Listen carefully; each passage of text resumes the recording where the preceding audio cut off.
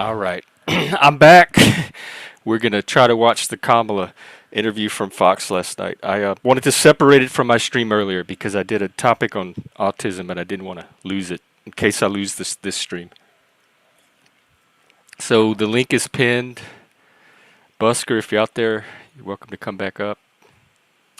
Oh, hang on, let me.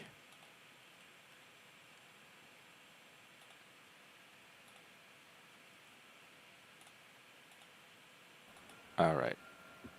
Hello. How's it going? Man, I'm looking like a fucking blue zombie. This laptop is A so... blue. Yeah, dude, this thing is messed up. All right, let me just get set up I here. can hear my echo. Oh, shit. You hear an echo? Yeah, I can hear myself. Well, if we let me see. Do you have echo cancellation turned off? Let me check your settings. Wait a Yeah. minute. No, I'm sorry. I'm sorry. I had the fucking YouTube up. That was my bad. Oh, okay. That was my bad. All right. Okay, if anyone, hey Chuck, we're about to watch the Fox interview from last night. So if anybody else wants to come up, just click the link and join us. In fact, I'll give it a minute or two for the people to get back if they want, and then I'll start it.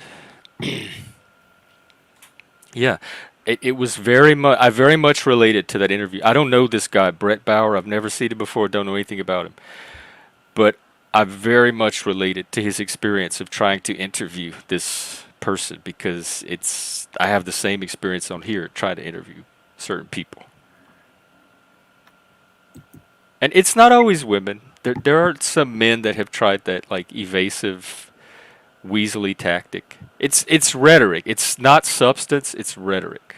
And it was designed to do two things: evade, like smoke screen that there's not really any substance, and redirect everything onto Trump and make Trump the that was her whole argument of why she should be president, because she's not Trump. Trump is so bad of a person, you need someone who's not Trump. It was not about her policies, anything. It was about don't vote for Trump. That's pretty much that's the whole mantra of the left. And now after seeing that, my position is anybody but Kamala. Like, don't vote for Kamala. I will vote for almost anybody. I'd probably put Alex Jones in office to keep Kamala out. Yeah, dude. Yeah. I have no respect for somebody that spineless, whiny. Yeah. Inability to communicate directly. Like, how does she succeed? How does anybody succeed that can't communicate directly? I know. And how do other people take her? Because it's vibes. It's vibes. It's just vibes. And it's people seeing what they want to see. They want to see a strong, whiny woman stand up to a perfectly ordinary man asking questions in an interview. That's somehow this big, dominant alpha creature. That's a little better. I put my overhead light on. All right. A little bit better. I don't really look like it. You're in the shadows. You're just a silhouette, basically. So. Yeah, kinda. I don't think you have anything to worry about. Cool. All right, let me get this queued up, and we can. Hopefully, they let me do this. Here, maybe if I drop the link to the interview in the chat. I mean, in the description, they'll allow it because I'm helping to promote them. Yeah, that should be a good trade-off, right? Shouldn't it? I mean, okay. But you never know. Here you go. I can't believe I'm going through this. It came in a tweet. It was a Twitter, and it's like, in fact, it was from Donald. It came from the Donald Trump campaign headquarters, and they're like, "This is our new campaign ad," and they had a video of the entire interview. And that was it. That was their ad, is this interview. And I started watching, and I could not turn away.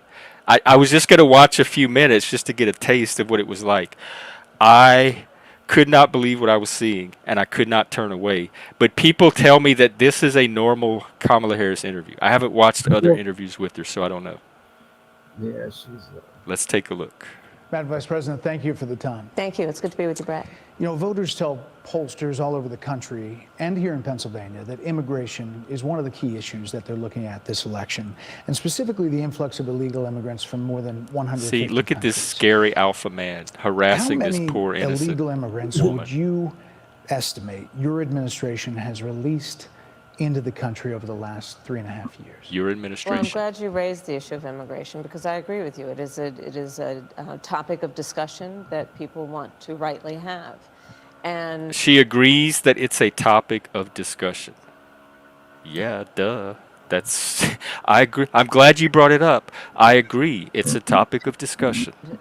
you know This what I'm is gonna talk empty rhetoric. This is like styrofoam, like packing peanuts. There's no substance to any of this. Yeah, but just Which a is- number. Do you but- think it's but- 1 million, 3 He's trying to get a million? concrete Brett, fact. let's just get to the point. See, she won't get. He Okay, won't even. point. He's trying to get just a number, and she won't even give a simple fact, which he could go on Google and look up. But he's giving her a chance to give a number. Is that we have a broken immigration system that needs to be repaired. So your And- Homeland Security Secretary said that Well, no, 85% but of apprehensions. I'm not finished. We have It's a an rough immigration estimate of system 6 million people that have been needs to be- released. But she's into not the answering. country. See, Now, let me- he wants an answer. He's doing the right thing. He's not getting the answer he wants, so he's trying to redirect her to get the answer, which is what a good interviewer does.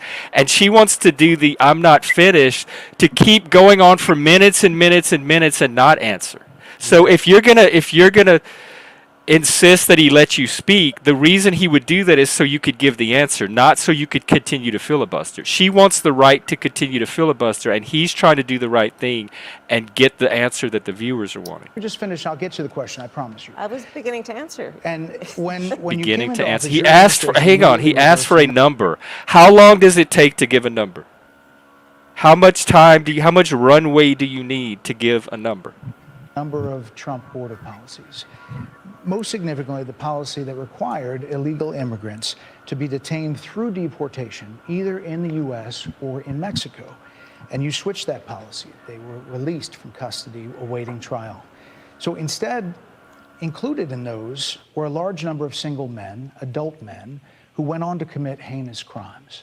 So, looking back, do you regret the decision to terminate Remain in Mexico at the beginning of your administration? At the beginning of our administration, within practically hours of taking the oath, the first bill that we offered Congress, before we worked on infrastructure, before the Inflation Reduction Act, I don't before like her the voice Chips and either, but Science I Act, guess I'm not one to before tell. before the bipartisan Safer Communities Act, It doesn't. the first bill, practically. It doesn't communicate confidence. She seems insecure. It just communicates insecurity and anxiety, and not a lot of substance. Within hours of taking the oath, was a bill to fix our immigration system. Yes, ma'am. It was called And- the U.S. Citizenship Act of 2021. It was And- essentially so, a but pathway may to I citizenship for please the finish? illegal. That was an May I opportunity finish? for her to get credit for. See, he had to actually give the name of the bill. She could have given the name of the bill and got credit for that. May I finish responding, But please? here- but this- you have to let me finish. You led weren't- the you White weren't House going and the anywhere House with your and the answer. Senate, I'm and they in the didn't bring middle up of that bill. responding to the point you raised. How long has she been talking? So, like a minute at least, and she's not gotten anywhere near the answer. Like, how long do you let someone go on before it's reasonable to ask them to give you the answer? This is the frustrations I have on here talking with people. I never get the answer I'm asking for. Okay. And I'd like to finish. Yes, ma'am.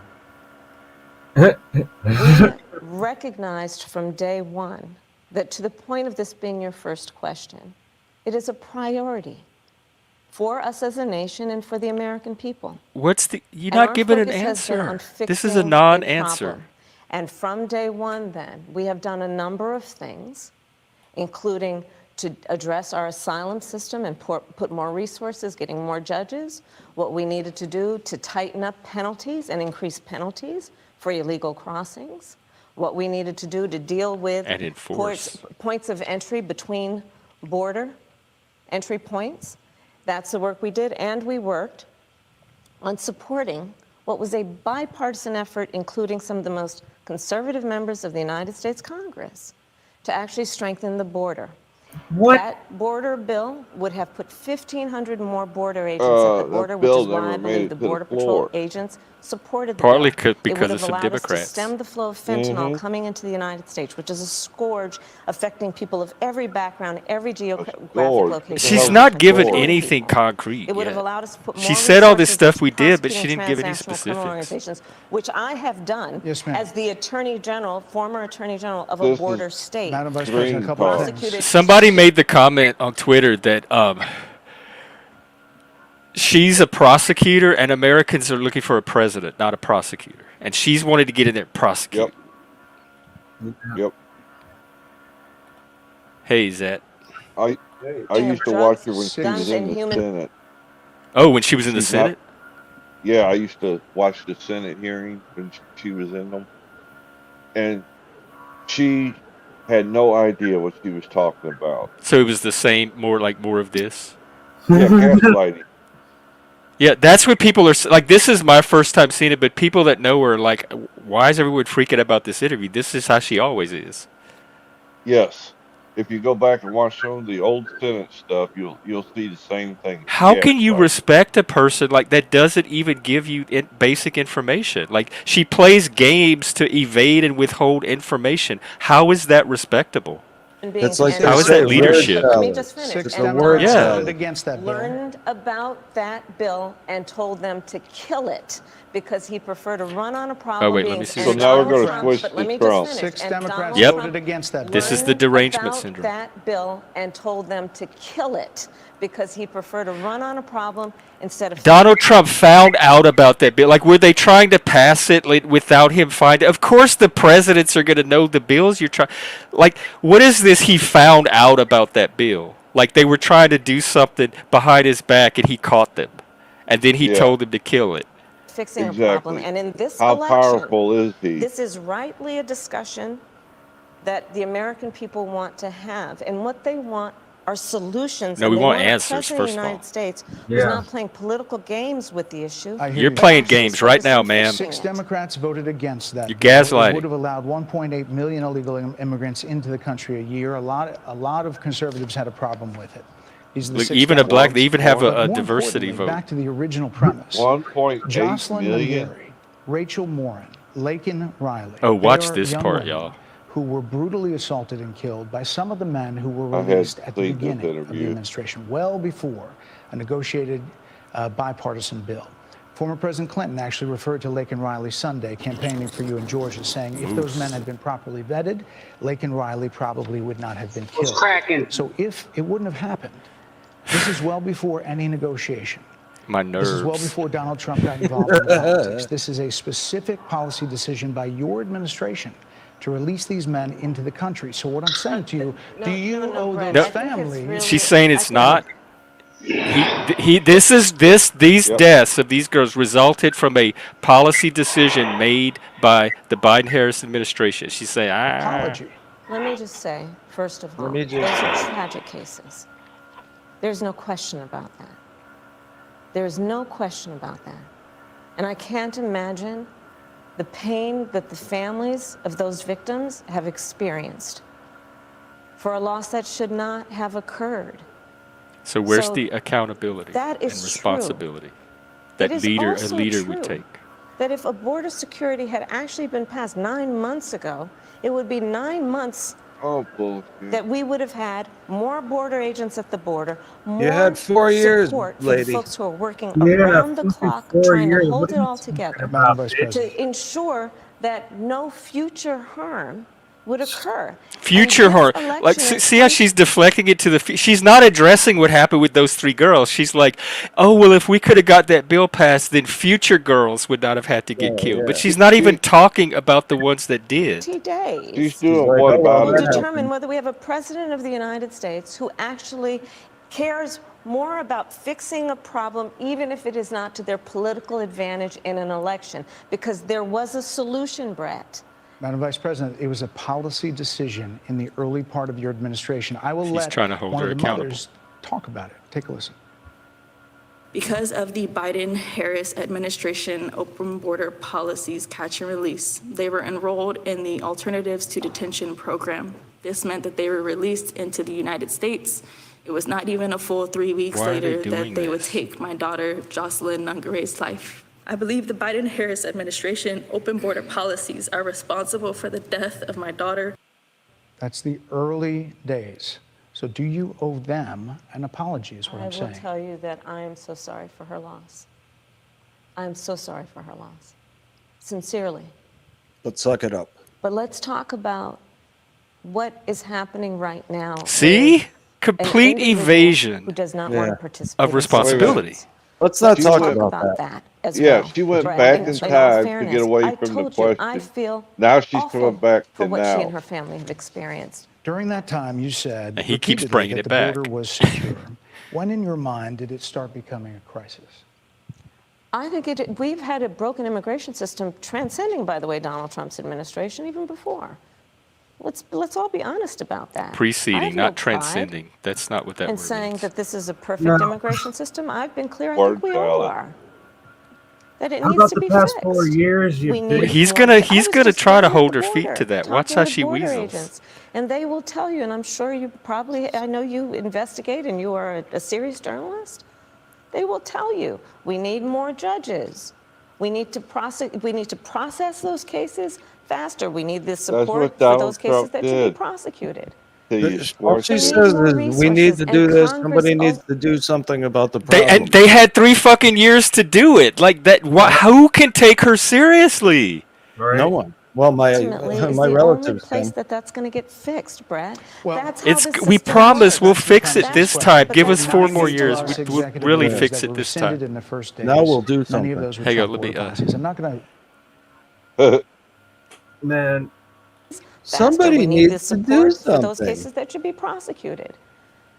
They need more resources, and Congress ultimately is the only place that's going to get fixed, Brad. Well, That's how this system that's- So works. then, that's the why are you premise. even But that's involved? how If the it's system Congress, works. why are Executive you orders trying that to were make all these rescinded in the promises? first days. Many of those were Trump border policies. I'm not going to stay here because there's other things to talk about, but you frequently talk to the Border Patrol Union for support of that bipartisan bill, and they did.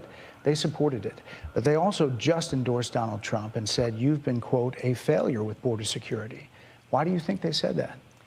I think they're frustrated, and I get it. They want support. They want support, and that's what support. that border She's security bill whining. would have done. These guys down at the border, these men and women, they're working hard. They're working around the clock. She's a voice cell. I like get me. it. There's a lot of people that get look it. back at what I'm you a said in failure. 2019 You're when a you first fucking ran for failure, president. bitch. And there have been changes, and you've talked about some of them. When it comes to immigration, you supported allowing immigrants in the country illegally to apply for driver's license, to qualify for free tuition at universities, know to be about enrolled this. in free health care. Yep. Do you still support those things? Listen, that was 5 years ago, and She I'm won't- very clear She will not give an answer to that I whether will she follow supports the this. law. I have made that Her statement. answer to do you support this is I will follow the law. Do you support this? I will follow the law. Do you advocate for this? I will follow the law. That's not the answer to the over question. and over again, and as Vice President of the United States, that's exactly what I've done, not to mention before. Fuck you. If that's the case, you chose a running Busker, Tim I don't wanna Walz, get my who- channel, governor I'm of already taking a Minnesota, Who risk. signed those very things into state law. So do you support that?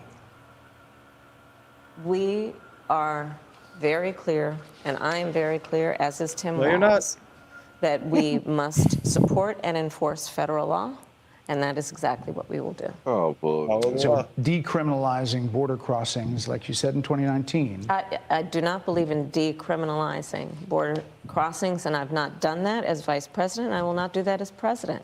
So these are evolutions that but- you've had. no, But let's be very clear. See, 'cause I'm he- the only person who's running for he's president like, well, who has that's a change. prosecuted transnational criminal organizations, from the Sinaloa cartel to the Guadalajara Then why is cartel- it like taking cartel, over Mexico to right now? people who have trafficked in guns, drugs, and human beings. I have spent a significant part of my career going after people who present a threat to the safety of the American people. What about those and 3 cross girls? our border with the intent of doing us harm and cross our border illegally, and I will do that work as Vice President. I take that work quite seriously. This is Dude, a time when voters, especially here in Pennsylvania, are inundated with commercials and ads. They just want it to stop because it's every commercial. But many of them add noise, but a few of them seem to break through. This particular one from the Trump campaign has gotten a lot of attention. Kamala supports taxpayer-funded sex changes for prisoners. Surgery For prisoners. for prisoners. Every transgender inmate in the prison system would have access. So are you still in support of using taxpayer dollars to help prison inmates or detained illegal aliens to transition to another gender? I will follow the law. And it's a law Oh that my Donald Trump actually God. follows. I'm not the leader. I'm the follower. I will follow whoever's leading. I will follow Be the law. familiar with, now it's a public report, that under Donald These Trump's are- administration, these surgeries were available on a medical necessity basis to people in the federal prison system. Now she's And I think, blaming frankly, Trump. that ad from the Trump campaign is a little bit of like throwing, stones when you're living in a glass house. The Trump aides say that he never advocated for that prison policy and no gender transition Well, surgeries you know what? You got to happened take during responsible for what his happened in your presidency. administration. Yeah, no surgeries happened in his That's presidency. rich. You got to take responsibility for what happened in your administration.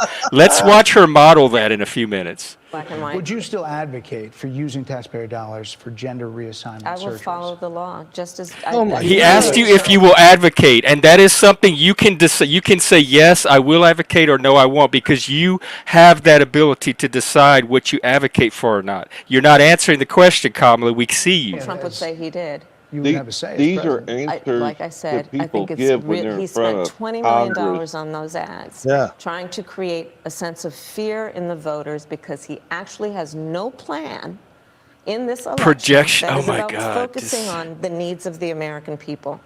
Whereas, at $20 million on that ad, on an issue that, as it relates to the biggest issues that affect the American people, Pay no it's attention really to the quite remote. transgender. And Yeah. again, his not policy a was big no issue. different. Yes, everything Look you're at saying where about we is are, true, though. but just On don't Plans pay for the attention American to it. people, We'll move on. I'm offering a plan to deal with affordable housing. Evade, I'm offering a deflect. plan to deal with what we need to do to Let's strengthen switch the small subject, businesses, which is are what the she's backbone of saying. America's What economy. about I'm offering a ism? plan that is about taking care of young parents and giving them the support That's they not need. any of My the questions plans for he's the asking. That's not economy what will the strengthen the viewers want to economy, hear about. as have been Who the reviewed fuck by brought up 16 young Nobel parents? laureates, Goldman Sachs, Moody's, and Do what? recently the No, she's bringing up young parents, and what does that have to do with anything right now? She's changing the Right, subject. she's trying to weasel out of Wall answering Street these Journal, questions. which have Yeah. all studied our plans and have indicated my plans for our economy would strengthen our economy, his would make them weaker, Why do you would think more ignite people say- inflation and invite a recession by the middle of next year. Why Those do are you- the facts. Why do you We're think more headed that people way say already, they trust lady. him on the economy than they trust you? I think that when you look at an analysis of our I don't trust her plans on for what we anything. would do as President of the United States, it has been clear to those who study and understand how economic Then why policy don't you works tell moving us? forward, because I do believe the American people are ready to turn We're the smart page enough to on understand. the I divisiveness read some stories and the where type of rhetoric she that has doesn't come out of Donald. get into the issues. She lets her aides do it. She doesn't Trump. People are ready to turn get away in the Ooh, issues. what happened? forward and believe the American President of the United States. It has been clear to those who study and But it needs to be clear to understand how us. We're the economic policy voters. works, that Make it moving clear to forward, us. Because I do believe the American people are ready to turn the page on the divisiveness and the type of rhetoric that has come out of Donald Trump. People are ready to chart a new way forward, and they want a president who has a plan for the future and a plan that is sound and will strengthen our country. My plan for the economy does exactly that. His plan would be, again, to give tax cuts to billionaires and the biggest corporations in our big country time. and blow up our deficit. She, It's she, interesting you when say he turn asks the what her page, plan Madam is, she Vice says, President. go You were look asked at it on on two my different shows website. last week, what, if anything, you would do differently than President Biden. Here's what This you is a said. good one. Would you have done something differently than President Biden during the past 4 years? There is not a thing that comes to mind in terms of, and I've been a part of most of the decisions that have had impact. Under a Harris administration, what would the major changes be, and what would stay the same? Sure. Well, I mean, I'm obviously not Joe Biden. I know. And so that would be one change in terms of, but also I think it's important to say with, 28 days to go, I'm not Donald Trump. So you're not Joe Biden, you're not Donald Trump, but nothing comes to mind that you Yes, would do nothing. differently? Let me There's be nothing very other clear. than that. My presidency That's will our whole not be a platform. continuation She's of Joe turning Biden's this presidency. into a campaign And like ad. every new president that Well, comes Trump's in using to it for office, theirs. I will bring my life it's working experiences, 'cause I already my wanna vote for professional him. experiences, and fresh and new ideas. I represent a new generation of leadership. For example, Followership. I'm someone who has not spent the majority of my career in Washington, D.C. I invite ideas. She whether was it a be from the senator. She's been in Republicans who are D.C. the last. supporting me, Yep. who were just on Yep. stage with me She's such a minutes ago, liar. and the business sector and others who can contribute to the decisions that I make about, for example, my plan for increasing the supply of housing in America and bringing down That's the not cost what of he's housing. asking about. Addressing I know. the issue of small businesses, which is about working with Question was the about private sector training. to bring more capital and access to capital to our small business leaders, including my plan. Bring her on my for show. I'll get these answers. $25,000 down payment assistance for first-time home buyers and for small businesses, extending the tax deduction from $5,000 to $50,000. We've heard a lot about those plans in recent days. Your campaign slogan is a new way forward, and it's time to turn the page. You've been vice president for 3.5 years, so what are you turning the page from? Well, first of all, turning the page from the last decade in which we've been burdened with the kind of rhetoric coming from Donald Trump that has been designed and implemented to divide our country. Your and have DEI is Americans more literally divisive than point fingers anything at coming out each of Trump. other. Rhetoric and an approach to leadership. DEI, I've done those videos. The trainings actually explicitly state that people are divided into oppressor and oppressed. In that Washington State document that I looked at, it says that is division. They are explicitly dividing people into classes. That's way more divisive than rhetoric from Donald Trump. This is actual policy that's dividing people. That suggests that the strength of a leader is based on who you beat down instead of what we all know. The strength of leadership is based on who you lift up. The strength of an American president, which is one who understands that the vast majority of us have more in common than what separates us. Madam That Vice is President, not more unless than you're white. 70% of people That is tell about turning the pollsters- page on rhetoric that people are frankly exhausted of, Brett. More than 70% of people tell I'm exhausted the of country this is on already. the wrong track. They say the country is on the wrong track. If it's on the wrong track, that track follows 3.5 years of you being vice president and President Biden being She's not going president. to take accountability. That is what they're saying, 79% of them. Why are they saying that? If you're turning the page, you've been in office for 3.5 years.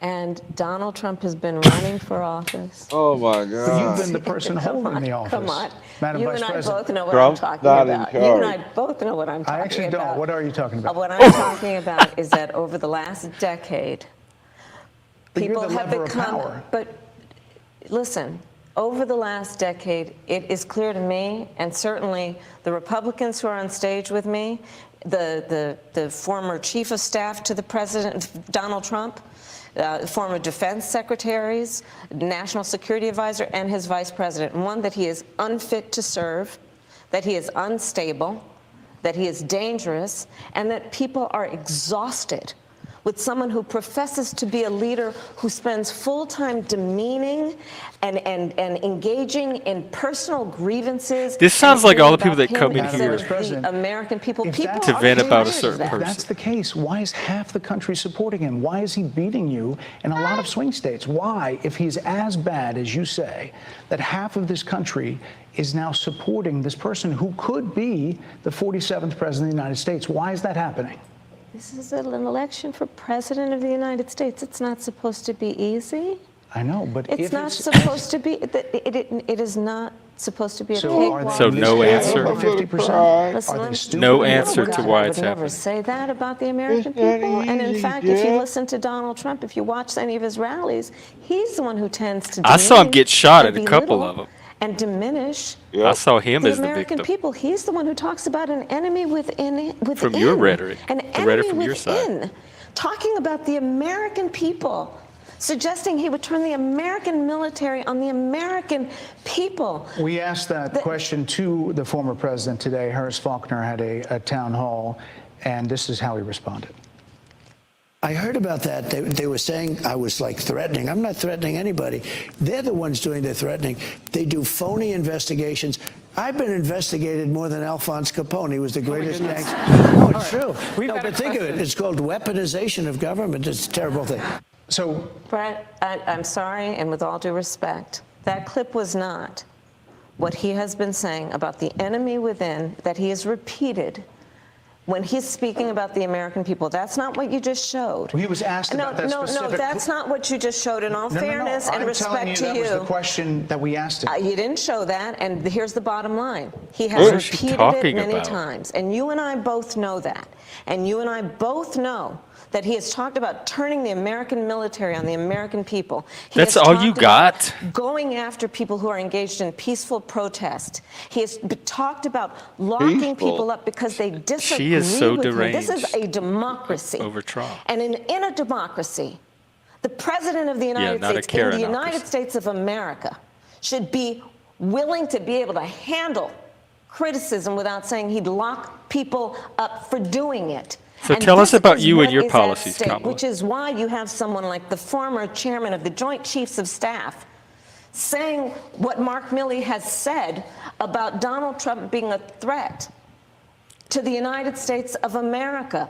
He's quoted in the Bob Woodward book that way, yes. Let me ask you this, Madam Vice President. You call Donald Trump... The significance of that. You call Donald Trump... he's misguided. You say now he's unstable. He is unstable, Brett. He's not well. You say he's mentally not stable. He's not stable. Let me ask you this. You told many interviewers that Joe Biden was on his game, that ran around circles on his staff. When did you first notice that President Biden's mental faculties appeared to Yeah, you think Trump's unstable? What do you have to say about Biden? Joe Biden, I have watched from the Oval Office to the Situation Room. And he has the judgment and the experience to do exactly what he has in making very important decisions on behalf of the American people. There were no concerns raised? Brett, Joe Biden is not on the ballot. I understand. And but Donald Trump but is. You talked about it. And Donald Trump After George Clooney said within a few minutes of talking to President Biden at a fundraiser that he thought this was not the same Joe Biden that we saw on the debate stage. Donald Trump is on the ballot. I understand. You met with him at least once a week for 3.5 years. You didn't have any concerns?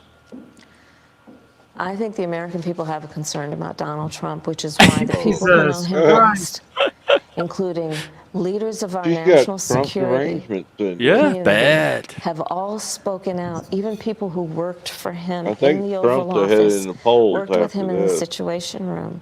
And have said he is unfit. Someone said the betting markets, like it's like 2/3 Trump, 1/3 Kamala. Be president of the United States again, including his but he still has 20 days to fuck it up. Which is why the job was open for him to choose another running mate. So that is a fact. That is a fact. Fact. Madam Vice President, two more things. You were asked on 60 Minutes about the biggest threat that the world faces, that the U.S. faces. This is what you said. Which foreign country do you consider to be our greatest adversary?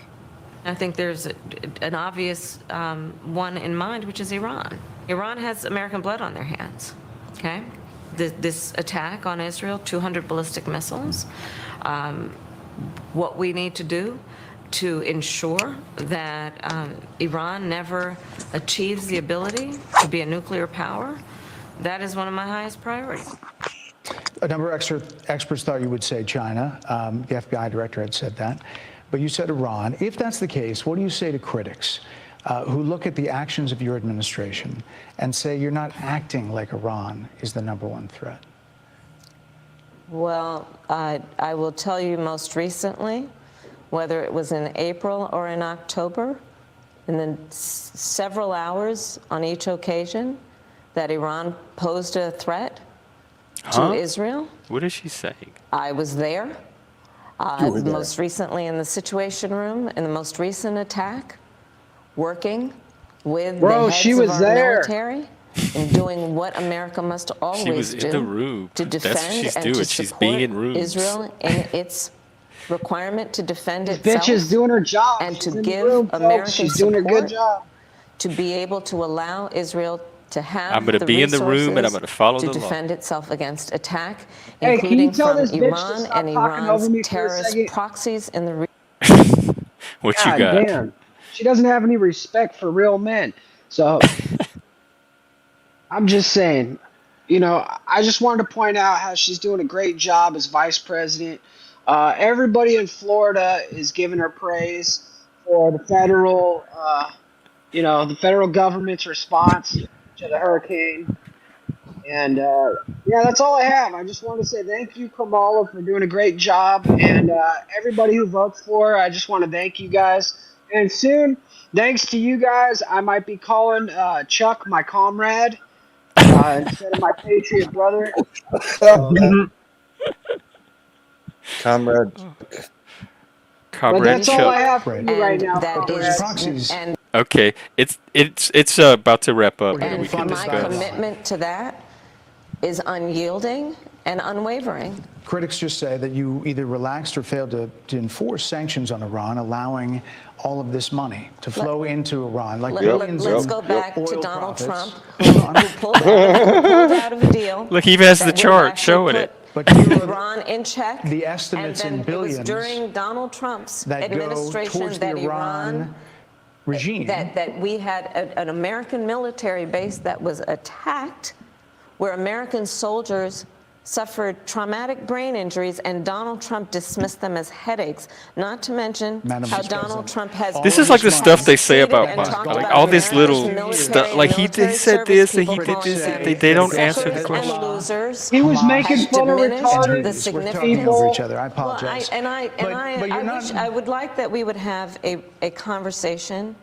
that is grounded in Giving answers? full assessment of Like the facts, actually answering questions? which includes, I think this interview is supposed to be about the choices that your viewers I should be wouldn't fuck her with presented your dick, about bro. this election, and the contrast is important. Yes, I wouldn't ma'am. either. And on the subject of Iran, I am offering what should be an important contrast that is presented for She's folks offering a to make contrast. a And decision there are that critics they who feel. look at What's what your the plan for administration Iran? did It's going to and be say, in "I think contrast differently." to Madam Vice President, they're other wrapping me plans. very hard here. I hope you got to say what you wanted to say about Donald Trump. There are a lot of things Much more to say. I have there, much more there to are say, a lot of actually. things Yeah, that people 'cause you want to have learn about derangement. you and your policies, Yes. and that's why I She had more to say about invite Donald everyone Trump to than go to her CamalaHarris.com, plan. Hold on, Bob. The and you will see teleprompter that is I breaking down have on me. 80 pages of policies that are quite comprehensive. Go to my and website should if be, you want to see my plan, but accessible all to I want to anyone talk about who is would like Donald to Trump. read them. And it includes what I intend to do about affordable housing, what I intend to do about small businesses, what I do And that's Which why is we what? invited you strengthen here our economy. to see I where didn't you do were in shit for 2019 you and where yet, you are because you now. didn't vote America's for me. But once military you and vote should we for me, have I'll the do most it. lethal Yeah. and best fighting force in the world. Madam Vice President, And they're giving me a hard rap well, here. I thank you for the time. I thank you for the time. It's good to meet you. Thank you very much. Thank you. Wow, that was so much worse than I thought it was going to be. That was Well, so embarrassing. you remember what they did with the 60 Minutes thing, didn't you? Yeah, they Oh, where added. they edited it? Yeah, But those Yeah, they slides. pulled it down and changed the answers that she was giving, and then rebroadcast it. We talked about trust. There's no trust for me with that team at all. Hey, here I am. How are you? I'm gonna go through comments, but feel free to chat and talk. Yeah, she did sound defensive. Yeah. Usually, Talking when with you're the not hands. doing your job, but you want a promotion, that usually gets people defensive. Yep.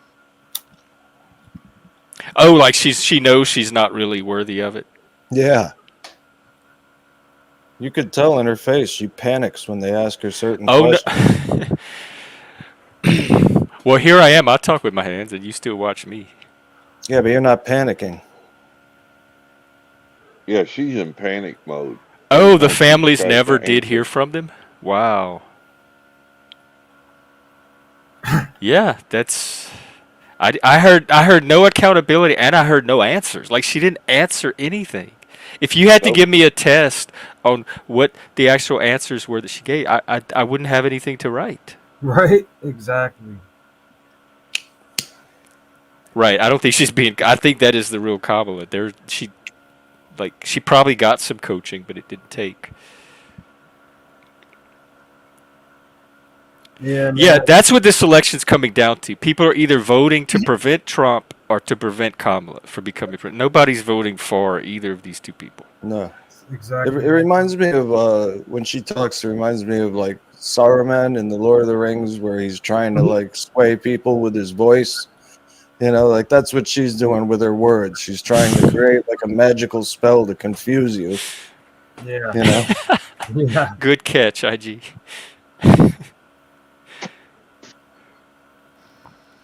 I mean, if she was any more honest, she would just tell you she doesn't give a fuck about any of you guys at all. At Not all. laws. I'll put the Republican platform in the. They just updated it. I'll put it in the chat. Lots of good policies in there. I'll tell you what the Republicans are good at. They're good at not sticking up for shit. They're good at letting the fucking slippery slope still slide down the hill. They're good at taking the dick up the keister. And I, no disrespect to anybody who's, you know. Look, I've handled women in many ways. You know, I'm a very sexual being, so I'm open to all kinds of things. But the thing is the Republicans aren't standing for anything. They've been sucking. They're not doing their job, Jeff, and that's why the country's going to shit. Yep. What does that hat say, Chuck? I can't read your hat. You have to be half-ass retarded to be able to read that fucking thing. I mean, really, dude. Like, we don't have a fucking microscope, dude. Not laws. Do you have something wrong with your eyes and your brain? I've done like 10 streams showing the DEI in the policies of the state and federal government very concretely. It's not nonsense rhetoric. It's the actual real stuff that's in the policies. For some reason, your brain keeps not letting in that part of reality. Jeff, I'm not going to tell you to calm down. I'm going to tell you one thing, though. Ron White says you cannot fix stupid. I've been trying for over 38 years. I still haven't fixed it. I know. Never going to happen. Pokemon statues. Yeah, at least they aren't offensive, right? Like a Civil War statue.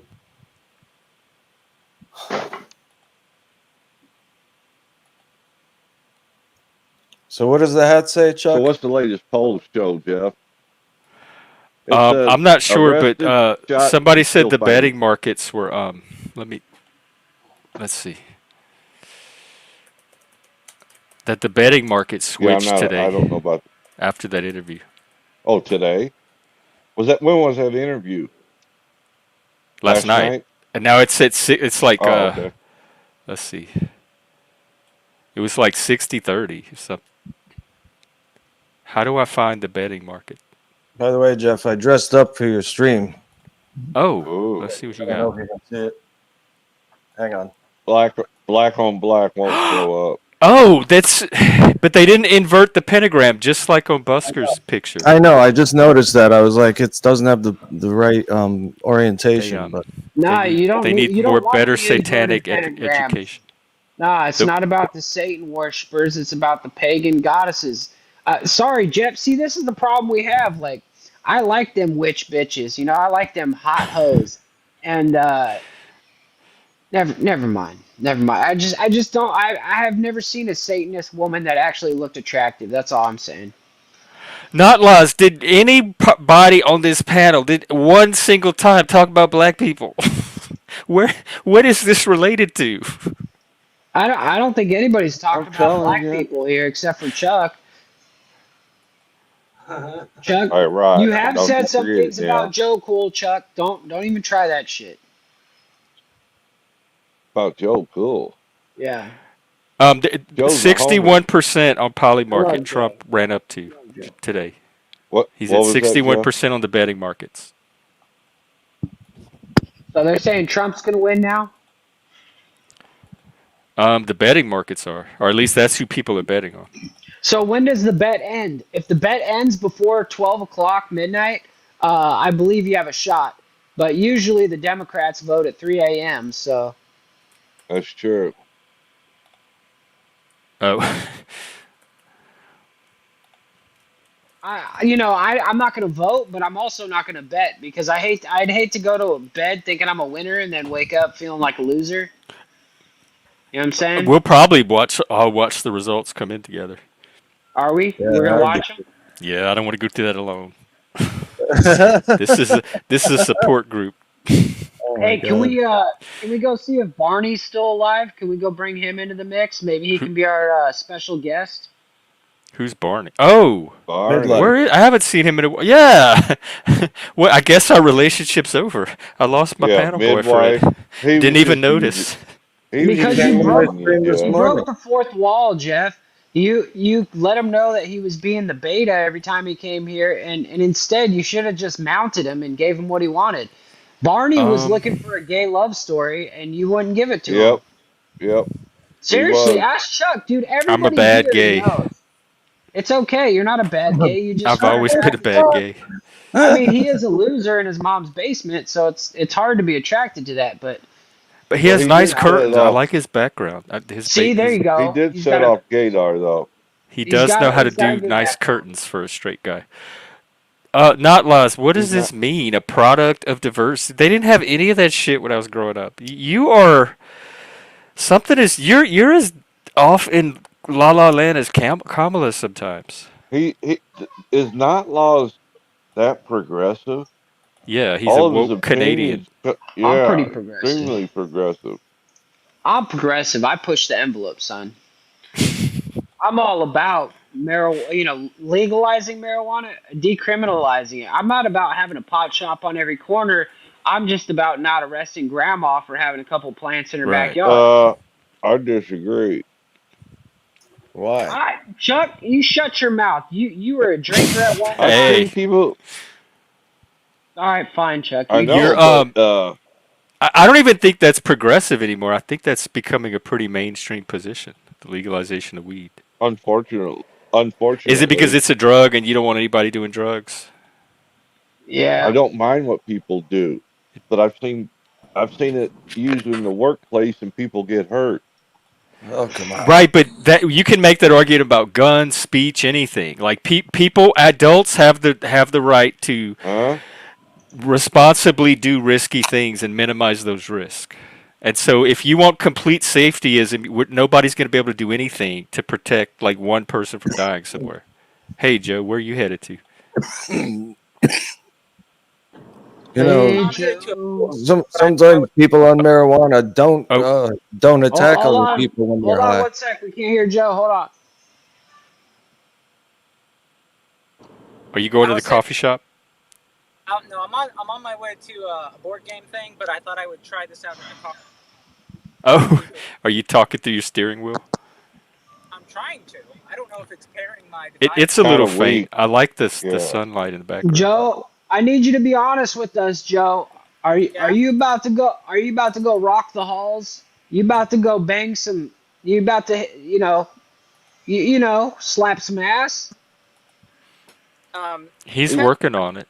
on board game chicks there are today. Hey, Oh, come on! which You one are you can't going? Is it tell the me. same one? Is this a different one? It's a You different. can't tell me just because they play board games doesn't mean they don't like to be freaky. I'm telling you, those are the Moose. strategic ones. Damn. There's What's going on with you I today? thought You seem very frisky. I'm on one. I'm on Oh. one. actually at this like, oh, you live in Chapel Hill? Have you gone to the planetarium? Oh, I would love to go to the planetarium. I'm like, Oh, I'd love to see the stars with you, Big Joe. I text her about going to the planetarium. She's like, oh, I didn't know we were going to go to the planetarium. I didn't like that was the idea. And I'm like, are you fucking kidding? See what I'm talking about? Joe, you wanted, maybe not now because you headed to board game, but Joe wanted to have a stream on women and how to deal with them and learn them. And he made the Oh comment, yeah, because I'm gay, that this is less of an issue for me. And I'm like, no, it's not. I it get the is, Jeff. same shit. No, it's Jeff, not. you haven't even been inside a woman, so you don't know how I what came like. out of a woman. I know, but I get that. I get that. But I tell you, and I saw A your real mother. woman. I saw your mother, and she's a beautiful lady, and she looks like she knows how to have a good time. Whoa. She's a I'm party not gal. talking sexual, Now, asshole. Moose, No, Moose, she I'm is. talking. She is. She's a party you girl. didn't bang his mama now, did you? No, but if she asked, I probably would. Hey, Whoa! No, see, that's a you little. set me up for that. You set me up for that shit. I was trying to pull it back, and you threw me out there. Pull it back, fellas. Just like Kamala, to take accountability. I can't. I didn't He's get on got my me. knees to get this position, Jeff. I walked right into it. Are you at work now? Backwards? No, Oh. I'm home. I'm here for you. I'm here building the stream dollars. Well, where are they? Yeah. By the Well, way, we here. Do your thing, Moose. I haven't. I don't think people remember that we have all those features hold now. on, hold on. I'll be no. Hold on. Take me off. I'll be back. All right. Hold on. And hey, freak. Is that Duff Freak? Not laws. There are women are welcomed on the stream, and there are some women that do come up. I think women have reasons of their own that keep them from the stream, but it's not anything that it's not because they're not welcomed here. Well, But Jeff does let Joe up. That counts. he's our metrosexual millennial. Now, if Midwife was here, you definitely have a woman on screen. Barney, if you're out there, I think I don't blame him for staying away because I think I was the abuser in that relationship. I You think kind of were, but he wanted it. He and I wanted you think to it's be a more healthier of an for me abuser. and him because he takes me to a place that I didn't even know I had in me. Yeah, In a different way than he might you know you wanted to whip realize. that ass. All he wanted was numbers. He wanted your Content, yeah. viewers. Yeah, That's mostly what people here want. not Well, that's what me. I'm here for. I'm giving you the numbers now. You just hold on 1 second, and I'll give you a free commercial Oh, in just thank a you, moment. freak. Thank you. What does Um, it say? I I can't yeah, read it. we're like the little engine that could chug it along. Hey, I tell you Uh, what, that's better than the 4 quarters they threw at me when I was stripping. Yeah, you got more quarter stripping than I've ever gotten doing this. Well, yeah, because they were throwing them at me as hard as they could to get me off stage. They do that with the drag queens too. He's something today. I don't know what strain he You know has what in it him. is? My dog had she had 3 seizures last night, so I didn't really sleep. sorry, Oh, So Mo. so I'm kind of like when I'm on lack of sleep, I'm on lack of give a shit. So I'm here to have a good time and make people laugh. I get delirious when I go too long without Yep, sleep. We used to do it same on here. purpose growing up, like as a high. The longest Acorn. I went was like 9 days with 30 minutes a day of sleep. 9. Oh, but you still got little disco naps. 30 What minutes was it. Untrackable, how are you? What's up? Oh, What? had kind of like a half day today, but I get paid for the rest of it, so Oh, it's nice. good. Nice. Well, welcome. Is that like getting 3 pumps in and finishing, and she's going like, "Hey, it's all right, don't worry." Huh? Moose, is your wife around today? Nah, she's busy. Oh, that Nah, I but you think know that what? explains I some tell you things. what, every time I refresh the you know never mind. We'll get into this later. We'll get into this after the Okay. commercial. All right. I'll be right back. I need to go take a break. I'm getting too. Yeah, I'm gonna get O- myself in trouble. Okay. All right. We'll be here. Good Lord. You were talking about midlife being around or whatever. He was on my stream this morning. He just made two Oh, okay. comments. He made two comments and then he fucked off. I don't know where he went, but Okay. Yeah. Well, so he's at He's least still around. Two he's just comments and fucked chasing. off. And He's just speaking of, chasing. okay, I'm going to drop his channel, and Lawyer Chick started a new channel, and she's looking for likes and subscribes too. So if check out Yeah, both of those. but she's a liberal. Oh, Yeah, but we're this. I'm an enlightened centrist. So enlightened. yes, radically enlightened. In fact, I'm gonna go grab another cup right now. I'll be right back. Okay. Untrackable, what rank were you when you were in? I got out as a corporal. In the Army? Yes. So I mean, I was still a lower enlisted E4, but I went What year? to What year yeah, was you in? 2003 to 2009. Oh, okay. Because when I was in the early '90s, they were doing away with corporal in a lot of fields. Yada Or was it the yada other way yada. around? You're boring the audience. All right, can I get full screen for just a moment, ladies and gentlemen? Come on, He Jeff. stepped away. Hold on. He went to go get a coffee. He's back. I need full You want screen. me to take your other one off? I'm bet no. Oh. There's moose and there's begging for the Lord. We're begging for the Lord. Put me up here. Which one should I solo? This one? Jeff, you The can't one be with that the dense. icon. Here we go, folks. Ladies and gentlemen. Sometimes Ladies and gentlemen, you see I'm out here. I'm holding this sign, begging for the Lord. All right. Now, whatever Lord you choose to follow, that's the Lord I'm begging for at the moment. If you're a Satan worshiper, well, you praise your Satan or whatever. And if you're into God like I am, you know, the man above, you praise God. And if you're enjoying yourself, if you enjoy coming to this stream every day, if you like Jeff and what he's bringing to the table, if you'd like to see more of your whatever you want to call him, if he's your friend, your lol cow, your enemy, you know, whatever you want Jeff to be, just donate. Donate, folks. I mean, all you got to do is reach right into your pockets, folks. You reach right in there, you dig right in, and I know that instead of buying that fucking cheeseburger, your fat ass doesn't need a cheeseburger. You give that cheeseburger over to Jeff. You see, Jeff? Last time Jeff ate, we don't even know. He's starting to look like an Ethiopian in the 1990s, sir. Please, folks, please. Before Jeff does something serious, he's already taken off the antlers. He can't afford to wear them every stream. Please, give a little bit. Give a little bag. God. Praise God. Should have went a little deeper. I love moose. Y'all want the antlers back? Fine, if it's throwing y'all off that much. Or you could have thrown the Ernest Ainsley pitch in Allah, there, hell Allah. What do they say? Allah, something Allah. Akbar. They're putting something in the weed up here, folks. They seem to be. Is that a home grow? Something wrong with Maine, that's for sure. Squawk like a bird. Your choice of bird. For $2? For $2, he's gonna squawk like a cock. There, that's $2 worth of bird squawking. If you want more, you know what to do. All right. Throw him 2 more Canadian dollars because 2 Canadian dollars are only worth. Oh right, that's 25. not even. Yeah, it's not even worth 25 cents That's like American. maple syrup. Come on. Can't even buy yourself an egg breakfast. Sorry, I yield. I saw this video this morning talking about dad jokes, and it goes along with that squawk like a bird. This little boy goes, "Mommy, you know, like why'd the chicken cross the road?" And she goes, and he's holding the chicken, and she goes, "I don't know why." And he goes, "Because." Oh my God.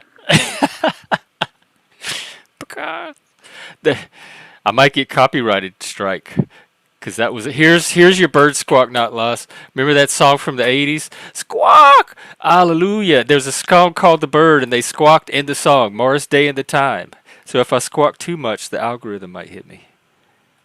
Okay, is this better? Moose. Is it synchronized to my Bluetooth now? Low. No. Extremely low. It's extremely low? Damn. I didn't grow up around birds. I don't do birds. My brothers can do like all these duck calls and they're hunters. They can do all these bird sounds with their mouth. And we used to have duck calls growing up, but I never learned how to do them. Yeah. Jeff, I'd like to request you to put what's that link. Click the link and play at least 15 to 30 seconds and let me rap with my brothers and sisters and let's try to raise donations. Lord. We're gonna try to raise donations and Who raise is this guy? the Is it spirit. gonna get me I'm worried it's gonna get me copyrighted. Don't worry about the copyright. We'll be all right. Oh, You can only I've do sang 7 this song. seconds. I've sang this song on multiple channels, and not one of them channels has ever been taken down. So you shut your mouth. You don't talk against me. We're raising money here, folks. Well, you know what? This is my risk stream anyway, because I took a risk playing that Kamala video. So if I'm gonna get copyrighted, I'm might only as well going to be do the this stream to one do time it. in my life, Jeff. So you better put that thing up, or we're not doing it. Because if I sing this song, it's only happening once. Do I play the sound? Yeah, you have. Yeah. All right. It's all about the sound. There you go. Here we go, folks. We're on the West Dubak, Second Church of Christ. This song is called Rapping for Is this Jesus. where you are? Well, I wrote this song. Yeah. Oh my God, the old man to the right, killing it. Yeah. Hip hop. Oh. I need a satanic. Oh. Suck my dick. Jesus Christ is my nigga. Oh. Yeah. Woo. Oh. Moose, is that man on the right the guy that Slapping went into at your my store? church, banging them in the back. Oh man, that's good. Oh. Oh, Wow. die for your sins. Come on, Jeff. You're gonna go to hell. I might go to this Oh. church. Yeah. I think I'd have a lot of fun. Ooh. That's your wife. She looks like a dyke and she smells like Hillary, but that's all right.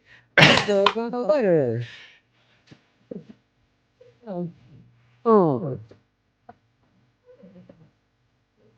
Yeah.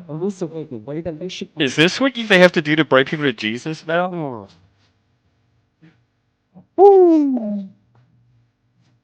She She's sucks like that a- dick. she's like a cool Karen. Why can't more Karens be like her? My pants don't stand. I love her. And if Zappa was here, she's wearing granny pants too. All right, we're gonna take this off. Jesus Christ, nigga. Homie and Susie, see, it's an honest, Terry, peaceful nigga like me.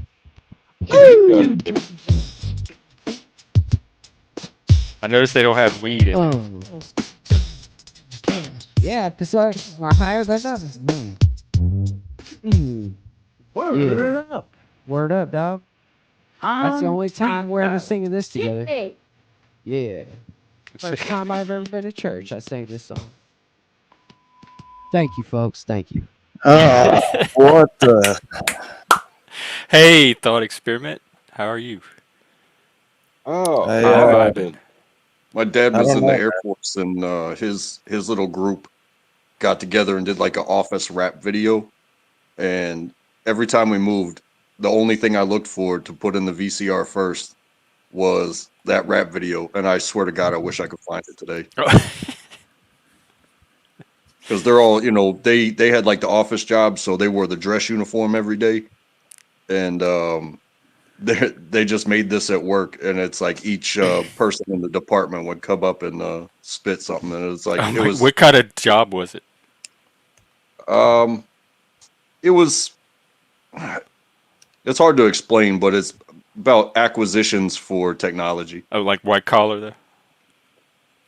I mean, it was in the air. Office It was an active duty Air Force job, so it was Oh, military okay. type stuff. Well, we should do a panel rap, like get a panel rap going and produce it one day. Rap is degeneracy. Yeah, you guys have fun with that. Chuck has You could be nothing the good guy to in the say back, off to ever. the side. No, this is why Talcott doesn't like him. Talcott can be like, "It's love and light, brothers and sisters." Chuck will be like, "Shut up, Talcott, you're a fucking liar," and it'll be like, boom, the whole fucking stream derailed. Now he's fucking yelling at Chuck for half an hour. Every fucking time, Chuck. You He go ahead and yells throw at me Moose out. even when I'm not there. Well, I don't even know why he lets you on. I can't even have the two of them I on can at the tell same you time. why, Jeff. I can tell you why. It's the same reason he lets me on stage. because he wants payback. Yep. He wants retribution. He wants to Yep. ridicule and mock and make a fool out But of. he doesn't always do that. But he Yes, he wants does. to. And Chuck He wants instigates to. sometimes too. It's just like it's circular. It's just like with the other group that comes Did you here. It's see the it the same other day dynamic. when Leggy was on there? Do what? Yeah, Leggy and Mike. Talcott. Mike was Leggy was on. Mike Oh, was Leggy was gloating. on asshole. Talcott. Mike was With- gloating about how he totally fucking derailed Jack's stream. I was it was a very Oh, was he interesting. gloating? He was, yeah, he was gloating about how he derailed Jack's stream and he'll probably never go back to Jack's. I know he was talking about how he's the king of the trolls, Yeah. which So- surprised Well, me. I don't want him to be the topic today, so I want to move the plane upward, Yeah, not well, downward. the problem is you got if you don't want to be the topic of discussion, you got to stop throwing yourself. into I the didn't bring him topic. up, and it's my panel, and I can control the topic here, and I don't want him as a topic. So there's no problem. People stop bringing him up. Solved. Yeah. If I bring him up, I'm just that's just gonna happen. I'm sorry. You can throw me Well, I'm out. gonna Just- keep shutting it down every time.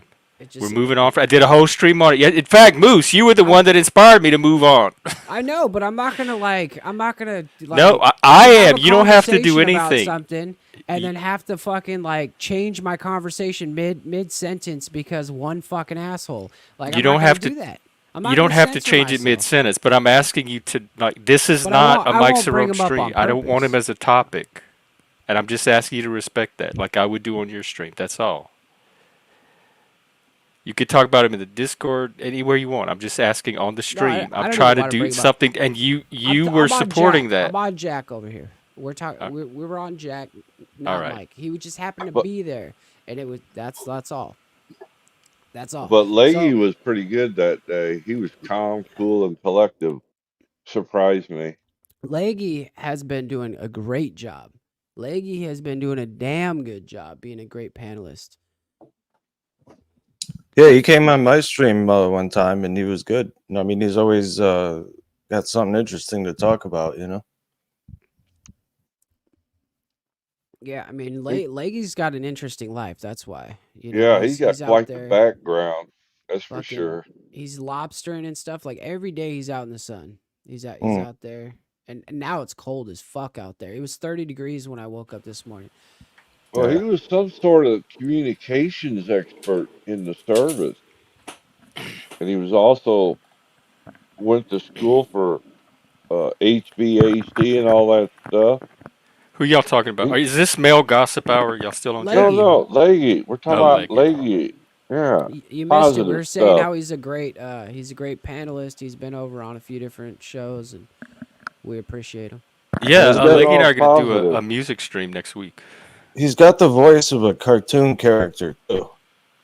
True. And Now Jeff, that on the other hand isn't appreciated as much, so we need to appreciate that. I appreciate that very that's much. because No, Zach's no, like a no. wallflower.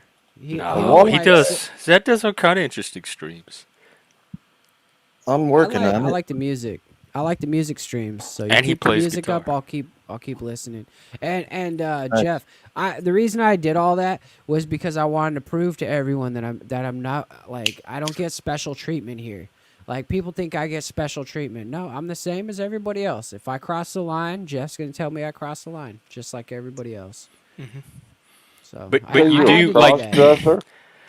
I would say that you don't get special treatment, but you're Sure more he like does. part of the core little regular group. You put a lot of effort into this and everything, so it's not special treatment, but you do have like stake in this more than somebody that just randomly shows up at the channel.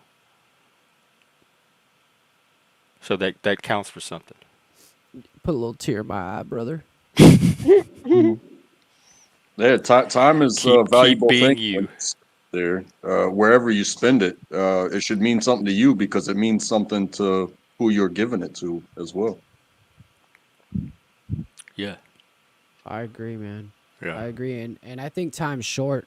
I think that we don't have a lot of time coming forward. I'm actually, as much as I joke about this coming election and being comrades and stuff, I honestly think that this country is going to go through something that we've never seen before, and I think that I don't think I'm ready for it. That's honest. Can you be more specific? That's kind of a general Okay, so observation. I'm just going to be real general still, but kind of more specific. Like, if you saw the 4 years that Trump was president, um, there was like riots in the street. There was like all kinds of discord. There all kinds of fucked up shit happening. Police getting like less funding, and people not wanting police, and it's just like chaos, like tons of chaos. I think that it's going to be worse than the last round. I think it's going to be double that. I think Like regardless who wins. regardless of who wins, I think we're going to go. I don't think it's going to get better. And you know what? If I'm wrong, I'm totally fine with that. I'm fucking fine with being wrong. But I don't have a good feeling about the next 6 months. I think things are going to get crazy. I think that there's nobody at the helm taking control of our country right now. And I think that all these things that are going on is the perfect storm between the hurricanes, the immigration problems we're having, to the transportation issues we're having, getting goods distributed across the country without having trains get derailed. There's a lot of our food processing plants getting shut down. There's just a lot of stuff in the country that's going on at the same time, which if it was by itself, it wouldn't be that much of a problem. But like when you get all this stuff happening at the same time, and then I work at a grocery store, so I see prices going up. Yep. I don't talk about it at all. I don't talk about how prices go up, but a head of broccoli cost me $7.80 yesterday. What? A head of broccoli. A head of broccoli. Where the hell did you go? A grocery store, Chuck. I'm telling you, things are going up in price. Like, it's gonna get crazy. Yeah, my Mountain Dew is $4.72 for a 12 pack, and now it's $8 again. Well, that's why we need to hit those YouTube millions. That's because Mountain Dew comes from Saudi Arabia, and they regulate the price. They pump it right It out comes of from Saudi the Arabia. platinum mines. What are you talking about? It's a gas joke. Oh. I'm a little slow sometimes. I'm not crazy, Chuck. I am. No. I mean, I know everybody thinks I'm the conspiratard on the panel, and I'm fine with that. But You're not by far not one of the worst. Oh hell no! I've been right about a lot of the shit that I've because I actually look into it and I start piecing together things, and it's a big puzzle. And it makes sense to me. I recognize think nobody patterns. knows.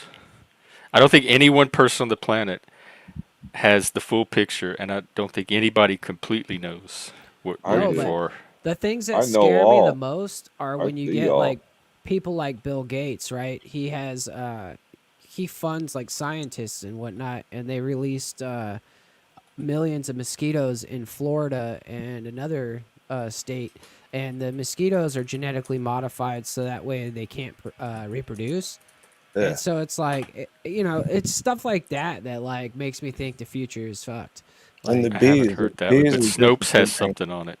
The No, bats it's are there. It's disappearing. true. It says mixture. It's a mixture of truth, so it's not completely debunked. There is some truth to it. No, it was in the L.A. Times, Jeff. Look up a news story on it. Oxitec is a research company that specializes in biological solutions to control pests. The Gates Foundation is not alone in supporting it. The EPA approved an experimental use permit to field test genetically modified mosquitoes. So maybe this is a solution to whatever they're trying to solve. But what if it's What is not? What are the? Oh my god! It's how called do you test the. something like that? How do you test for the repercussions of something like that? Well, they can't reproduce, so there aren't long-term repercussions. I mean, So is it like the vaccine? People are worried that this is experimental and it I has the don't know. potential to impact humans if they didn't get the science right. I don't know what it is. It just fucking worries me. You know, like what Because if like it's you not can't just consent to vaccination through a mosquito. what if it's not just mosquito, right? What if it switches over to another pollinating bug, and so like the bees start dying or something. You never know with Yeah, like fucking yeah. genetic shit, dude. You're fucking with. I don't know, man. I'm not. I don't claim to know Mother everything. I'm Nature. just saying Yep. the world is fucked, Jeff, and things seem to be getting worse. And now we have two clowns running for fucking president, and both of them are gonna bring us into one of the wildest circuses that you've ever seen. And that's all I have to say about that. We're gonna see. We're gonna watch it. We're gonna witness it, and you can tell me I'm right or wrong later. Well, we're all going to be in it together, so at least we have that. And I'm lining up for the Trump circus over the But Kamala circus. none Just of that us are 20 in the minutes of same boat. interview, like I don't want any part None of of that My us stuff. are in the man. same boat. We're not all in the same boat. We're all in our own boats, and we all have holes in our boats. Yeah, but I would Yeah, say, I can affirm that. and that's when, like you did your commercial earlier, whatever it is that you believe in, that you know in your heart to be true, stand on your faith and don't run away and join the circus. That's what I was going to ask earlier. Like, as bad as you think the world's going to get, do you feel like you at least have the ability to continue to enact your I vision for the continue world, like on. what you think is good and best for your life and the people around you? I continue on. I get distracted along the way. When the whole Rona thing happened in 2020, it was right after I bought my hotel. I worked every single day. I didn't take a day off. I opened that hotel the second I was able to open it. You know what I mean? Like I don't let the world's problems stop me, but at the Hmm. same time, I can't help but let the world's problems affect me. I'm an empath, so like Hmm. when I see other people come in and I see like I look in their eyes and I see that they're like, they're losing hope, they're losing faith.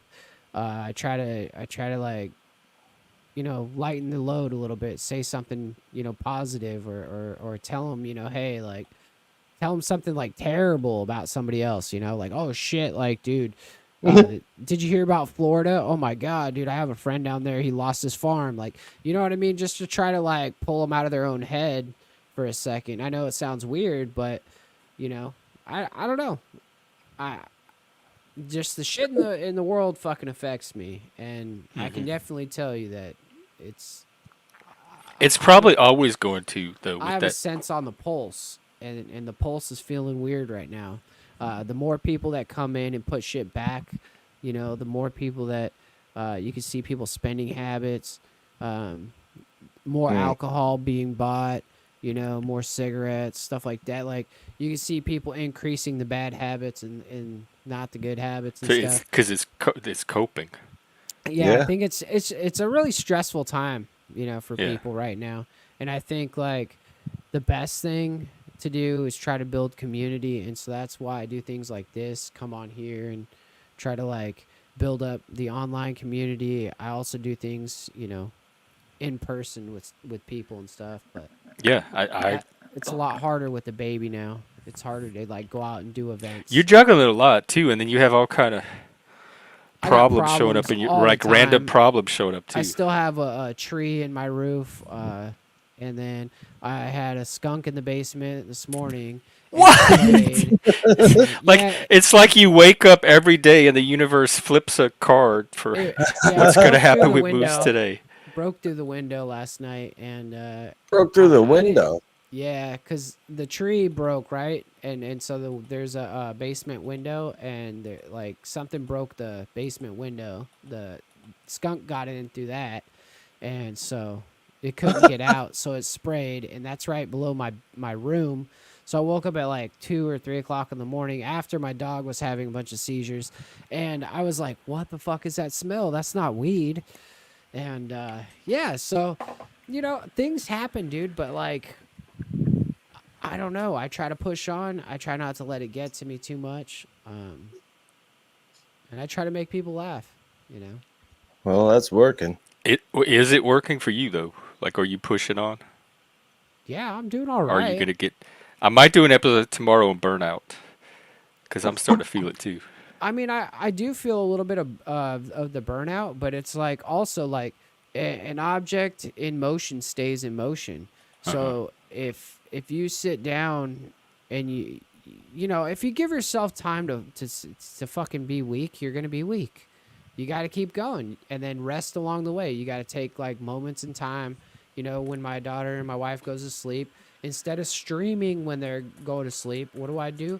I go and I take 30 minutes to myself, go do some push-ups, go do, just like meditate, write in my book, whatever. You got to take care of yourself.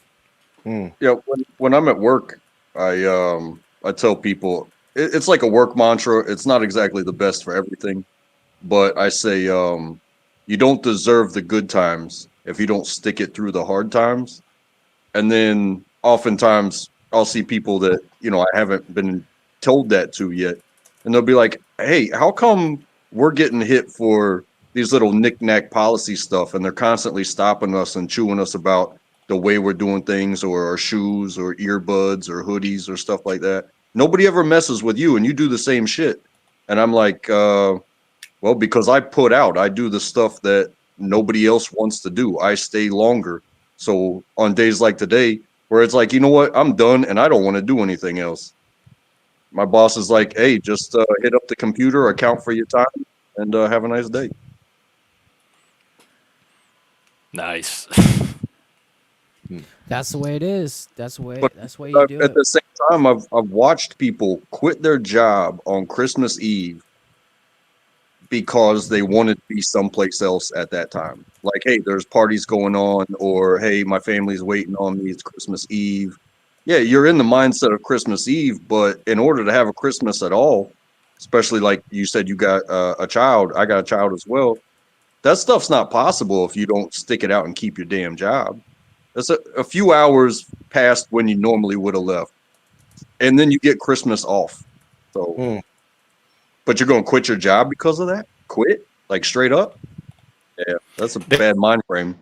They may be quitting for other reasons too. And Christmas is just a convenient excuse. That's true. Yep. That Hey, is Jeff, true. I gotta go, but thanks for having me up.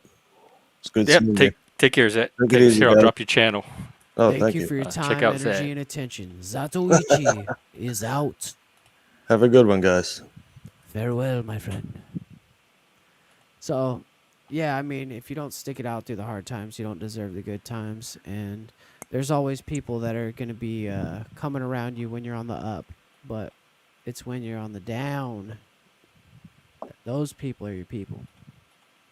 Mm-hmm. Yeah, I mentioned that the other day. I'm not sure if it was here, but it was that movie Blow. When he's a youngster and his dad's taking him to the bank, and he's like, you know what? When you're up, you think you'll never be down, and when you're down, you think you'll never be up again. And then he takes his kid out for ice cream because I think they just lost his company or something like that. Yep, that's how it happens. That it's funny you bring up that movie Blow. When I was a kid, we had this place called Hollywood Video. Yep. And I would go and get movies and some PlayStation games and stuff. And the first time that I was able to go by myself, I had my own card. It was on the family account, right? And I get up to the register and I hand the lady my 2 games. And she goes, oh, okay, all right. And she grabs 3 movies. And the 3 movies were Blow, something else, and some other nasty sounding movie, right? And I'm like, and she literally called my mom, and she's like, oh yeah, your son's trying to check out Blow and something, Deep Throat or so, you know what I mean? Like I was like, what the fuck? That just brought the memory back, and it's just like, man, I miss the old days so much. I wish I had a time machine. I wish we could go back to the 90s where there was VHSs and there was movie stores and there was people like that to fucking, fuck around and get you in trouble with your parents. Your parents think you're renting porno from Hollywood Video that doesn't even have porno. Did you get the movies? Yeah, I took him home because she rang him up and called my mom. I was like, well, now I got to take him home to her so she knows I'm not, bringing home some porno. That was an awkward conversation. All right, guaranteed. Yeah.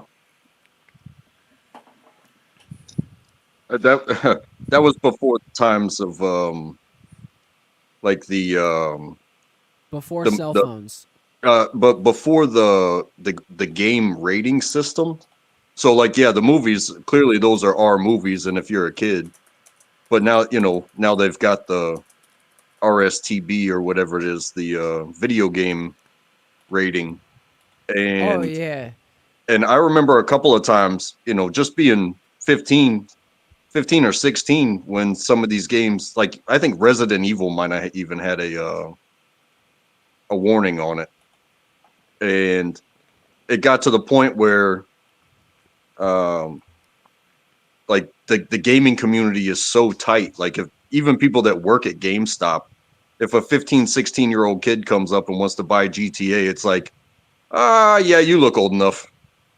Whereas back in the day, if you tried to sneak an R-rated movie and you were there by yourself and you mixed it in with a video game, it would be like, yeah, I'm gonna need to see your ID to get an R-rated movie. When I mean, my parents were already taking me to stuff like that, but Oh yeah. Even if you wanted to go to the movie theater, you would get stopped, and you'd have to show them your Yeah. ID. Yeah. And you couldn't be like, oh, I'm just 17 or whatever. And it's like, nope, give me your fucking Unless your ID. parents like were there and gave permission.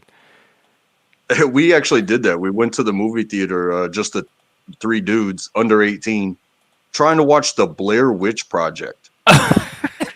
So we bought tickets. So we bought tickets to the I couldn't even tell you what we bought tickets to, but it was like a PG-13 G-rated movie. Not suspicious at all. We go in, we cut directly into the Blair Witch Project and sit down. We were probably 10 minutes in, and here's the dude walking the aisles with the flashlights, comes and finds the three of us and says, hey, you guys bought tickets for a different movie, so you can either go watch that movie or you can leave. And we're like, busted. The next weekend, his dad took all three of us to the Blair Witch Project. And then they had the NC-17s, and then they couldn't even play some of them in theaters. They were even harder to find. Yeah, that's the story of RoboCop. That Those are the ones with the titties and stuff, though. Right? NC-17s. Sorry, I didn't mean to interrupt. No, you're good. But yeah, if it's got certain stuff, they can't play it. And I watched the documentary about the making of RoboCop, and that initial where they basically turn him into RoboCop by shooting him a whole bunch of times. They made that so gruesome that it got an NC-17 rating, and so they took this little part out where like I think his arm actually comes off or something, because that was where the rating board drew the line at dismemberment or whatever. Like getting shot, that's fine because the story is that he comes back, but the whole dismemberment thing was like, that's NC-17. And they were like, okay, we'll take it out, and it just became an icon of the era. The first movie, let's see. No, never mind. They went back and re-rated some of the past movies with it too. Stephen King's It was NC-17, wasn't it? That movie was like 4 hours long. It was scary. No, it doesn't look like it's on the list.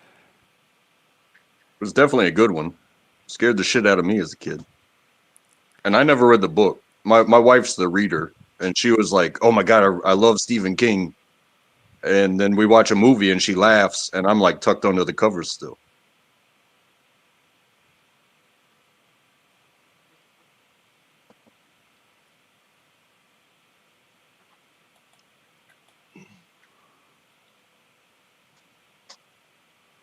Here's the list.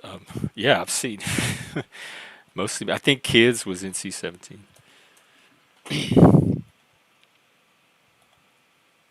Y'all see the Ducks? Seen that one.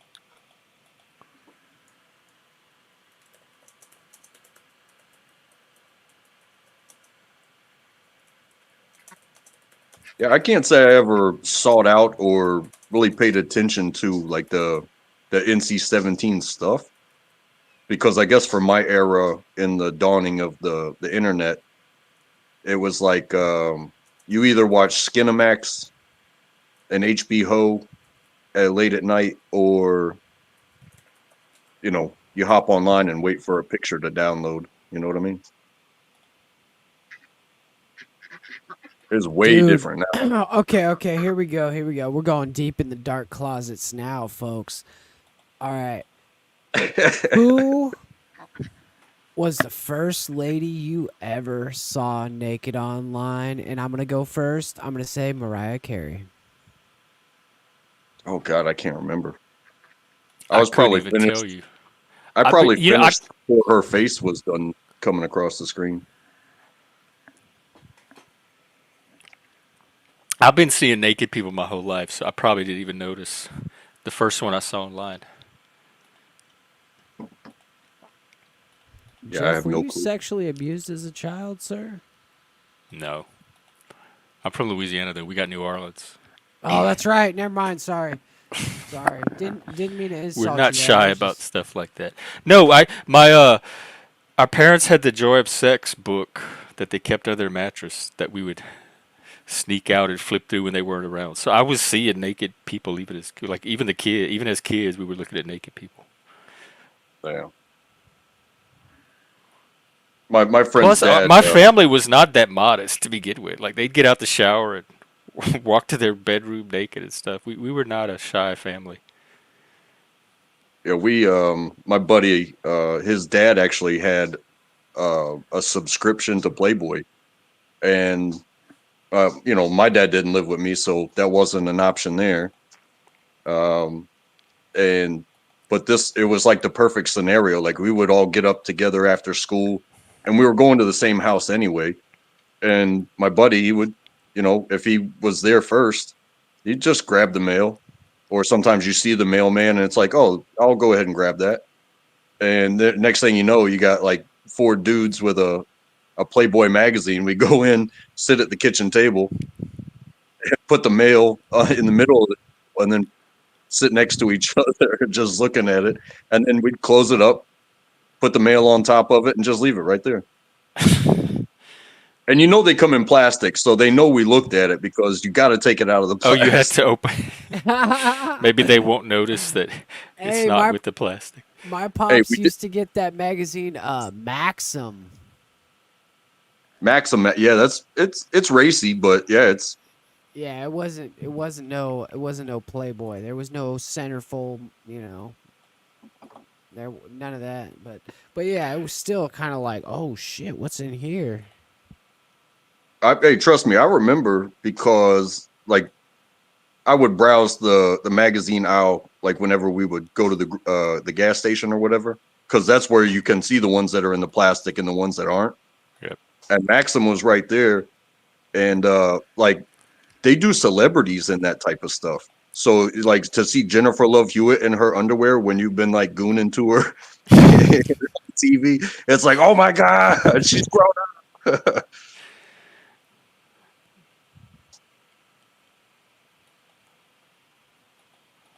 Yeah, my uncle subscribed to Playboy, and he's saved every copy. In his rooms, there's like stacks of Playboy, just everywhere, and TV Guide too. I think they have every copy of TV Guide and every copy of Playboy that they've since their subscription started.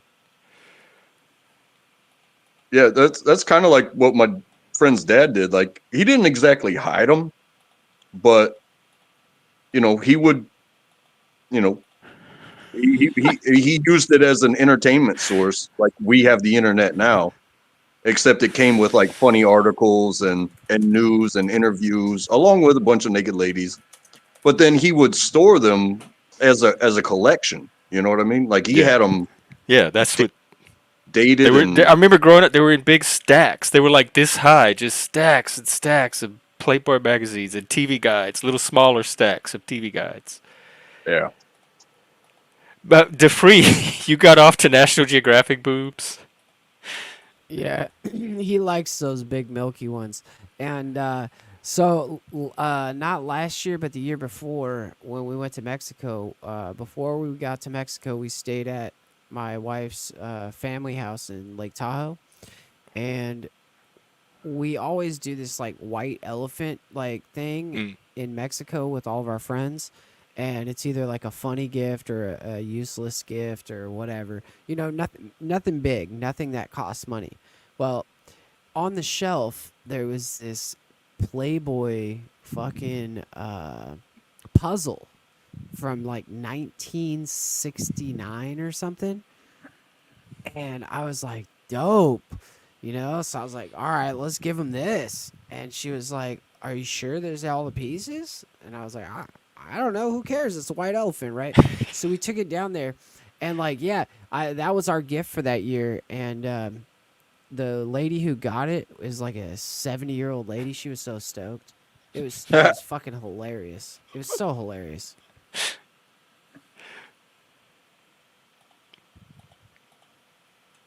That's just to say that even women like Playboy. Like women like looking at beautiful Well, they had women as well. Playgirl. I would look at that.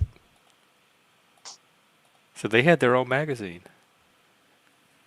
Well, Yeah, see, I Jeff. think the publication is on its own as not just the naked women aspect of it, but they actually made a publication of it.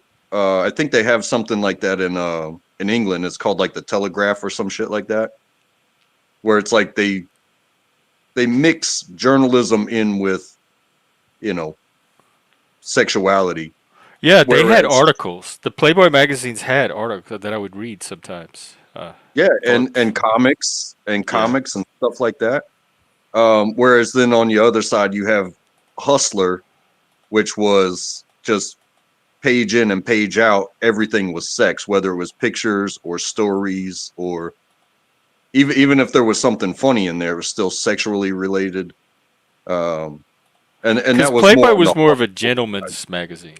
It was Yeah, naked ladies, but it was also other things that men might be interested in, yeah, grooming, articles, that kind of stuff. It was kind of a catch-all money, for anything that might interest men. yeah, money, Money, yeah, that definitely interests me. yeah. Apparently not enough. I mean, I'm not arguing for one or the other, but there's a clear difference. Would you say that's what drives most? Like that's the primary interest of men is sex and money? I think women too, but that just seems like No, a human thing to be interested in. yeah, I mean, I don't necessarily think that. I'm just saying that's where you know, try to focus what they put in there, I guess, you know.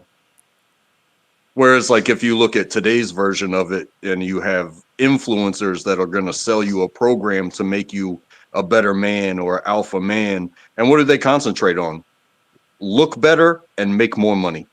And then you can control everything, which I think is bullshit, you know. But I If don't you know. Do just you? take this pill, your penis will grow. Just yeah, take and this that pill pill. costs $20,000.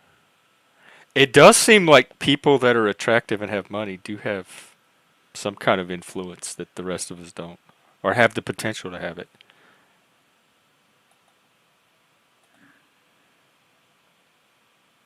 Well, I think looking good takes hard work. Um, and having money, I think it gives you control over yourself and what you can do, but what you do ultimately will be the deciding factor on whether somebody wants to be with you or not. And if you find somebody, if you're all about the money and looking good, you're probably going to find somebody that's all about the money and looking good. Yeah, that's what they want you for. It's not going to be about time and legacy and longevity and love. It's going to be like, well, you don't exactly look good anymore, so I'm going to start shopping the market again. Or, oh, you lost your job? Oh, man, sorry, dude, we can't be together anymore. You know what I mean? Superficial people find superficial people. Yeah, the freak. We already watched the interview. And there's different reasons people will be with somebody. Like some is security, some is attractiveness. So it depends on why you're with the person, I guess. Yeah. And then that puts pressure to keep that up. Like that's why I guess men feel if they don't stay buff and keep the money coming in that they could be abandoned for somebody that can. I seen a good one last night, Jeff. OTW was playing the accordion on Flo's channel. What? Yeah. I might have to go Not check it very, out. not very What long. style? Like German? It wasn't very long because he was talking about being a musician. Somebody said the only instrument they liked was an accordion, and he broke one out, started playing Oh, it. I'll have to go check it out. It was a short clip. I kept throwing him off the show. Little spineless weasel. Is it you talking about flows? Yeah. Is it the one where he's introducing his soundboard? Yeah. Okay, I'll try to find it. I'll be right I back. should. Folks, if you're enjoying this, Chuck, hold your shit for just a second, son. I got it If in my you're hand. I enjoying got it in this, my hand. I tell you what, if you want to throw Chuck out of here, send a super chat for $2.99 right now, and instead of Chuck getting out of here, I'll get out of here for about 2 minutes. I'll be right back. All right, go ahead, Chuck. I know when I've been silenced. Nah, you good. Just I know. you had to like get the different trains coming into the station at the right time. I'm telling Air you. traffic control. I forgot what I was going to say. He cut me off, so I can't remember About now. OTW playing the accordion. Oh yeah, I don't know what style he was trying to play. Like I said, but if I'd have been paying attention, I'd got a timestamp for you. I'll try to go find it. It just shocked me to see him whip out an accordion. Oh, to see a Canadian whip out an accordion. Yeah, because he's another one that's got too much maple syrup in the brain.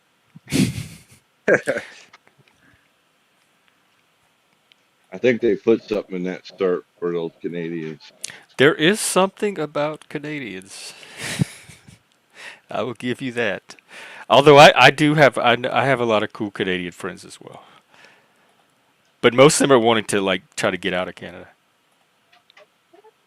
If there's something like maple syrup, and that's a thing where you would say a Canadian has too much maple syrup on the brain. How would that translate to an American? What would American be versus maple syrup? What could we have too much on our brains? Not necessarily any of us, but like if you were going to say, oh, that person's a little too American or something like that. Mine is what is America? Coca-Cola? Too much Coca-Cola on the brain with that? I could see that.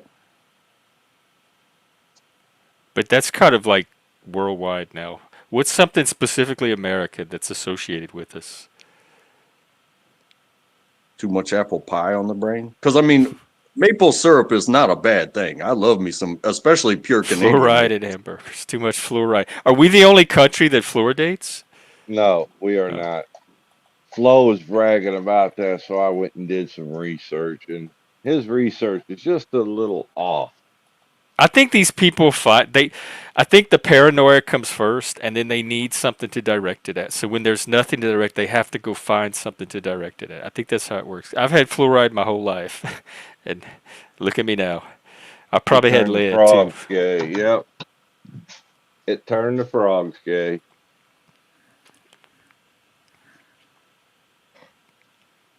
Yeah, they used to give. I think that was back in elementary school.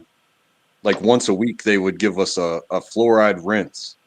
Yeah, we got that from the orthodontist. We had this liquid stuff we'd have to rinse our mouth with that was fluoride. You remember that pink pill they used to have? Yes, I love the pink pills. Oh my god, I wish they sold them at the stores. I would go get me a pack. Oh my right god, now. just addicted to them. And the Flintstone vitamins. Ew. And baby aspirin. Yeah, if and I was Chloroseptic. Oh my god, I used to love Chloroseptic. If I was allowed to, I would have ate those Flintstone vitamins like candy. I did. I got sick sometimes. I ate so many. Yeah. They were candy. Like adults have no business leaving those in the cabinet just open for kids to. Yeah, It's like, too oh, I much of ran out of anything is a candy. bad thing. Go ahead. I said too much of anything can be bad, no matter what it is. Yeah, especially I guess if it's medication. All right, where are we at, guys? The what? Who's on first? We don't know. Yeah, we're still waiting on the replay. I don't know what Fox News is. I don't even watch Fox News. I don't even know what you're talking about. The Fox News hosted the interview. I don't know why that makes us Brett Fox Baer, News brained. he's a pretty good guy. He's a pretty good reporter. You Why saw are you the all Fox interview. I mean, News? it was very clear Kamala was not answering questions and talking all over the place. The guy seemed to do a decent job, so I don't know what was Fox News about it. You know, I think Jeff, that's. you're. I think we're tribal. I think people on one side. We see this in the panelverse. There's like different groups. Depending on what group you're in, you're going to see things a certain way. It's as simple as that. There's no logic or rationality involved. Look, Jeff, I think you're being insensitive to black people. Me? I am black. I come from black. I got 2 black mamas. Huh? Oh, well, That's maybe my it's people. the Indian in her that you're disregarding. Maybe that's because Snafu has painted. No, I just think weird she's. taste in her. I'm just not impressed with her. She's whiny and she doesn't answer direct questions. And she seems like a follower. She doesn't seem like a leader. She seems insecure. I don't trust her. She has no substance to her, and that was all from watching that one little video. Yeah, I almost thought a couple of them responses she was doing, I thought she was going to start crying. Yeah, As Chet, whiny as she got. did you listen to Jeff's response? That was one of the most articulate, beautifully crafted description of the Hagatha beast I have ever heard. So I'd like to take a moment and say, Jeff, thank you for that description. I agree with you, sir, and That's what I do. I feel bad for anybody who actually thinks that Kamala is going to be a better choice for the country. I think that they might need to go see their doctor, possibly a therapist. And you know what? I'm even going to say it. Maybe even a church. You might not be the kind of person that goes to a Christian church, but you know, there's Satanist church out there. There's a church for you. Okay. Yeah, Maybe not I think y'all motherfuckers need Jesus. I yield. All right, let's get rid of these trolls. Another demon to banish to hell. There you go. Enjoy your time at the bottom. This is first class. This is the first class section of the plane. We're going I've never places. been first class before. I haven't either. I don't think I've even been poked my head in to see what it looks like inside. What is it like? Wider? You have more, just wider space, and they give you better snacks. I don't know. I was on a flight one time. It was a very long flight, and we were returning from something, and it was a charter flight. So when we were coming back more relaxed, and with a lot less people. And the plane that I was on, we were sat where we were sat, but then once things got going, we realized like only a quarter of this plane has people in it. So we started spreading out everywhere. And I say screw first class when you can have 4 normal like coach chairs to yourself. And that means you get the window, you get the aisle, and then the next closest person's like 3 aisles away. So you could sleep, make noise, sing to yourself. That's You beautiful. didn't have to ask somebody to get up and go to the bathroom. Oh yeah, I hate that You don't part. have to ask permission. You just stand up and go because You're a different person. See, when you have money, you get treated different. It's like when I went to the show, I went to Elton John. I got tickets for VIP, right? I got I got to go into a free buffet, and we're not talking like some Chinese buffet that just like popped up out of nowhere and it's like $9.99 on the corner, and it's got like dim lights so you can't see the food has hair in it and shit. No, I'm not talking that buffet. I'm talking like full first class buffet with fucking ice cream and everything. And then you walk up the stairs and you get to sit in these seats, right? And it's not just any seats. It's a seat with like a 4-inch fucking padding on it. 4 inches of padding. While all the peasants down below you, they're sitting on these fucking lawn chairs that probably cost like 99 cents from China. But no, because I was feeling high and mighty that day. I got some tickets. I got to go sit in these nice, beautiful chairs up in the bleachers. And then you come into this room, right, where your seat is. There's only 12 seats in the room. And you look over to your left, and there's a table, and it's full of chicken wings, and it's got brownies, and it's got Rice Krispie treats, and it's got probably like 100 bag of chips, and just like all kinds of fucking treats for 12 people. 12 fucking people. That's what it's like to be rich. They just give you everything. They give you whatever the fuck you want. And then to make it even better, they give you free drink tickets, and the waitress comes and takes your order from your seat. It's fucking beautiful. Well, yeah, you say give, but they're getting paid for all that. That's why they're doing it, because there's money flowing.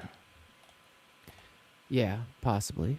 Possibly they possibly gambled a lot of money, and that's why they got those tickets. But I'm telling you, it's a beautiful thing when you don't have to think about pulling out your wallet, and you just walk in and you just get a bunch of food, and then you walk up and you're like, hey, I don't have to sit on this hard ass chair for 3 hours and watch this half ass fucking first band, just so I can get to the headliner. By the time you get to the headliner, your fucking back's cracked. You're like, you know what I mean? It's just different. It's a different experience. It's like sitting in your own plane versus sitting in a plane with like a bunch of people, and there's the fucking fat dude next to you, and he's fucking sweating bullets. He's probably got malaria because he just came back from Africa. It's like that. That's funny that you were talking about flights and being pampered and stuff. These YouTubers, I guess they're pretty big. I don't know their names, but it's two dudes, and they got a big show, and they did one of those the most expensive like airplane ride or whatever, where you do first class with all the amenities and stuff. And I just saw a clip where they say, no, we didn't, spend like $30,000 on this plane ride. We got a production crew. We built the first class thing on the stage, and then we catered. Told them, and these people did all the research. They made all the food. It was some Asian airline or Malaysian airline or Thai airline. I don't remember. But they did everything. They fabricated everything. But I imagine it cost a grip to build what they built and to have it catered.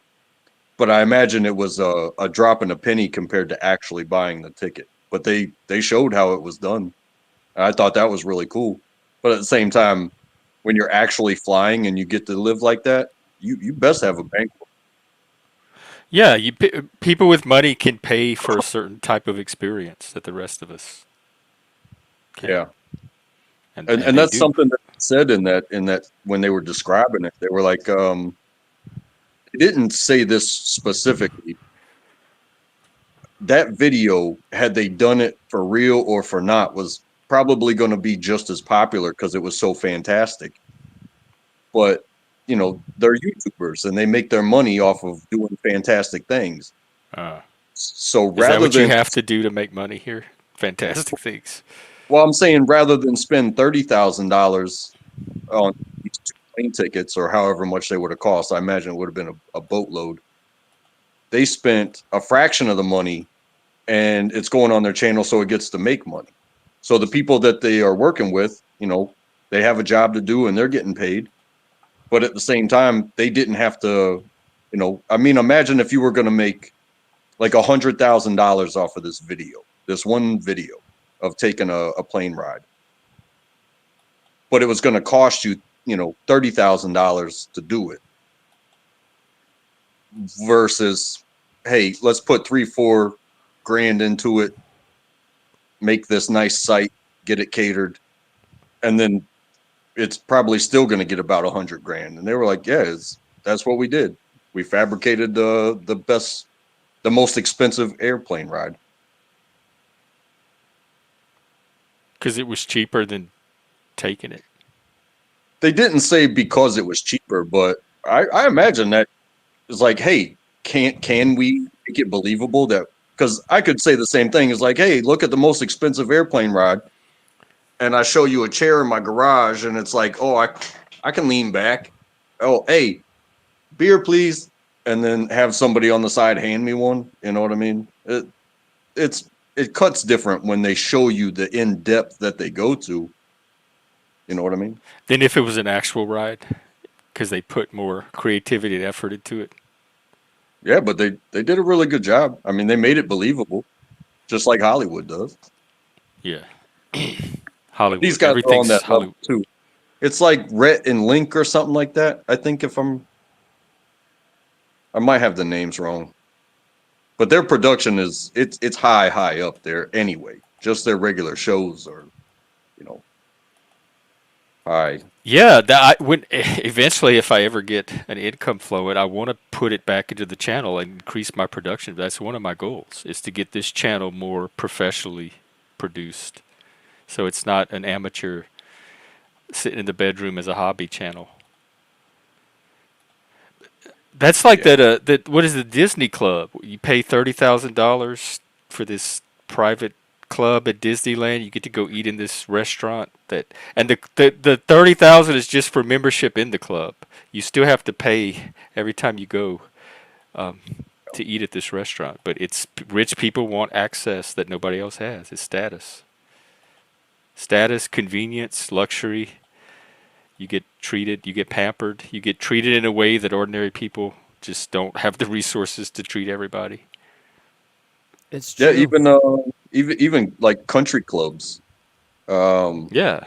I My aunt was part of a country club growing up in her little town, and we would go swimming at the pool. They like one of the few pools in town. It was a private pool, and they had a golf course and everything.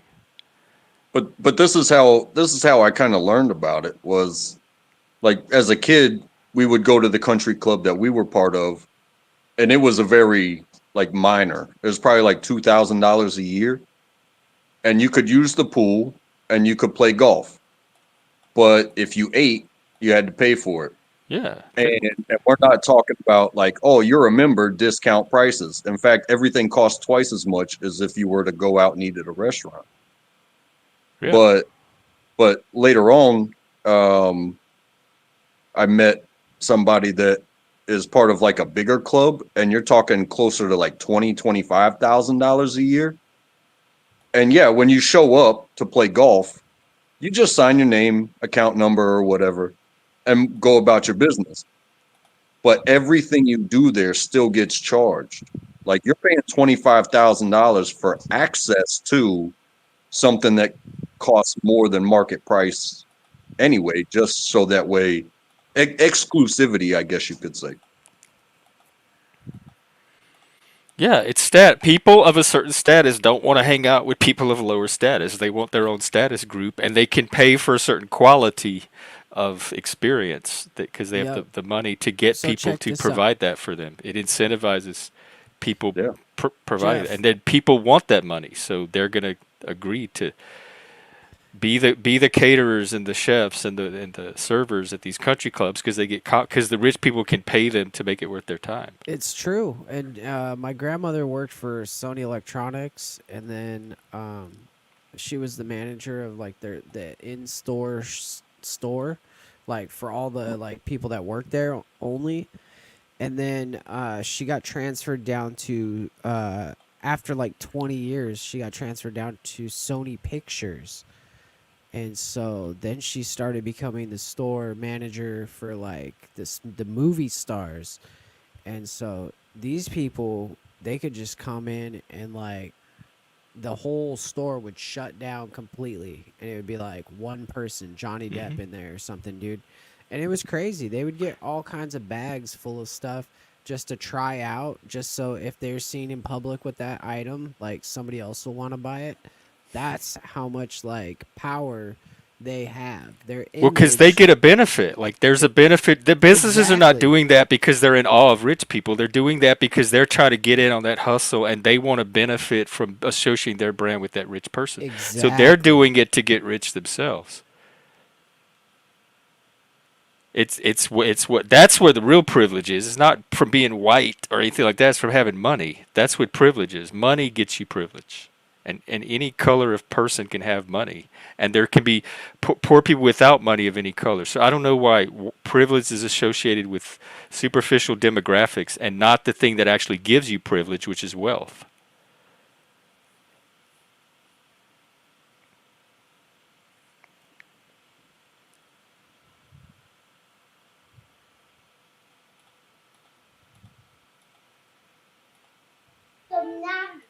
I saw a story day before yesterday, Jeff.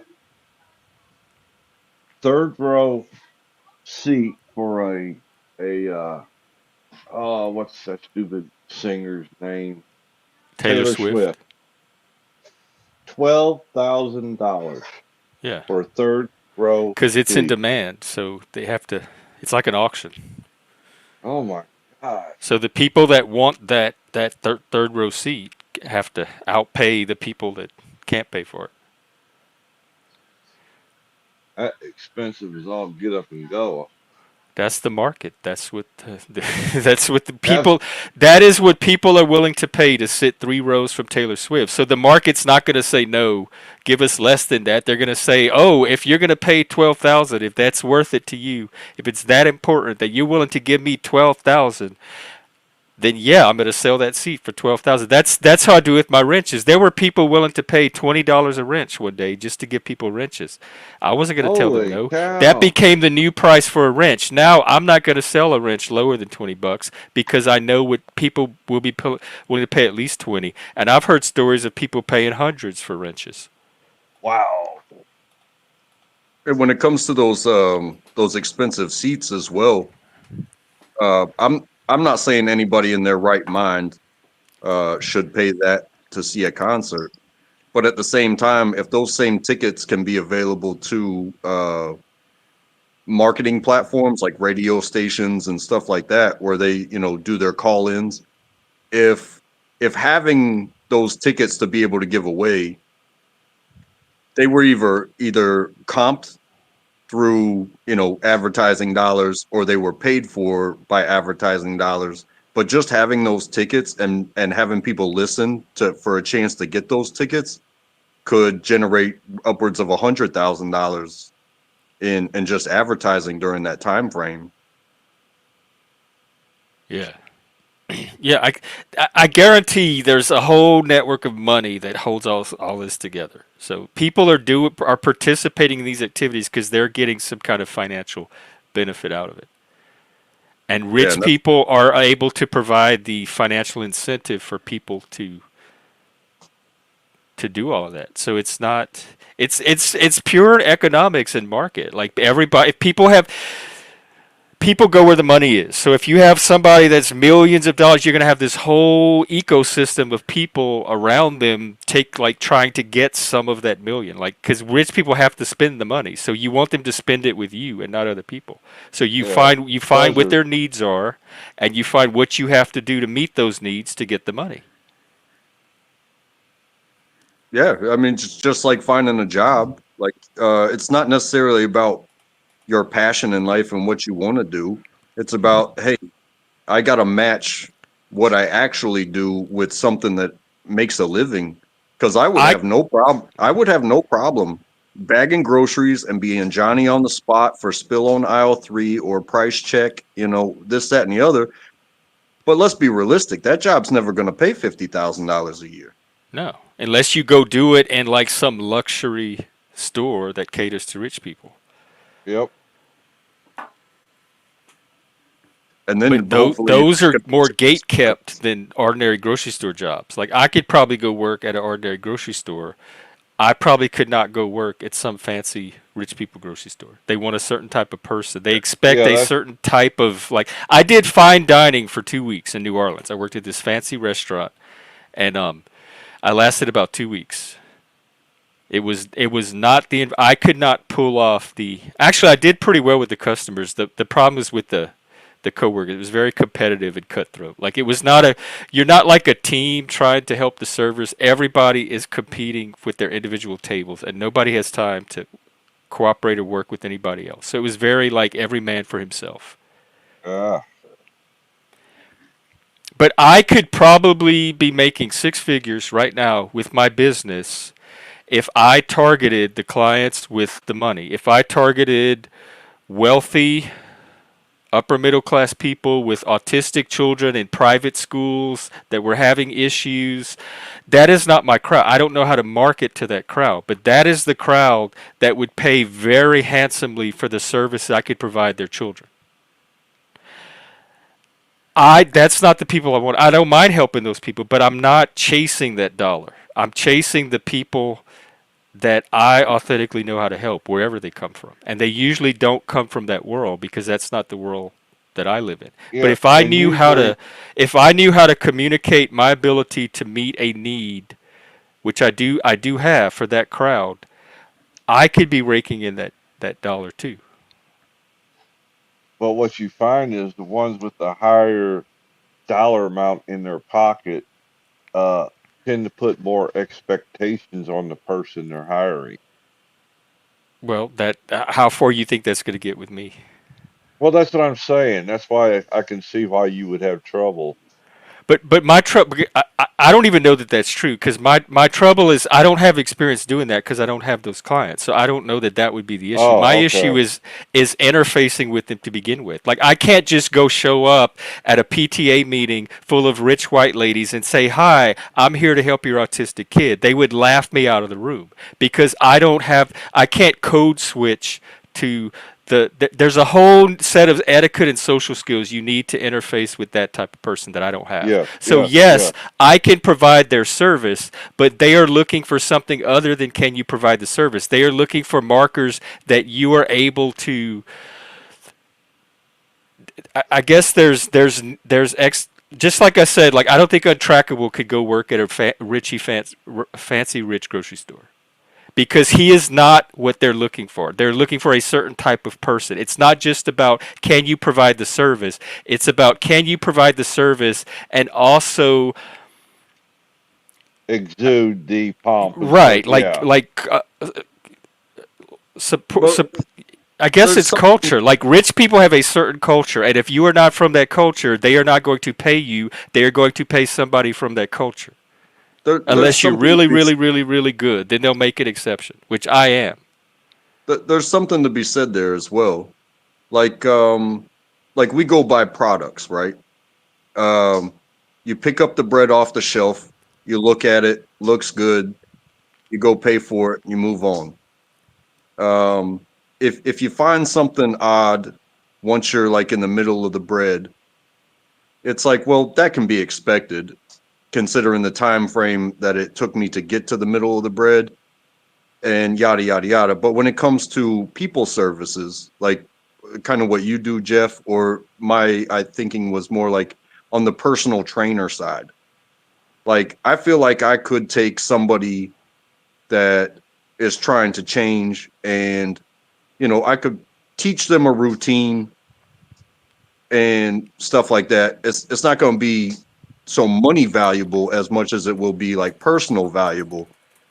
But if I were to try to change from who I am to marketable to, let's say, not necessarily a celebrity, but a rich person that's willing to pay $10,000 a month for training. Mm-hmm.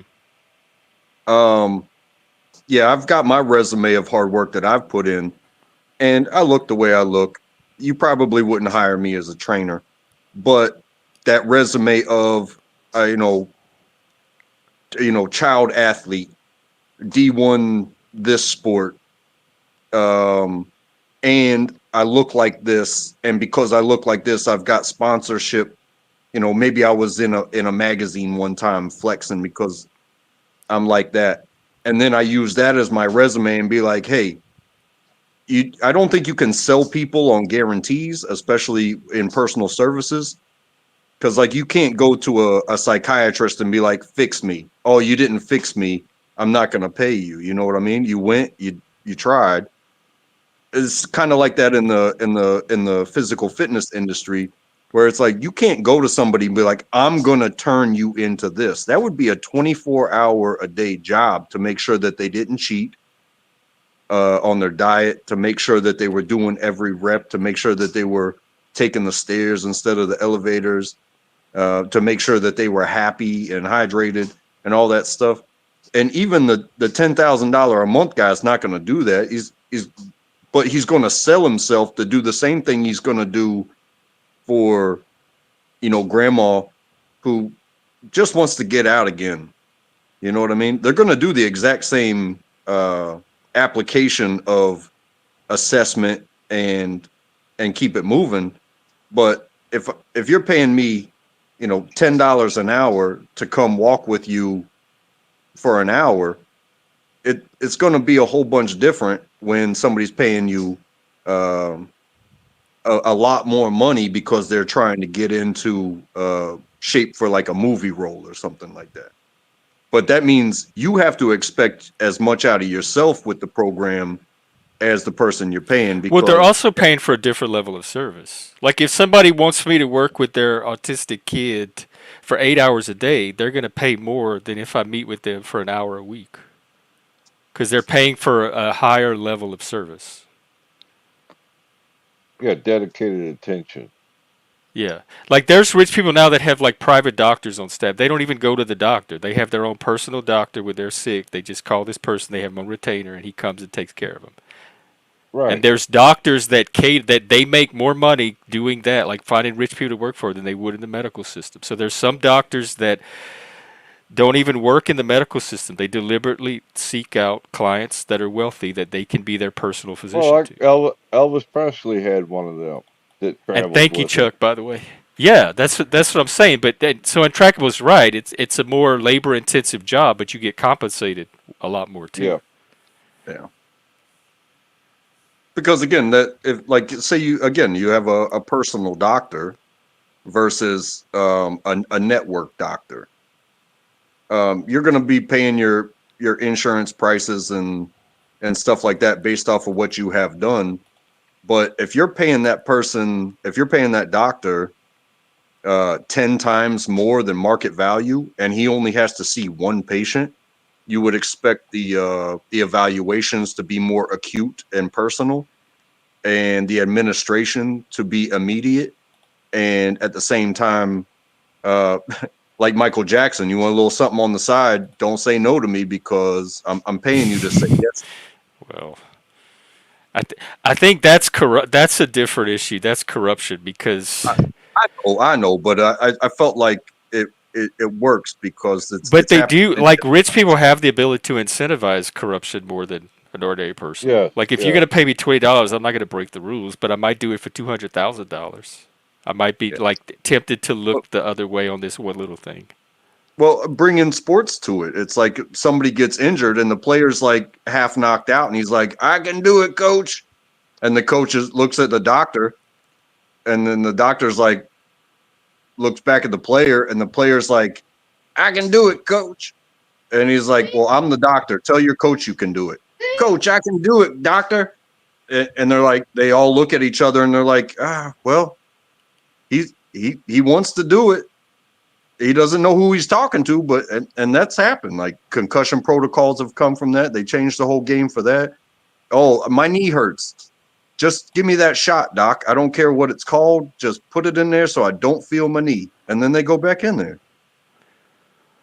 Is there anything wrong with that?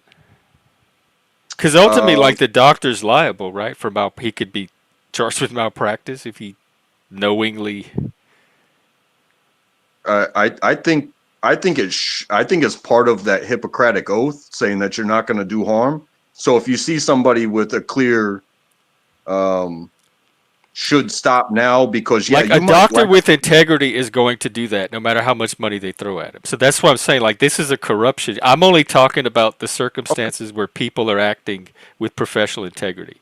If you have people in there that are willing to bend that for money, that's a different issue. But I still think they're ultimately liable. So they're taking, it's risk management. They're taking a risk.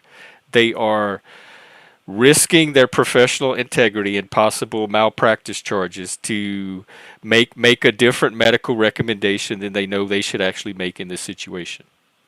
Yes, and I probably went off the rails, like you said, towards the corruption side, but at the same time, yes, I think a person with integrity that was hired to do that and be the word of, hey, we all saw what happened. It's live on international TV.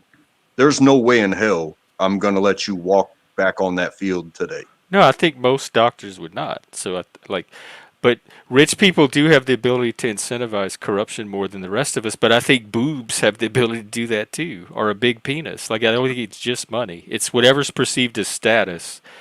People with lesser status are gonna want to conform to that, or identify or assimilate themselves to status to gain their own subjective sense of status, or even actual sense of status. And people will go outside of existing norms to achieve that status if the incentive is strong enough, or a lot of people will. That's where integrity comes in. Yeah, most definitely. And trust. And so I try to defend the people that will not do that and that I could trust to do the job like they're supposed to do it. Even if I was wealthy, I wouldn't want a doctor that bent the rules. I would want a doctor that practiced like medicine like he's supposed to, so I know that I'm getting the best quality care. If he's willing to bend that, then that means I'm not getting the health care I should be getting. Right. And sometimes I feel like in these sports decisions, I think there's some. It's a mix between what the team's willing to do, what the player's willing to do, and what the doctor's willing to sign off on. I think there's mishaps on all because the player never wants to come out. Well, there's a thing in medicine, even in mental health and medicine, AMA, against medical advice. Like a doctor can recommend you do this course of treatment, and the patient can refuse, and then the doctor puts in this chart like against medical, like the patient refused this recommendation. He's going to continue to do this against medical advice. So at least it's on record that the doctor is recommending this one thing, but the patient is making a different choice. So the doctor can't force, unless it's like an ER doctor or something, they can't force a patient to follow a certain course of recommendation, but they can note when a patient is not following it, chooses not to follow it. And then that's on the patient. Yeah, that is true. But so a doctor can say, I don't think this guy should go back on the field, and the coach can say, I don't care, I'm sitting him out anyway, and that would be AMA, against medical advice. And then the responsibility would probably fall on the coach. But the doctor at least made his advice known, his recommendation known. Yes. And the doctor wasn't the one saying, yeah, I think he should go back on the field, despite me knowing that he shouldn't. Yeah, the doctor should have no say. And doctors, like people that do this, they know the law. Like they know how to work that situation. So no doctor is stupid enough to put himself in a situation, and no coach is stupid enough. Like they know the risk involved, and they know who ultimately is accountable for decisions. So they're going to work out that. If a coach is trying to gain an unfair advantage at the expense of a player, that's going to fall on somebody, and they know how that works better than we do, and how to play that game. Yeah, and if you shrink it down a bit, back to like the personal fitness person, that somebody, and not even a rich person, but just somebody is like, hey, an hour a day, for however long, well, pricing is going to be pricing because you're already talking about low end stuff anyway. And I take an evaluation of your intake and your output as it is right now, and your age and what your goals are. And then I put you through your hour routine and give you things that you should probably do either first thing when you wake up or things that you should do right before you go to bed. And, you know, maybe take the dietary side of things. And then I have my program that if you do these things, you know, as I'm adapting towards moving forward in your program, I'm not seeing the changes that you're looking for. It's not and you might not even be violating. It could just be, you know, one of those things where maybe my evaluation was either too light or maybe wrong, but the service that for the service for the price don't match how intrusive I need to be to actually change you into your goals. You know what I mean? Well, I don't think you could change anybody. They have to do that. You're just Well, a yes, consultant. That's why yes. my company is a consulting company. It is Saders Grove Consulting LLC, and I have a friend that has a consulting company. He consults for Big Pharma actually, and he goes in there and he sits through their meetings, and he'll like spend weeks or months at a company trying to figure out what they want, and then he'll write up his report and he'll make his recommendations. And he tells me most of the times they don't listen to him. All he can do is give recommendations, and then they pay him his six-figure salary for the recommendation. And then what they do with that recommendation is not his responsibility. All he is there to do is assess their needs and provide his expertise on what he recommends in this situation. That's what consulting is. If the company doesn't want to listen to it, they don't have to. And he says most of the time they don't. And it's very frustrating for him to go in and do all this work and give the recommendation that he knows will give the best outcome, have them pay him for that, and then hit them not do it. But Yeah. that after once he hands off the recommendation and gets the money, his job is done. And that's all I do with my clients, and that's all a personal trainer would do with their clients. Is this is what we if you want to reach this goal, here is how we recommend you do it. But the responsibility ends there. And I'll say this too, and it's directly in line with what you're saying too, is whatever service it is you're providing as a consultant of any type, like doctor, personal trainer, mental health help, if you're not honest with the person that's trying to develop a program that's going to help you, you might not get the full or if any the right direction. You mean know if the what I mean? client's not honest? Yes. Yeah. Yeah, I can only work with the information they give me. So if they're not giving me accurate information, then that's going to throw off my recommendation to them. But that's also on them. Yeah. I believe that wholeheartedly. And that applies to therapy. Like if you're going to therapy for the first time, people out there that don't there it's common when people start therapy but they hold back, they don't tell the full story. Like if you want the most out of therapy, go in there and just lay it all out on the table. Be transparent.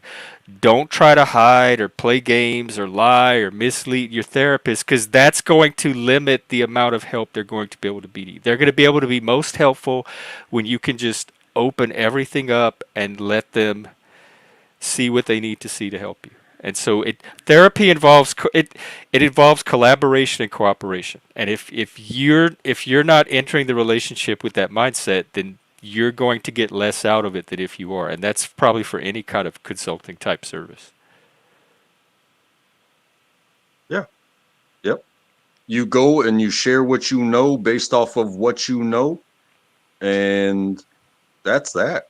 And now sometimes people don't know what they know, and a consultant can help bring it out and help them become aware of that in the process. But as long as they're being honest and transparent, I think that can work. But if I've worked with clients that are not always straight with me, and I don't keep them for very long. Like I'm not obligated to work with any client. So if a client is not being cooperative enough at the level I need to be able to continue to work with them, then I'm just not going to work with that client anymore. They're just sabotaging their own service, and I don't have time to waste on that. Kind of like you go in for an evaluation, and so that way you can go back and develop a program to offer to them. And they're like, oh, well, we don't answer questions. It's like, okay, good luck, I guess. Who, the client don't answer questions? Yeah, I mean, Yeah, I wouldn't work with someone that couldn't answer my question. Like if Kamala came in, I could not work with Kamala as a client because I would not be able to get basic answers to my questions that I need to tell her what she needs to know. So she would not make a good client for me. yeah, exactly. Like, hey, Kamala, are you trying to lose weight? I don't answer questions. Well, let Are me you? be clear. Donald Yeah, Trump had 8 cheeseburgers, and I think it's important to worry about his health. yeah. Yeah, I could Well, not take Kamala on as a client. I Tiffany, don't take women Tiffany on as a looks like client in this. general. Can't I look like Tiffany? Well, do you know what Tiffany does? Because I could put you on the Tiffany program, but if you just want to look like Tiffany, I need to know what you're doing so that way I can change you into Tiffany's program. You know what I'm saying? Yeah. And like I'd say 99% of service relationships work that way normally. It's the odd exception that you have a client that's there for some kind of weird game that they're playing on you. But those are filtered out pretty quickly too. So just like corruption, I think uncooperative clients is also like a minor issue. It's not the norm. I can say this too, like even programs that were before or and are way different than some of the stuff we're talking about. Like look at Jenny Craig. Like I don't know what Jenny Craig did to go from a big person to a thinner person, but she wound up selling a program that delivered frozen foods, these delicious and healthy meals because it's got broccoli and vegetables and it's portioned right and you shouldn't eat more than this. But it's a frozen meal. It is saturated with sodium so that way it can be frozen. Sodium is a preservative for frozen foods. But sodium when it goes into your body retains water.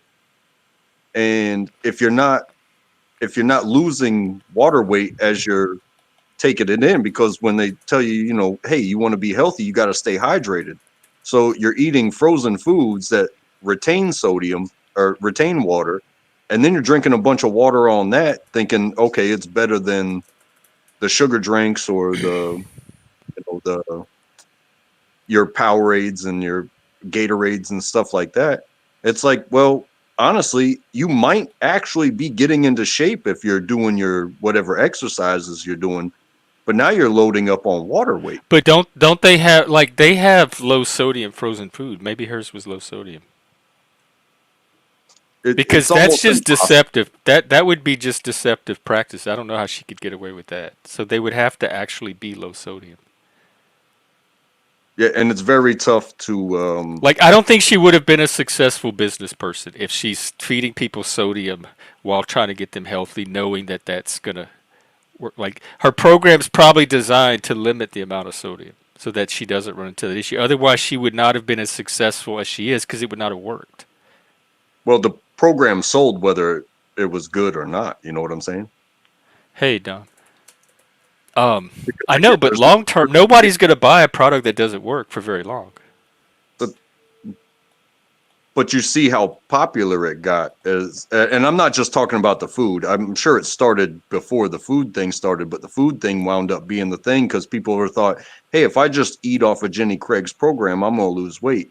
But there's a lot of work that goes into a body to make it change, and it's physical There's work. only what that's it's not a mystery how to lose weight. Like eat less, exercise more. That's the all these diets and programs are variations on eating less and exercising more. Yeah, and then after you Nobody's come up with a program yet that doesn't involve those two things in some kind of way. and again the person and at that point when you're buying a program rather than having somebody administer a program to you, it's easier to stick to your portions in your food than it is to get off your ass and actually do the physical stuff. From But what I like see, you can portion control on your own. Like you don't even need a program. I wouldn't pay somebody to control my portions when I can easily just decide how much I eat and stop at whatever portion I determine is what I want to eat. Like I don't know why people portion control is something every human can do on their own for free. You are in control of how much food you stuff in your mouth. Yeah, 100%. But then you also have these people that are going to turn a business into their beliefs, or turn their beliefs into a business. And then there's a bunch of people that don't believe in themselves that are going to be sold on, oh, this program's the fix. Right, but for them, it's giving them something, or they wouldn't keep paying for it. Like they're getting something out of it, or if they're like, oh, I'm trying to change this thing, I'm going to try your program, and then the thing doesn't change, they're not going to keep giving that program money. Or I wouldn't. And then I think there's also an algorithm of people that will subscribe to something and just never stop. They'll never, just like they won't get off their Well, ass. those are the people that are going to pay the price for their own stupidity. I am not into protecting stupid people. I think stupid people have the freedom to fail like everybody else. Oh, 100%. I'm not countering that at all. I'm just saying that this is what the money people are looking at. Looking at what? The people that will start the program, they don't care if it works for them or not. They're getting food that's delivered to them. Because my mom did that, and eventually she stopped eating that food. So we were eating it because it was a couple minutes in the microwave. I just don't know why people would keep paying for something that's not giving them what they're paying for. That seems like a stupid person. I'm talking about normal people. I'm not interested in what stupid people do. Okay. Or corrupt people.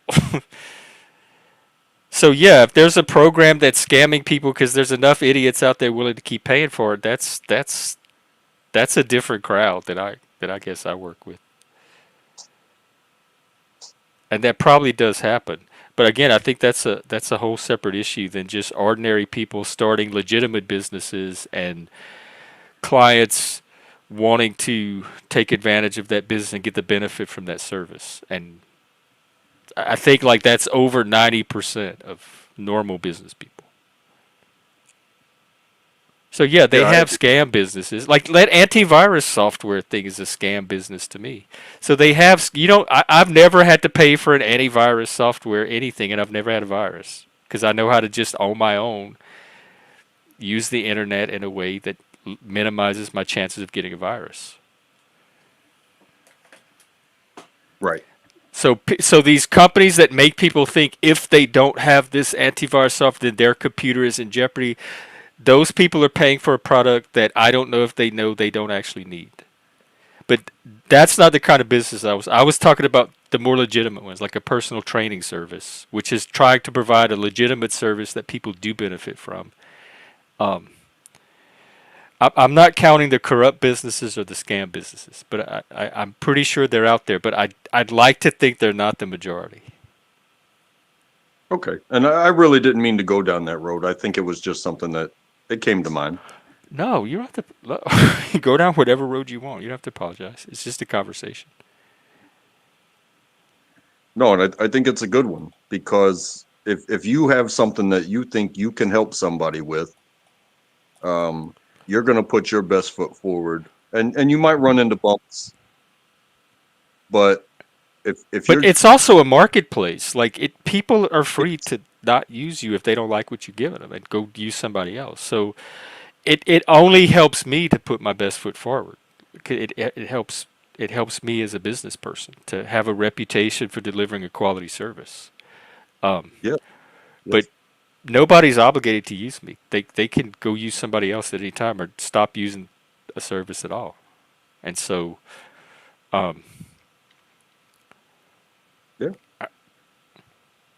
don't know. I can only take care of my end of it. I can't control what my clients do. I can only make sure I'm giving the best that I can give.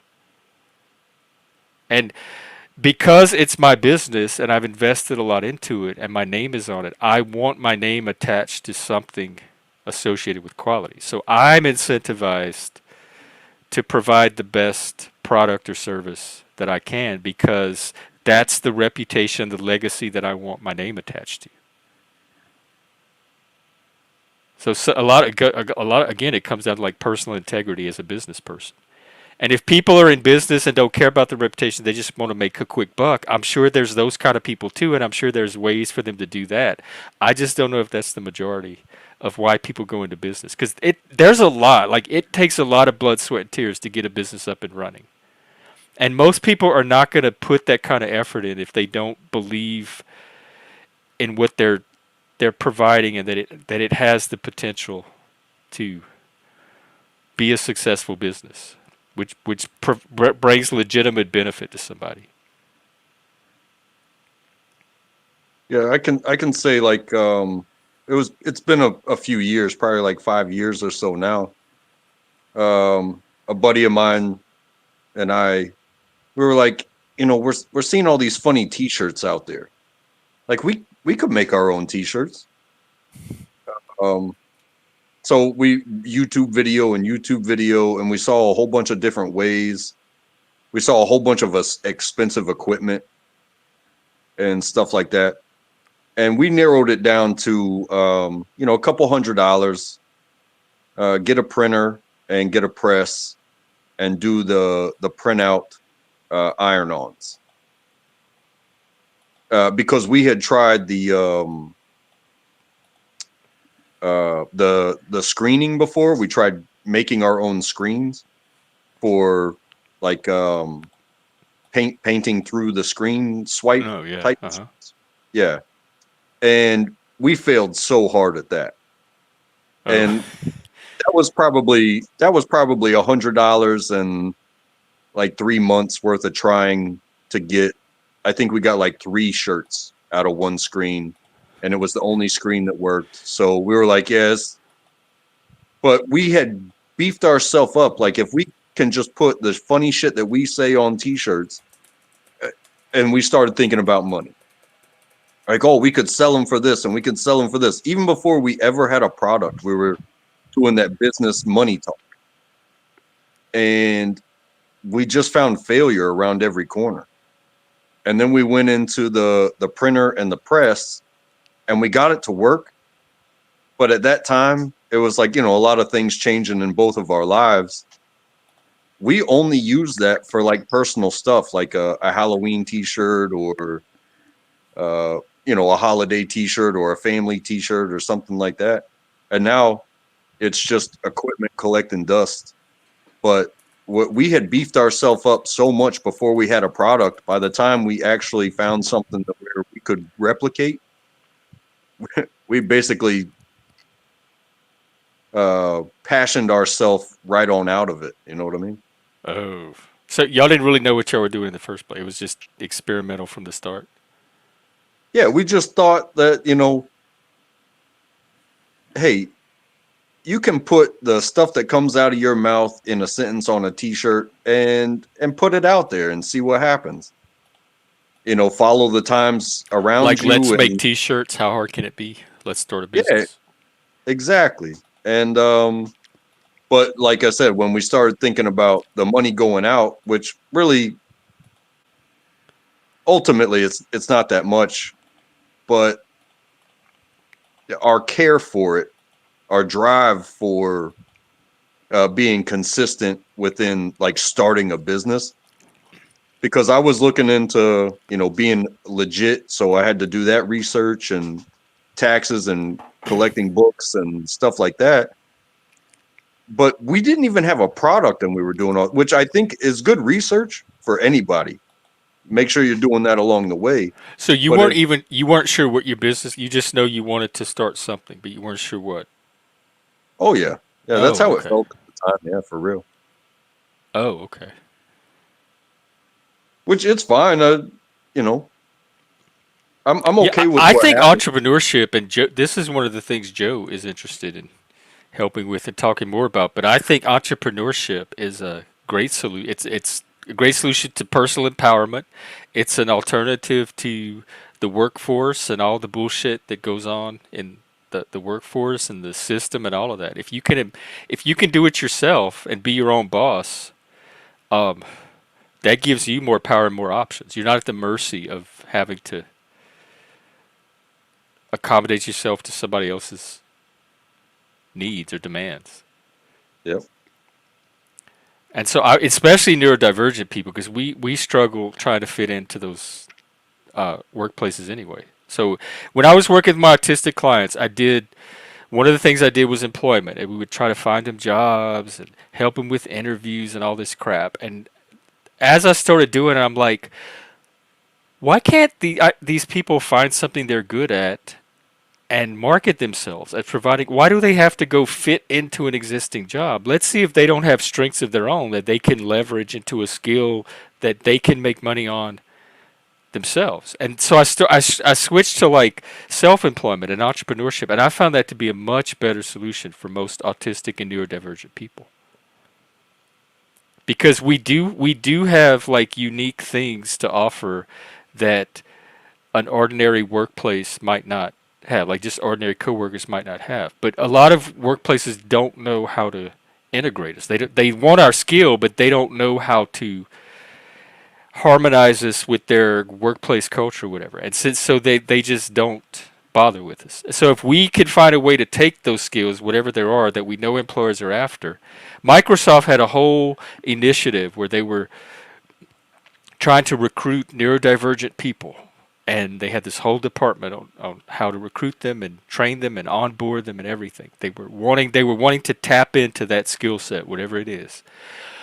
We don't need Microsoft. We could do that on our own. If I have something valuable that Microsoft needs a whole department to tap into, I can offer that on my own without Microsoft.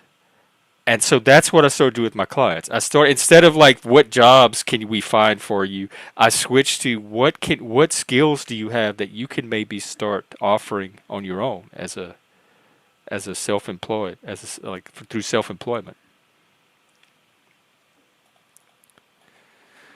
Yeah, I did a stream earlier today on this idea that the more neurotypical you appear, the more mature you are, and like things like rocking and stimming are a sign of less maturity. And then if you learn to do that less, people see you as more mature, like you've graduated from your autism or neurodivergence. And I think people geek out on that, and they like seeing that because it plays into their, I don't know. I still think they see autism as something negative or defective, and when we exhibit more neurotypical behavior, they think we're like healing from the autism or growing out of it, or there's less of the disease, and we're becoming more normalized. And I've seen that. It's kind of that mentality I was pushing back against. I think there's still a neurotypical bias in how neurodivergence is viewed. Go ahead, Chuck. I seen kind of like the opposite happen uh, at Disney World, where people were studying and watching YouTube to learn how to exhibit neurodivergent tendencies in order to gain the system at Disney World, where they totally destroyed the disability system that was in place. Oh, because everybody was trying to get the front of the line pass. Yes.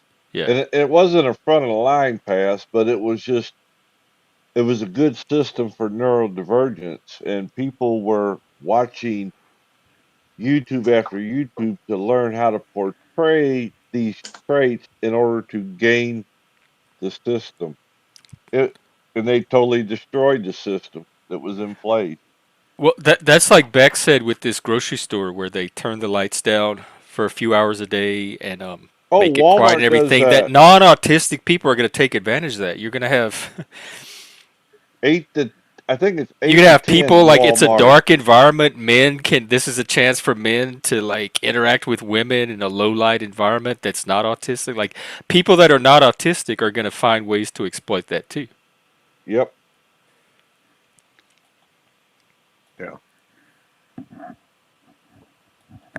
Yeah, Walmart does a thing. I think it's from 8 to 10 or 7 to 9 in the morning, where they won't play no music. There's no broadcast across the speakers in the store. They turn the lights down. Walmart of all.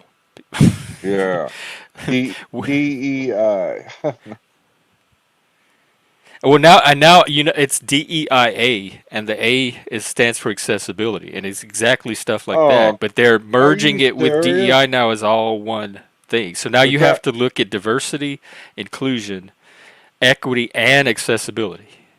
we already had accessibility, didn't we, with the Disability Act? Oh my Well, God. supposedly, but they don't know how to.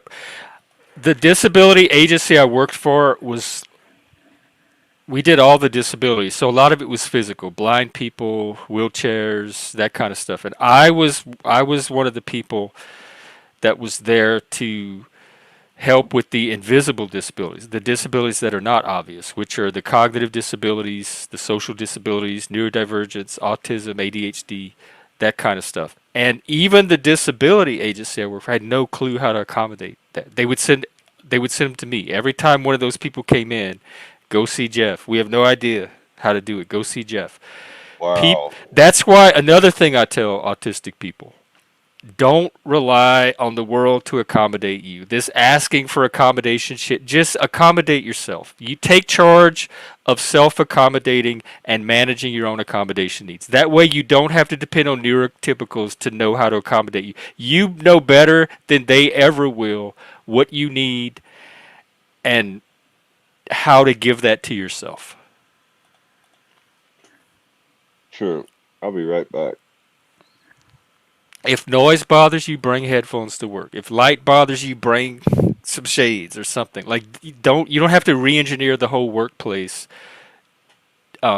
just because of your few needs. And employers are not going to know how to do that anyway.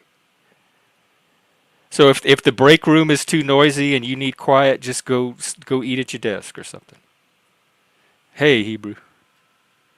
Yeah, I could even see like you say about autism and dealing with spectrum stuff like that. Like I've watched guys lay bricks, and even myself, I was like, I could never do that. I'm just going to do my job in assisting them, bringing them the bricks and stuff like that. But I could imagine if you had a patient bricklayer, a veteran bricklayer that could handle somebody that was learning, an autistic person that doesn't want to deal with people, and a whole bunch of moving parts. There's measurements involved. There's feeling of hand and then double checking, because if you got like 20 brick guys working around a building all at the same time, if it doesn't line up at the end of the day, there's going to be a problem with that building. Something's not going to line up. But when you look at these buildings, you almost never see just some crazy portion of wall where somebody didn't know what they were doing.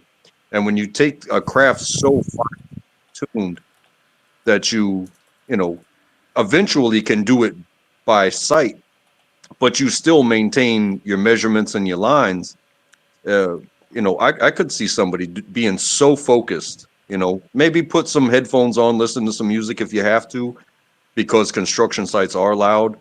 But I could see that as being a great job for somebody that just focuses and wants everything to be kind of exactly what it was supposed to be. You know what I mean? Bricklaying is good for that. I think it could be maybe for that particular type of autistic person, where it's like, you don't deal with people. It's everything is measured, and steps 1, 2, 3, 4, put brick down. Steps 1, 2, 3, 4, put brick down. Make sure it's correct. Continue on. You know what I'm saying? Yeah, that's a good. That would be a good job. Because there are some autistic people that are good at that. They like the routine. They like the focus. They like the minimal amount of socialization that they have to engage in. And so I think if somebody that fit within that box had a good teacher that could deal, with somebody not knowing and also having like you said, a neurodivergent type of behavior. It's like, well, I'm not going to talk to you about anything except for what we're doing here. You know what I That's the mean? problem, though. They don't know how to do any of that. Like, even when they see the obvious benefit of our skill set, they don't know how to accommodate us into the workplace. Right. They don't know And how to it's bend the norms. And another thing about bending the norms is it throws everybody else off. Like, well, why does this autistic person get to do this thing and we have to do it this way? And so, like, I don't know. To me, that's just a really immature workplace. It is, but at the same time, I think there are people in the field that would probably actually enjoy teaching somebody like that, rather than the company that's going to be like, oh, this person's got this. It's going to be a problem, and then they just kind of put you next to somebody rather than putting you next to the right person.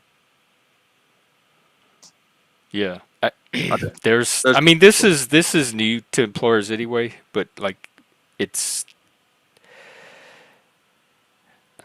I don't know what to say. Like, call me if you need help integrating autistic people into your company. Call me. I could probably help with that. But most people are not going to know how to do it on their own. Most neurotypicals, maybe not even most neurodivergent people. Oh, I understand. That's why I've given up. I think, yes, you're right. I think we can be a benefit to the workplace, but I don't think the workplace knows how to, I guess, like the woke say, diversity and inclusion. They don't know how to make it a place that truly includes us. And until they figure that out, and they're not going to figure it out until they let people like us teach them, and listen to us. You can't fix stupid. No, I know. I'll say this too: in a place where the turnover rate is very high, where I work, and maybe not on the level of autistic or neurodivergent or anything like that. Working with people that don't really want to work, but they know they need a job, and getting them in the mindset of, hey, this is what work is. And a lot of times, they'll give them their coordinated training and everything will go okay. But then you put them on their own. And this is a type of job where you're given a set amount to do. It's not wait till the clock clicks, X hour and then get out of here. It's, you have to complete this amount of work before you leave. Otherwise, you won't have a job. Is that a non-union place? Yeah, it's a non-union. Okay. And what you'll find is the people that don't want to work, they will take themselves on. But sometimes you'll find somebody that asks you a question and you might get a minute to talk with them. And if you put them next to the right person, it might change their mind about how they think about what they're doing, rather than thinking about, oh, I'm just at work. Like, is that an employer's job, or can you just go find employees that already know how to work and are there to work? That seems like it would be good for a job training program. But you see what before I'm they saying? actually get out into the employment world, because they even have people that can go into the workplace with autistic people and kind of be a buddy for them as they orient to their new job. They could do that for a couple of weeks and help the autistic person get oriented, like a third party person, not from the company, but somebody that the autistic person themselves brings in. So there are things like that for entry level type jobs, and there's programs that prepare people that for jobs that maybe have never worked before. So it seems like there's a pre-employment stage where all that might be valuable at. But to take up job time to try to teach somebody how to have a work mindset seems like not the role of an actual company. Jeff, They call I have that a caller on OJT. line one, and he says that he should only have to work for 4 hours at the most, and lifting anything above 25 pounds is racist. Well, I hope he finds a company that Well, then I can't go lets him do pee if that. I can't lift more than 25 pounds. It won't be mine. Yeah, and I don't see anybody until they've already passed that point. You know what I mean? Like if you So the accept the people that job, come to you already know they're there to work and they already know how to do it. yeah, they've already witnessed it, and and they've already practiced. I've seen people in their first week, and you know what? Again, sometimes it's not just the work. Sometimes it also goes into the personality. Because I've had people that have been there a couple of days that will come to me and say, "Hi, what do you do here?" And I tell them, and they ask, "How long have you been here?" And I tell them, and I'm just answering their questions at this point. But then they tell me a little bit about themselves, and I'm like, "Well, if you want to stay, you're gonna have to do what you're doing right now, regardless of how it seems. But if you want an opportunity to do some of the other things that are happening right around you that maybe seem cooler or different, you're gonna have to stick out where you are now." Yes, Whereas exactly. the people that don't introduce themselves, the people that don't ask questions, those are the people that are gonna be like, "Oh, I'm just supposed to do this on myself, and I don't like it." Well, guess what? I don't like getting up early as hell and going to work either, but I've been doing it because that's how I learned the system and I know why I'm doing it. So everything becomes easier and I don't have to do the hard stuff anymore. But when it comes down to it, when the brand news come in, sometimes I look at somebody and I'm like, bro, I look at them day in and day out and I'm like, I wish you would just ask me a question. Just ask me anything. I don't care if it's, "Hey, how's the weather?" Start a conversation with me. And you know what? There's people that will never do that. And there's people that you put yourselves next to try them and be like, "Hey, is this person going to talk to me?" But, Do you talk to them? I mean, every once in a while, it depends on the situation, but I don't go seeking out to get people that don't want to be there to be there. Right. I wouldn't either. Like I wouldn't even hire someone that didn't want to be there. I tend to find it a little bit more organic when I find myself talking to somebody that I could tell by, even if it's organic, I can tell whether they want to be there or don't want to be there. Yeah.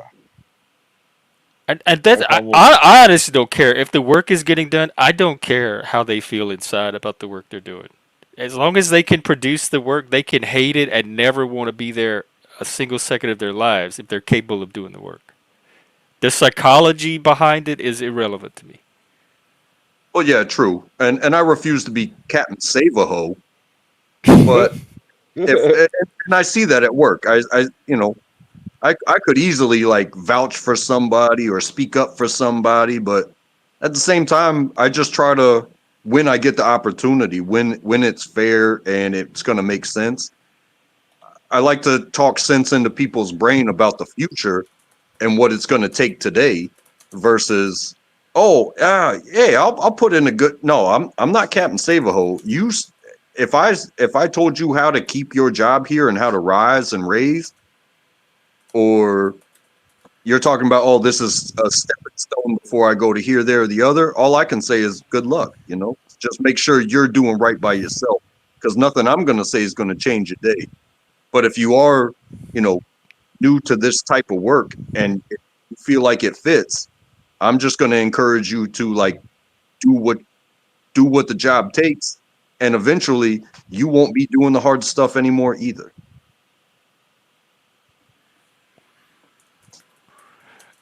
Yeah, I guess the people that are open to that. I mean, like I said, most of the conversations that go deep like that, they are the people that will talk. They are the people that want to be there. Whereas the ones that don't want to be there, you can tell right off the bat. It shows from their work.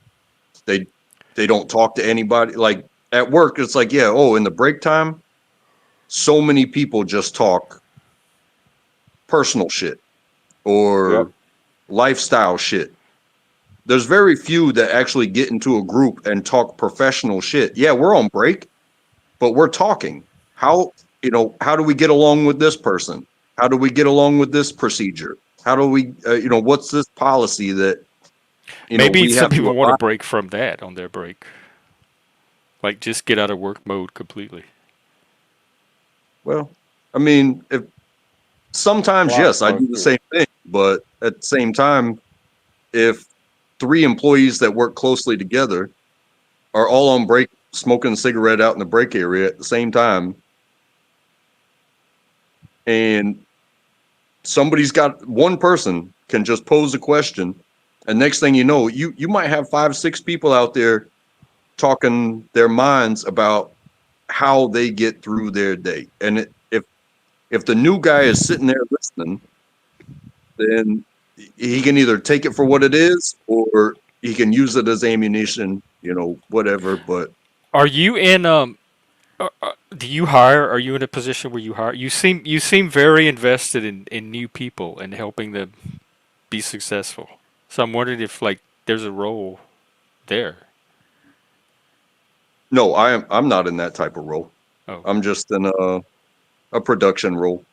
It's a bit elevated and tactical, technical, mechanical. Well, you seem to have a lot of interest and insight in something beyond that role that involves helping to onboard new people. So maybe that's an edge you can start to display to your boss. Like, do they do they have people that orient new people? Not necessarily. Oh. There's your walkthrough when you're a potential hire, and then you have a week's worth of computer work to do for policy evaluations, and then you get hooked up with a trainer depending on what your job was, and they spend like 3 Well, I days. guess maybe that's from trainer. Do you have any ambitions to become a trainer, or to do training in addition to the rest of the work? I mean, there's only 2 of us in our building that do what we do, where there's like 50 people that do the other stuff. Oh, okay. So you're more But at the specialized. same time, when you're talking about integration, I think I could really help somebody integrate, as long as again, even with that integration process, if you have what do you call it? Somebody that's almost refusing the program. It's like, okay, I got a job and I got to spend this time with this dude. Those are the people that are going to have the hard time. But I think I could integrate people into where I work. So wait, you're saying the people that are having to train the new people are being taken from their actual job, and they'd rather be doing the job. They don't have separate people dedicated. Oh no, I'm talking about the new person. If the new person's just like, I got to spend 3 days with this guy, because if I'm going to spend 3 days with you, I'm going to be working on you and where you fit in here and how it's going to feel. You're going to have some emotions. You're going to have some body pains, and it's things that you can work through. Whereas, sometimes the person being integrated, they don't want to. Maybe it's like what you were saying about that neurodivergent. Like, I don't want to listen to your words. I just want to get to work. But at the same time, there's so much to having longevity in a company that's beyond just doing your job. Right, and you seem interested and concerned about some. I guess I'm wondering why you're not more in a management position, because this is kind of management type thinking. Well, as far as now, I don't think an integration. There's job training, and I don't do all the jobs. I've done what I've done up to my point, but I'm not, left, right. I'm kind of straight up to where I am, and I'm not above anybody really. But when those leadership type positions come into play, there's so much in management that I'm not willing to deal with. You know what I mean? Oh, I'm because not it sounds like willing. you're showing leadership right now, and you have leadership ideas, but Right, it but would I'm take not some kind willing of to. leadership of you to actualize them. Like you'd have to be able to. You're not interested in working with the actual leadership. No, I'm not interested in being the leadership because I don't want to be the one to receive those. I'm not coming to work messages at 5 o'clock in the morning. I'm not. I'm not into. I'm not into computers too much. So the platforms that they have for managing available personnel on such and such a day because somebody has vacation, and then you get the call outs, and then you got, oh, somebody's got to leave early, or writing people up and telling them exactly That's what from they what dealt like wrong. if yeah. I wonder if like training, because it's like you don't want to be a supervisor, but you might make a good trainer. I think But I it would be but okay. it also says like your job is very specialized, and they mostly need you at your job all day long because there's only two people doing it.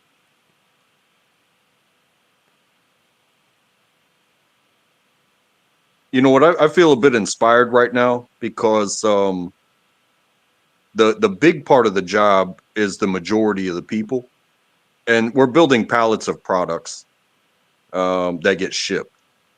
And I can't teach the person how to drive their equipment because I refuse to drive that piece of equipment. And that's the majority piece of equipment. But the way they build the pallets, like you have to be a little bit of an artist because otherwise you're gonna, okay, I built this pallet, I wrapped it up, and I put it where it was supposed to be. But it still has to survive being put on the truck driving however many miles it has to go, and being received and then broken down. So if you built some fragile thing that's barely going to leave the building, you could have made other decisions logically, but some people are just so caught up of, oh, it's on the truck, it's not my problem. Yep. Oh, And so that they're not causes, if they build a faulty pallet, they're not it doesn't come back on them. I mean, their names on it, but at the So same once time, they hand off the pallet, they're still accountable for it. to an extent, because when the pallet falls over, who's going to say, oh, it was built like this and that's the reason why it fell over? You know what I mean? So it's like that's a quality control issue. Yeah, I think so. And I think the quality of how people put the things that are on that list on that pallet makes a big difference. And I'm not alone. I've been doing what I've been doing for 8 years. And the people that have been right along with me, like, we'll see people ride by with a pallet and we're like, how long do you think before it Well, is falls over? management aware of all this? Like, could Well, my direct supervisor came from the same place that I came from, but I took the specialized equipment and took the supervisor role. And he's a great supervisor, by the way. He coming from the ground up, like, I think that's about the only way to go on that yeah, I direct tend to first trust line. people that come up from the ranks too. Yeah, that's how I see it. But there's Yeah, some man. things that you can't beat somebody smart. You know what I'm saying? Yeah, I know. I don't try to. I pick the smart ones. I pick the ones that are already smart. I don't go try to take not smart people and make them smart. I just go try to find the smart ones. That's what the education system's for. If they haven't done their job, I'm not here to continue it. But also, like you said about earlier about like getting the people that want to work and whatnot. There are certain jobs out there that are designed for, I don't know, maybe people going through a hard time, people with no ambition, no education, but they got a body and they got a mind. And as long as they can bring their own motivation, they have a chance to shoot for the moon with a company like mine. But if they're just coming there because their mama wants them out and they got to get a job, or they just got paroled, and if they don't get a job, they're going back to jail or something like that, and they come in with Wait, a they send you mindset. to jail for not getting a job? It can, as far as I know, it can be a parole condition. So, like, say you're getting What out of if jail, like people are not in control of whether they get hired or not? How can that be? right? But they work through caseworkers, parole officers, social workers that will try to get them, because So I guess then, is it the caseworker's fault if they go back to jail because the caseworker didn't help them get the job? no, that's the thing. Is like some of these jobs are perfect for people that can't be around regular society, but they can be around a warehouse and products. You know what I mean? Like, our workplaces, there's no children there. There's very few women there. There's nothing but your equipment and that sheet of paper that you have to fulfill that order. If you get sidetracked or whatever, that's on you. Like, there's no potential for certain things there. Like, it's already a thing where, like, you can't bring firearms on the property, you can't bring drugs on the property, stuff like that. So, but the thing is, in some of these situations, these people will, be guided into these jobs. But it doesn't matter if you're some sort of failure or you're coming out of jail or something like that to where you still can work. Once you show up to work, if you don't bring your own motivation with you, or if you're just sitting on that, well, I have to get a job because my PO said so. It's that mindset. And no, a trainer can't train out your mindset. A trainer can't motivate you, get you to show up on time and stuff like that. That's where it has to be, like, so much of it, that client slash versus consultant view is, you do have to be honest with yourself and where you are and what you're asking of me. Because if you want me to teach you how to have a job and stay here, you got to show the effort. Yeah.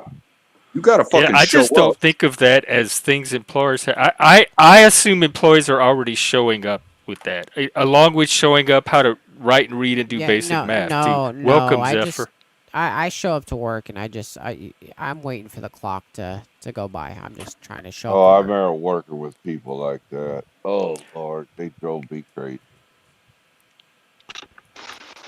Well, If I I'd did, say that's a choice. and if I did that, I would never have a leave work early day. But at the same time, if I was trying to stretch whatever work I was given first thing in the morning until that final clock that I'm scheduled to, I would be behind all day, and my boss would absolutely hate me. So what I do is, I get ahead, I take a break. I get ahead, I take a break. I get way ahead, I chill out, and then whether I stay and do extra or take a half a day, that's on me. That's when it becomes on me. See, I'm But like, give me a deadline and I'll get it you're done by then. Don't robotic, bug Zeph. me or criticize me. You're robotic. What? Yeah, I relate to that too. Tell me what you want me no. to do, and then get out of my way and let me do it. Damn it. Your microphone's coming in choppy, Zephyr. Nice to meet you, by the way. Let's see if I can do anything about this. You know what? Let me check your settings too. Sometimes if you reset the echo Try turning your cancellation. camera off too. Sometimes that'll help. Try again. Hello. Oh, it's still. Yeah, let me see. Well, Jeff's Lost Boys. We don't know if she's a woman yet. Are you a woman? I don't want to assume your gender. Me? Yeah. Yeah, I'm definitely a woman. I've had 2 babies, so. Okay, see, we do have. I Fear get this. accused of. For some reason, people think women don't come on this panel, so people are pointing Oh. out that there is a woman on the panel. Well, We I am got an Booth odd up here. He person, so counts. yeah. It's Well, usually the I odd like women have that end up here. I have a trans kid, so Oh, okay. and I'm not a groomer. I Well, get told that. some of that's because of the queer theory ideology. Like, I don't think everybody's Yeah. a groomer, but there is a certain agenda and ideology in parts of the left to kind of push the boundaries of where childhood innocence ends and begins. Yeah. Mm, I don't know. I also am like I'm a witch. I like read tarot cards, Oh, and so I'm used to getting flack. I'm okay with it. well, I'm glad you're here. Yeah, I'm sorry if my mic is bad. It's a little better. I think Oh, it's get this workable. woman out of here. She's of the devil. She's a witch. Oh I said, no! I'm a Satanist. I used to be a witch. I used to read tarot cards too. Yeah, Wicca. it's between me and God. So I think they should quit cock blocking God. Because Yeah, that's God's job. yes, religion is a personal thing. Hmm. I like you guys. I love this conversation you're having. Well, it sounded Oh like you no, had some honey, I'm thoughts on not it too. taking anybody's job. I'm just pointing it out. Okay. You got a new woman on panel, Jeff. Peanut gallery over here. So it sounds like you had some experiences yourself in the workplace, being neurodivergent. Oh yeah. Yeah. I have good eye contact, and I do have like some like physical like tics, but I've not ever been diagnosed, so I kind of like had to learn how to cope. And I'm really bad at time because my circadian rhythm since I was a teenager was just I have a rhythm, but it's just like a long form rhythm. And I know why that is now because I have friends all over the world and I need to talk to them and be up at their normal hours. Like, so it Oh, kind of right. goes I think around. we're all on panel time now. Yes. I've been that way since like 2007. So, Oh, wow. Is that how long you been doing this? well, I started being self-employed in 2007 and I did handyman work and odd jobs. And then about 4 years ago, I started reading cards professionally. Oh, nice. And that's all I do now. That and Oh, wow. art, because I'm an artist. I paint. But that's not like a cash job. I have to do that. It's like passion. surviving. Yeah. Mm-hmm. It'd be nice if I could sell some, because then I wouldn't have to give them away so I could make more. Do you have a So website where you post them? Like a I marketplace? have some, yeah. I've tried that a little bit. I don't have anything that's up right now, but people can like hit me up at Instagram, and I have a bunch of my art up on Instagram. If you drop your link in the back, I'll post in the chat. I'll put your channel too. I appreciate that. There's her channel. You could now, just to check be her clear, out, give her a like, subscribe. We're not talking OnlyFans, are we? No. Although I was a stripper when I was younger. Well, no, because I'm trying to get myself into Did you get OnlyFans. quarters thrown at you? Actually, I only had one guy ever want quarters, and he wanted me to pick him up off his head with my ass. What? Praise God. All right. Praise you want me to God. post Praise this in the God, chat, folks. the Instagram? Yeah. Yes, sure. Here is Zephyr's Please. Instagram. And I have a YouTube too, but it's under this name. Okay. Yeah, You can find me. I'm just pretty put that easy. one in too. I'm just sort of getting it going. I had an idea for a show that I was going to do like a couple of years ago, and I was on a podcast for a while, like pretty regularly for the first like 10 episodes. We were interviewing people that were into magic stuff, like esoteric stuff. We had like Bootsy Greenwood. He read all the what is it? Reality transurfing. That's like Zealand's book about how to manifest things. Is that like creative visualization? This Yeah, lady's talking Greek to a Christian. I have no clue. I've only read the Bible 3 times. it doesn't disagree with it, so it just means that there's more timelines, and it gets confusing. It's not for everybody. And when it comes to the Bible, like I read the back of the book, and I didn't buy it. You read the blurb. I read it twice, the Bible, and I still read parts of it occasionally, but I mostly put myself into every single character that I read, like as if I was them. Oh yeah. Me too. Mhm. I don't Well, know any other way to read.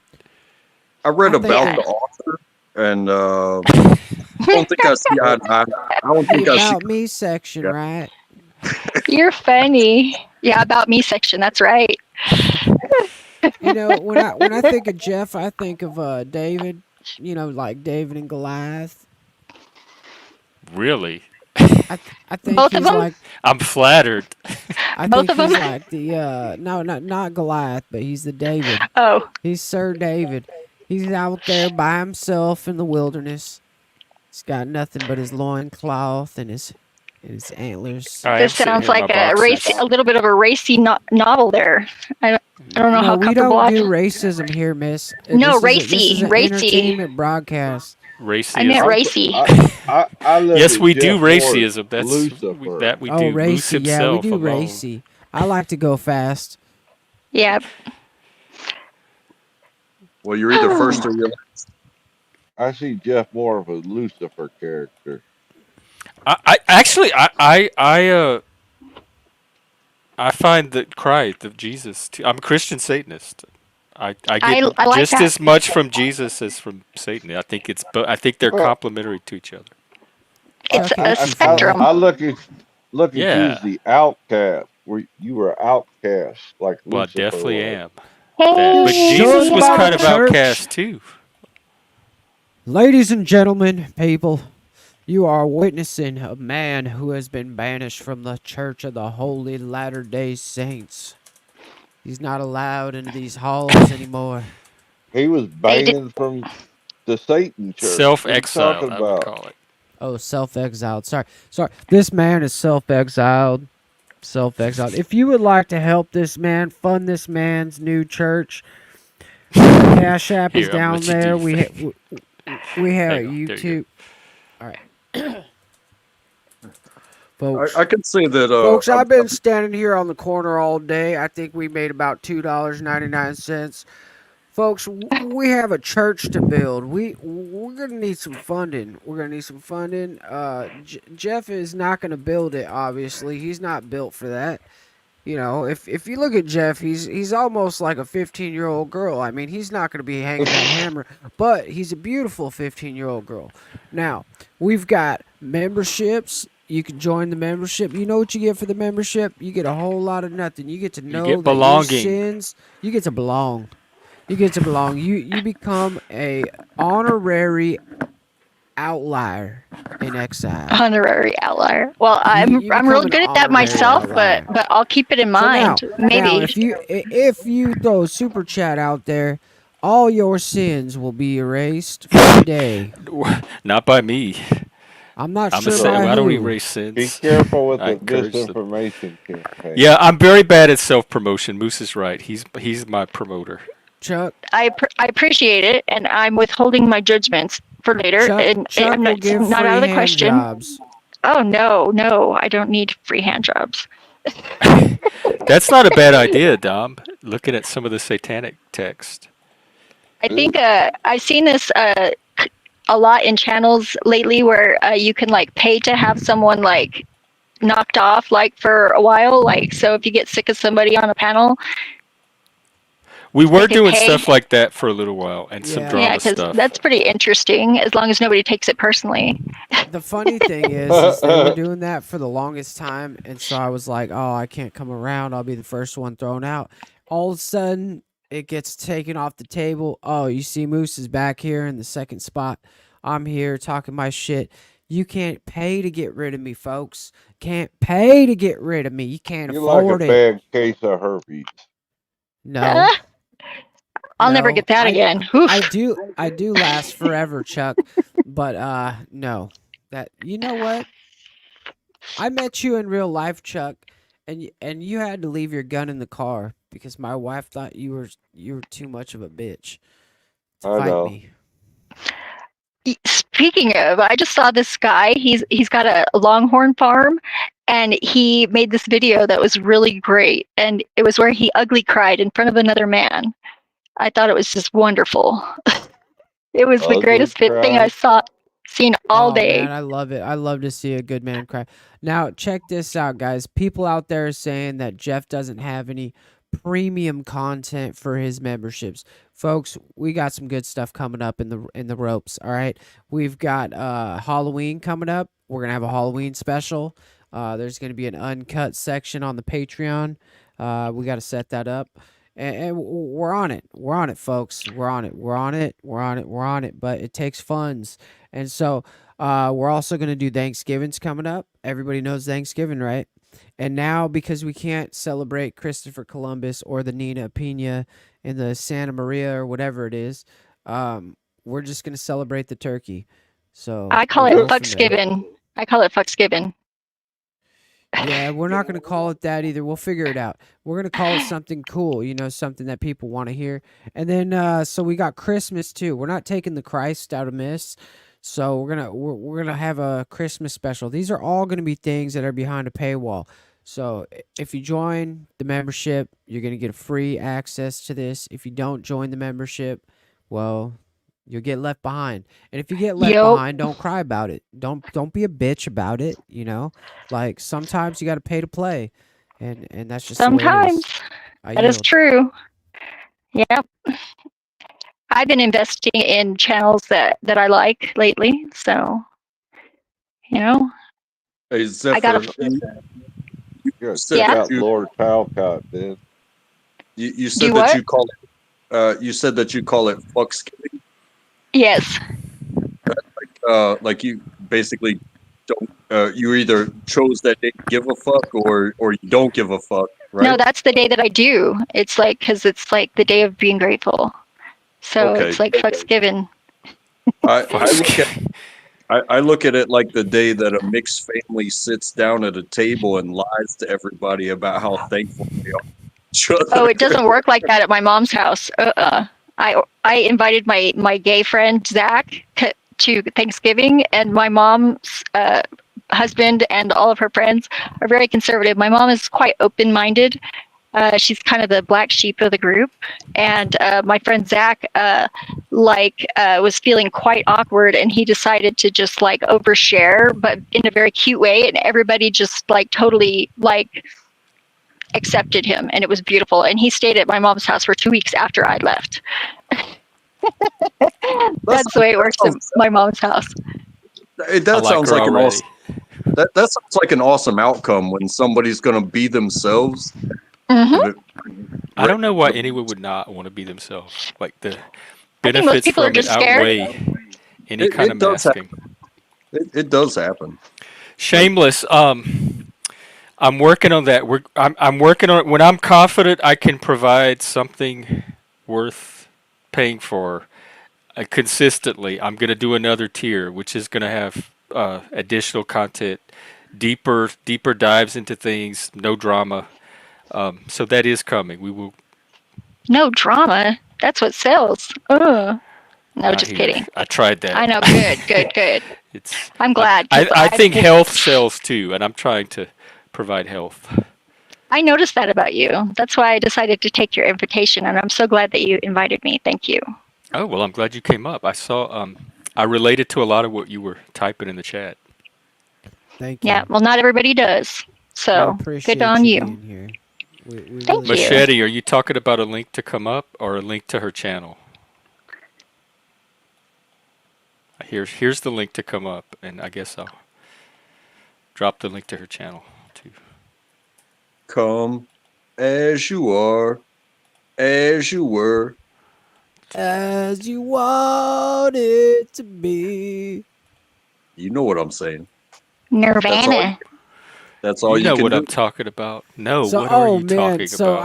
I got a good music story from today. Oh my gosh, dude. Okay, so I'm on break, so I'm just wandering around, and I find myself in the meat room, and I'm looking at the guy, and I'm like, dude, What's a meat room? I've heard this fucking song probably 100 times this week. And he looks at me and he goes, let me tell you something, youngster. He says, you're about to find me hanging from the ceiling if this shit continues playing. He's like, you need to find whoever is in charge of this shit and change it. So I go upstairs and I'm like, hey man, can you change the music? The guy in the meat room's suicidal. And so they change the music, right?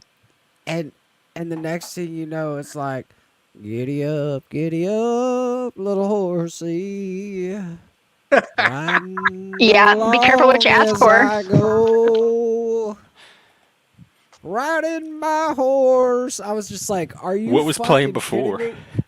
Oh, it was like the same like Katy Perry, Backstreet Boys. Oh, I would have liked the horse song a lot like- better.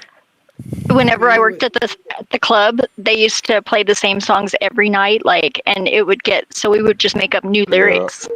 Oh. Do sing along. And you're like, And it's funny because okay, here we go again. drugs replaces love in every song hilariously. And yes, my mother grows mushrooms. I don't. Somebody That's why made a nobody comment. comes to my Thanksgiving no more. There's nothing Oh wrong no, with she keeps them growing downstairs. mushrooms. There's nothing Yeah, she wrong grows with all it. sorts, not just the psychedelic ones. Shiitakes and lion's Mm-hmm. mane and Reishi, cordyceps, lion's mane. reishi. Yeah, there's all Mm-hmm. kinds. Yep, we even built her a clean room. Wow. Don't mushrooms grow in manure? Yeah, Yeah, but So- when you're- the kind when we you're ate like did. trying to propagate them and We'd stuff, have to go like, pick them out of the cow field. you have to be in a sterile environment because, like, otherwise the other bacteria could eat up the food first, and other than the mycelium. So then, Mm-hmm. you're And they can fucked. cross-pollinate each other in weird ways. You mean like Jeff does? Jeff cross-pollinate. Freak. Freak, what do you mean by cover moose's daughter? What does that mean, son? Fucking. Hey, trust me, I believe in a clean shit room because when I gotta handle my business, there better not be a speck on that seat. Otherwise, I might explode. Do you have a bidet? I do. I won't make it to the bidet if there's a speck on the seat. You know what I'm saying? That sounds messy.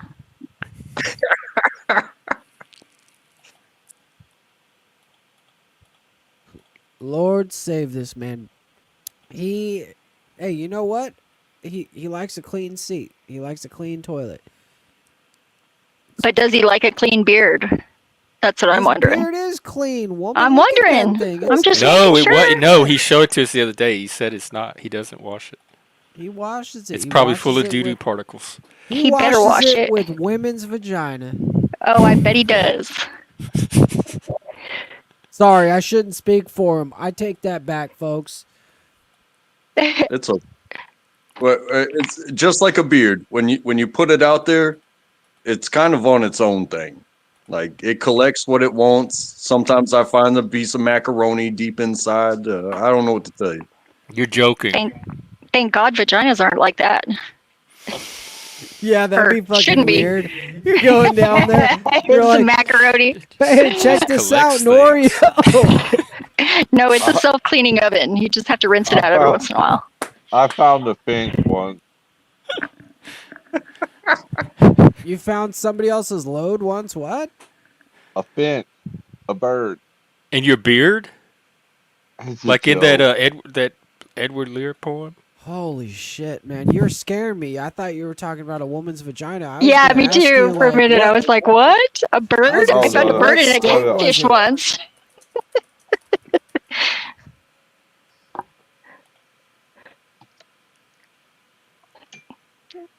It apparently drowned, and the catfish ate it.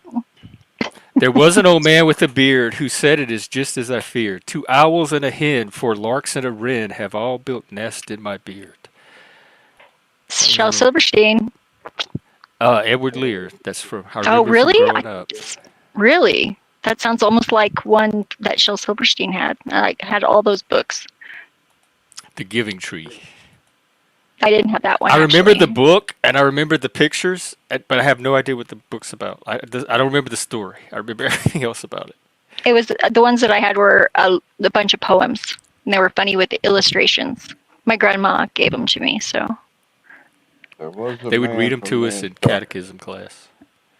Yeah, whenever I went to Sunday school, I went to Jesus Saves with my friend, and they told me that Smurfs were satanic, and I remember like telling them, "Oh yeah, I had some Smurf posters, and I saw them moving whenever I was like," and they I just thought were like, Smurfs were communist. I thought they were homunculus personally, but I thought they were blue. Dabba dee dabba dabba dabba dee. yeah, probably.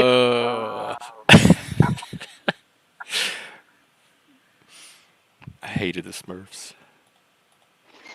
I liked all cartoons. I still do. I just saw the best one. That's a new one that's online. It's called the Amazing the Amazing Digital Circus. It's a deep cartoon. The Digital Circus? Amazing Digital Circus. Let me look It's got 3 episodes. It's independent. It's really good. There's something that was just said that it kind of brings it back to me watching the cartoons and the comics and the TV shows that I used to watch as a child, where it was like, oh, the bad guy, but the bad guy has powers, and then the good guy or team of good guys, they have powers. To me, that's like the extreme on both sides, where if they could just sit down and slice a turkey and get along, there are so many benefits that could happen. We'd be fucked. Just if stop the extremes on the left and the right sat down and had a turkey, the rest of us would be fucked. The fact that they can't do that is the only thing saving us from dystopia. Probably. Yeah, just a little while longer. Just, They're hold both on. authoritarian. They're both violent. They both want to tear down the system. I don't want those two groups sharing turkeys. Yeah, I'm just mostly worried about the sun taking us all out, That's really the only thing I'm worried about. The sun? Yeah, solar flares could knock out the power grid. Everybody I be know. We mayhem. have them Yeah. up here, and my internet Yep. connection goes down all the time. Yep. And that's not something you want to go down all the time. I know, especially me. Yeah, every time they have a solar flare, I have to reset the router like 2 or 3 times a day. Yeah, I'm super sensitive to the solar flares, so I always know when they're happening, like without looking. And sometimes I get a little emo, but I'm pretty good at maintaining. How often do they happen? Go in They're on an 11-year cycle, so they have a peak. We're basically hitting the peak right now, and then it'll be a downturn, and it won't peak again for another 11 years, basically. Okay. How long does it like the peak last? How long? Well, we're about halfway through it at the peak, and it's generally a couple of years on either side. So by 2026 we'll be fine. So No, this is the next few years. Yeah, a couple of years only, because you've already gone through a couple of years of it. Oh my God, that's good to know, I guess. Yeah, well, and it's I'll better get than fiber like optic. it's good if you know about it, because then if you can like insulate your energy field against it, sort of, make sure that you care for yourself extra. I don't do anything with my energy fields. I didn't even really know about them. What do we need to know and do in response? Well, I have a simple thing that I tell people to do, and I say, like, close your eyes and like sit in comfortable space, take some deep breaths, and just imagine that there's a white rose in front of you and you're holding it in your hands, and then it just like shoots this like force field around you. If you do that a couple of times a day, you should be okay. If it's a little particularly more intense, you can like imagine like a Merkaba. Do you know what a Merkaba looks like? The chariot? It's like, well, sort of, yeah. But you imagine it's your energy field, and it's like a downward facing pyramid, and an upward facing pyramid, and they rotate counter to each other. And it surrounds your whole body and protects you. And you just imagine it, and that's how it forms around you. And I had a if you, book when I was a Wiccan. I had a book on psychic self-defense that had those kind of visualization exercises that I would use. it's really not that hard either. And if even if it's just a placebo effect, it still works. That's kind of the same with creative visualization. Like I think when we direct our mind, our intention, our creative powers in any direction, it could have a subtle effect on what our attention Including, spans start to yes, notice. where your attention goes, the energy flows. Shameless we were, but now we're talking about, I guess, our personal energy fields. What'd they ask? I didn't get that. They thought we were still on solar flares. Oh, yeah. We could be. Chestedron. Because I know people... I'm not good with energy and vibes and all that stuff. But I know you have matter and energy, and there's this the theory that we put out energy and energetics and managing your energy and all of that. But I'm just not tuned into energy, I guess, as much as I am matter. Well, matter is manifestation of that energy, so E equals maybe. MC squared. Exactly. You know what? That's really funny because I was an atheist before I had my epiphany, and I had my epiphany, and it was like about 2004. I wasn't even like looking to like become enlightened or anything. I was just trying to figure out what I was going to do with my life. I was reading like books like What Color Is Your Parachute? Oh yeah, And I was and I was like, taking Enneagram tests and all What's your sorts of things like Enneagram? that. It actually is variable, and I have like a lot of things that are over 60%. So, but I would say probably the tests almost always say I'm an INFJ or an ENFJ. Oh, for your MBTI? Because the Enneagram is like type. The other one is the enthusiast, but I've also got like several other ones that are the same percentage. So I don't even know how, if it's the same percentage, why they would just choose that one over the other ones. Because I got like 87%. If you're balanced like 5 on of your them. letters, it can show up. Like if your thinking and your feeling are pretty much equal, it can show up as either one depending on the test. That's what I have it a lot of does, mine yeah. like that. I'm an X in XP. And then Yeah, Enneagram, I'm an 8-7 wing. I'm the challenger. Yeah, I'm an enthusiast. Supposedly, more often than not. What number is that? Let me look. I think it is either 7 or 8. I'm not sure. I don't remember now what number it was. 7. I know I'm a Oh yeah, okay. I'm life- 7 wing, so we're like right next to each other. Yeah, and I've got like 4 wing or something. I don't know. 7s have 5 or 1. So you probably have 5 wing. Maybe, yeah. I wasn't sure. I know more about my astrology than anything else, really. I'm a Leo rising with the Taurus moon and Mercury Virgo. I have Taurus moon and Virgo rising. That's cool. I have my youngest is Virgo and my oldest is a Taurus. And my mom is the Taurus. I studied astrology professional. I was going to be a professional astrologer back in. That's cool. Back when I was into all that, and I studied myself right out of it because as I studied it, I realized that it doesn't make sense. It's all bullshit. It doesn't make sense, and I really I couldn't. I said I can't take money for this if I don't even believe in it anymore. That's really high, like good of you. I mean, if you don't feel it, even if you invested in it and you can walk away, that's better scruples than most people. So props to you on that one. Choice. It was back then that was for the internet. It was a correspondence course that you did by mail, and you took a test that it would certify. It would prepare you to take the certification test from the AFA to be certified by the AFA. And so that's what I invested in. That's how I was with college. Whenever I went, I was like, I went for semiconductor manufacturing technology, and I like completed like AC and DC electronics and physics, and I got A's in all those 3 classes, even though one of them was supposed to be, or the electronics were supposed to be done in 1 semester each, but I did them both in 1 semester because it was self-paced. And but then I flunked my freshman comp and my math 115 because they were graded on attendance. And I was just like, oh, I can't do this. Oh, because of the time thing? Well, because of the time thing.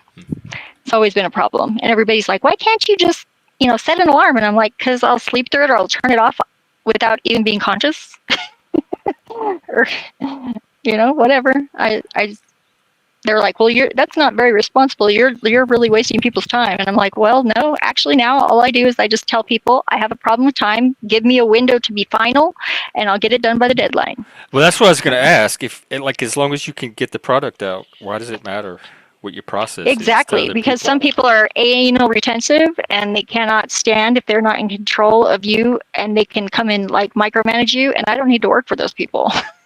Right. Yeah. I can't either. I took myself out of the workforce. Yeah. It'd be better. You realize whenever you have to like make those kind of decisions and you start making them, that the universe supports you, and you actually end up better off not taking those, because you'll end up being miserable if you take those things just for fear of like survival, and you don't need that much really. Well, I wish the universe would start sending me some super chats or something. Yeah. Come on, universe. Me too. Come on, people. But yeah, there's no way I can go back. I have no doubt it's the right path. I'm paying a price for it, and I'm suffering and struggling for now.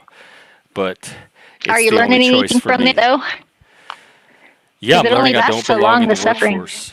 Yeah, that's good. But one reason is because I can do better work on my own than I could ever do for an employer.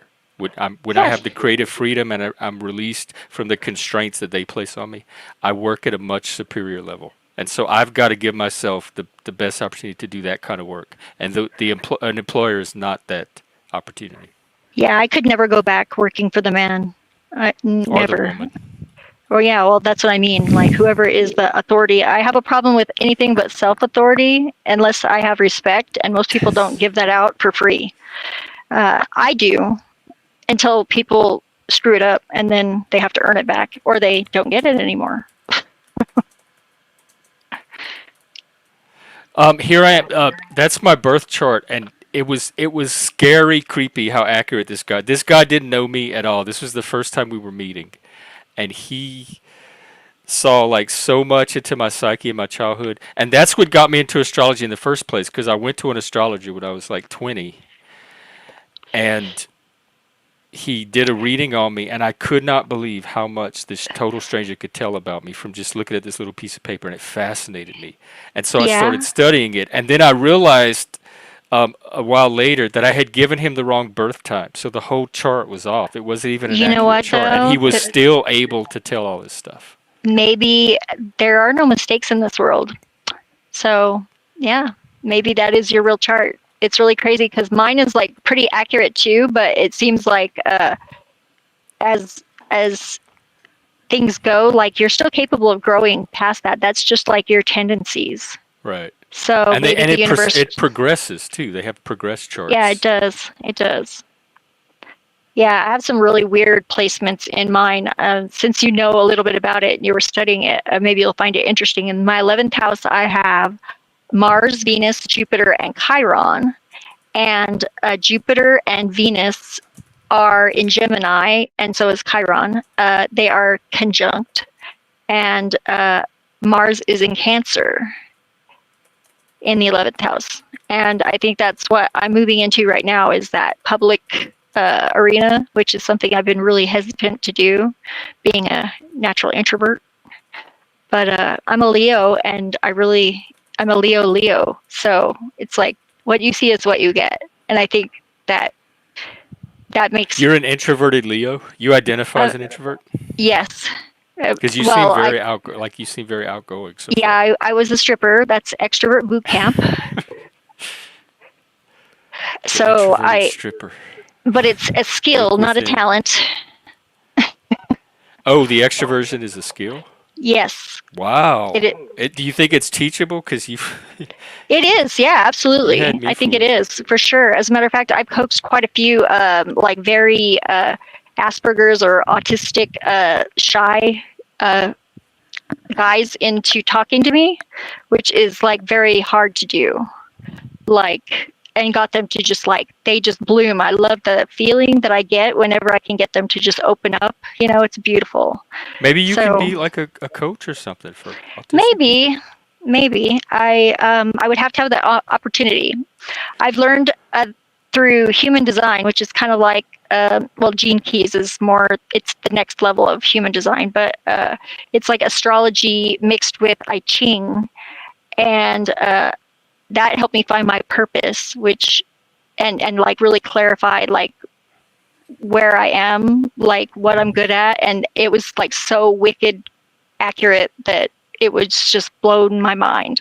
And the things that I didn't understand were the things that I worked on, and I was like, once I like got that I have an energy type, mine is a projector, which means that, I mean, and it explains a lot because like I always, whenever I read cards, I don't want to know what the question is because it always seems like harder to get the answer, and the answers don't seem to be correct because if I know, then I'll project all over it. Oh, right. Yeah. So I don't ask for the question. As a matter of fact, I just say, do not tell me the question. And I just give people parameters for what they should ask. So that way they can get a specific answer for something. And I look at it as I don't really need the cards to read, but people wouldn't listen to me if I didn't have that tool as an authority representative, you know. But I do really well. I haven't had anybody really, unless they weren't taking it seriously when they sat down and they were just like, I want to sit in this chair because it's sitting outside of a bar and I'm going to, you know, pay $10 and, you know, just like It's the bullshit place with to this chick sit. for a minute. Yeah. But they don't tell you that right away. And I'm not always that. I don't get sarcasm. So when people are like with that energy coming towards me, I just take it seriously. So you're more like of an intuitive, and then the cards are just a focus for when Yeah. you're Well, I just ask the reading universe from that and then person. it just comes to me. It's a channel thing. Yeah. But I have to prepare my energy space. So I use glitter as a boundary. Like I sprinkle it on the sidewalk, like around my little area. And I have like this whole atmosphere that I build with lights and everything. And I have way too many crystals that I schlep with me and set them up all nice. And I handwrite my business cards. Do you you have the battery that introverts have, where you have to recharge? I did before. Now it's not so much a problem. Ever since like the Halloween that was a full moon, like I think it was 4 years ago, I was tarot reading for a friend of mine. She was having a Halloween party, and literally the party was like 8 hours long, and I was reading the entire time, like nonstop. And I just felt energized. Like I couldn't sleep for like 3 days after that. And I was like, did somebody slip something in my drink? I don't know. But ever since then, things have shifted. And my friend Zach, he busks and he reads cards and does music and stuff. And he was like, well, come with me downtown whenever he was staying in Albuquerque with me. And I went with him. And whenever he left he lives in Sedona. And whenever he left, I just like started going down on weekends, and I do really good. I mean, I love it. It's a great job. I get to meet new people every time. It's really, it's freed up a lot of my time because I only work on weekends, usually 1 or 2 days a week for like 5 or 6 hours, and I can survive on that easily. But I have to save up for the winter too because it's too cold outside. So you kind of just, yeah, I think you're doing what a lot of us are doing, just trying to make it bit by bit. Well, and I've been getting more readings online too, which is helpful because I can read regardless of space, like distance. Oh, Machete, thank you very much. I rarely hear that. I rarely hear that I'm a ray of sunshine. I don't even know what to do with that. In fact, I'm just going to say thank you. Here You I must am. be I usually reflecting. use the sign that's further, like if you're between Sagittarius and or Scorpio and Sagittarius, I advance it to the sign further in the year because your chart's going to progress anyway. And so as the years go by, you're going to end up more and more in that sign anyway. So when I'm working with the cusp, I usually default to the sign further in the future.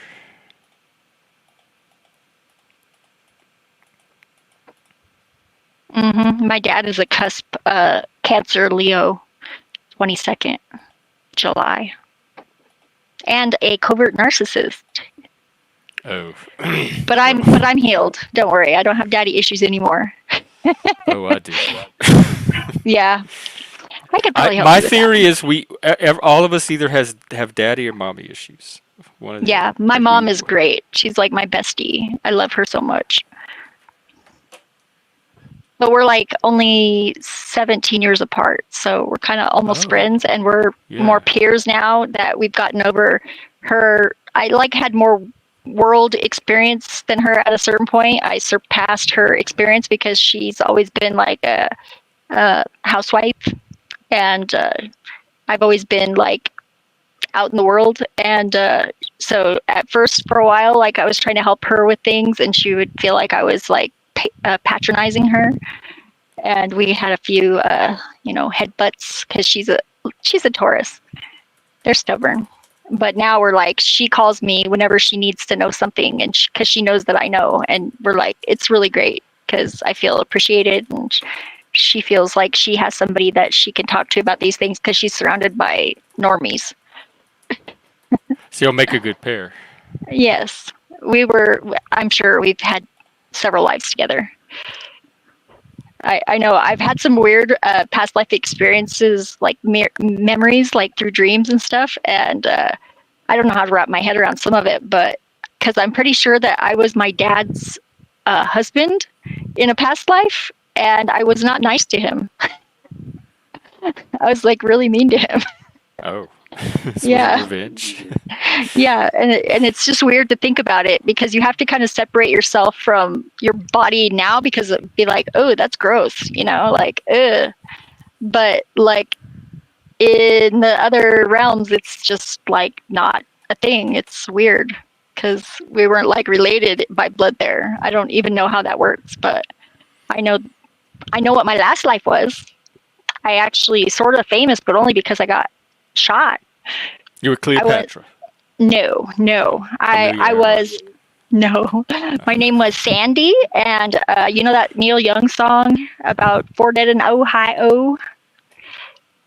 Yeah, from Steele's from Cross Kent State about Massacre. the protest. I mean yeah. Yeah. I was watching a documentary on that the other day. In fact. It's crazy synchronicities.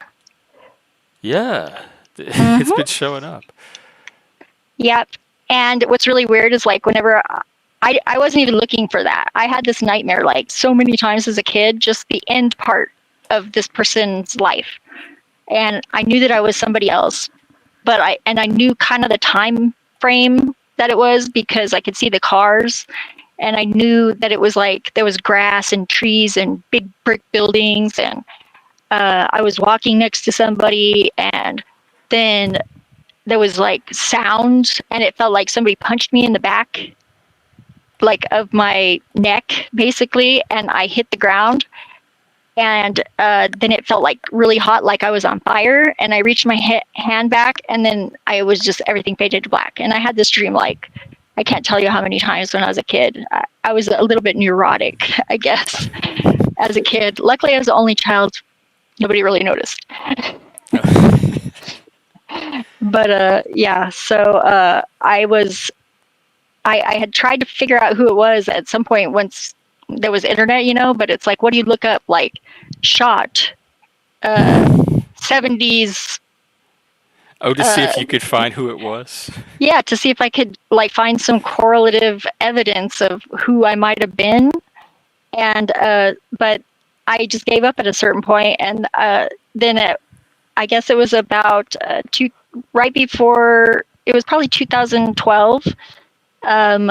I was like watching YouTube documentaries. I would just search documentaries and then search for the longest videos. And then I would just hit play and let them play while I was doing other stuff around the house. And one day I looked up and I saw the scene from my dream in black and white on this documentary. And I was like, I just like basically like sat down and I was like, and then I like looked on my phone and like looked up the victims. And as soon as I saw this picture, I was like, all the hairs on my body stood up. And I was like, oh, that was me. And I just was like, wow, it's really weird. And what's really weird is I've met a bunch of people that actually know the reincarnations of the other people that died the same day. That's wild. Yeah. And I wasn't even looking for them. Like people, I would just tell them that story and they would go, oh my gosh, I know this person and this person. I've never like tried to contact them or anything because I mean, I would think that would be weird. And a couple of them I didn't know real well anyways. One of them I did, but it's kind of weird though, because it's like there definitely is like some sort of reincarnation going on, but I don't know exactly how it works because I'm not related to this person. And so I don't know how much that has to do with what we've been. Time is really weird. Because whenever I discovered all this, I was like looking at the details and I was like, oh my God, this happened the same year that my ex-partner was born, which was 72. And I wouldn't get this wrong. But now it's like, whenever you go and look it up, it's 1970. And I was like, no, there's no way I would have gotten that wrong. I remembered that with a mnemonic device, basically. I've got a really good memory. So I don't know how that works. Hi. I gotta step away for just a sec, but I'll be right back. Yep, please keep talking. Sure. How's your day? Yeah, my day's really good. I just missed probably about 30 minutes or however long. Just talking about past lives. Oh. Or past deaths, rather. Ugh. And how weird that is. Because it was very weird, yeah. You'll have to rewatch it. It's a hard story. I've told it a lot of times, though.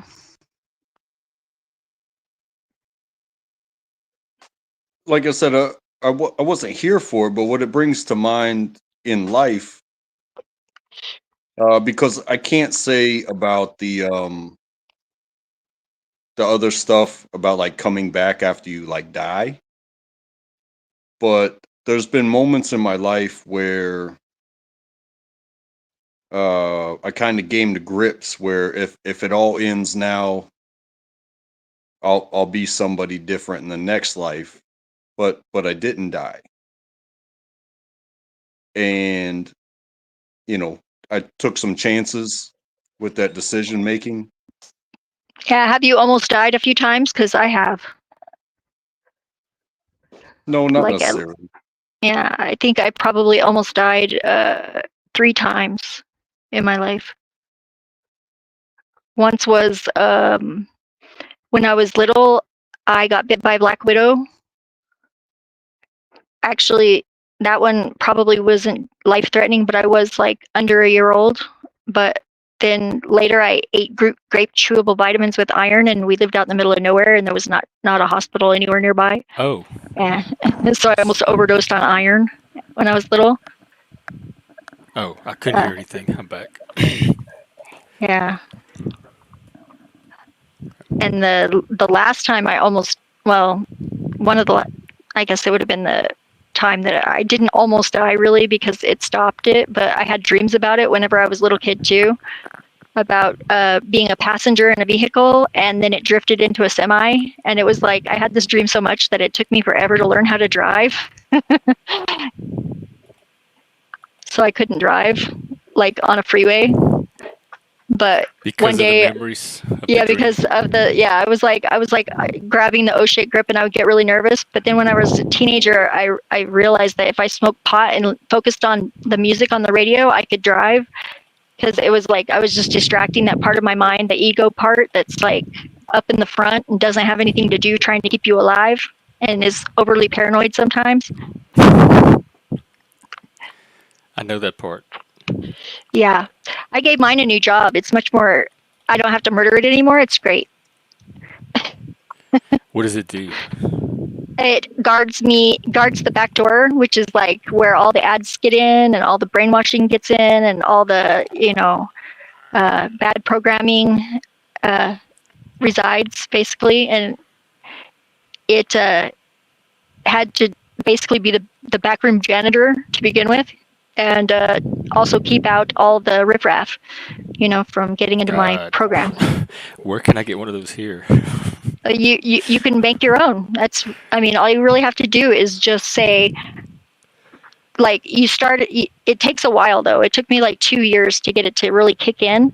But if you do like neuro-linguistic programming on yourself, you can, if you can like pause before you react, like in certain ways, like if you can just say, give yourself a pause before you make an automatic reaction. If you feel yourself like feeling something, like you're gonna like say something that you don't know, where it's coming from, you might just be insecure or something like that. If you could just pause it and then you ask yourself out loud, which is somewhat awkward sometimes, but it really does have to be out loud, I think. You say, okay, thank you for that thought. Can we please have a more productive thought?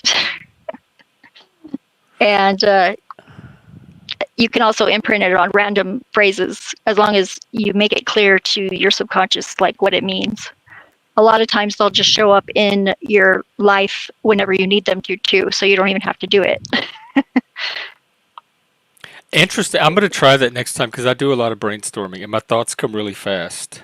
Yeah, but mine do I'm too. going to see if it gives additional thought. It's kind of like the AI, asking the AI for Exactly.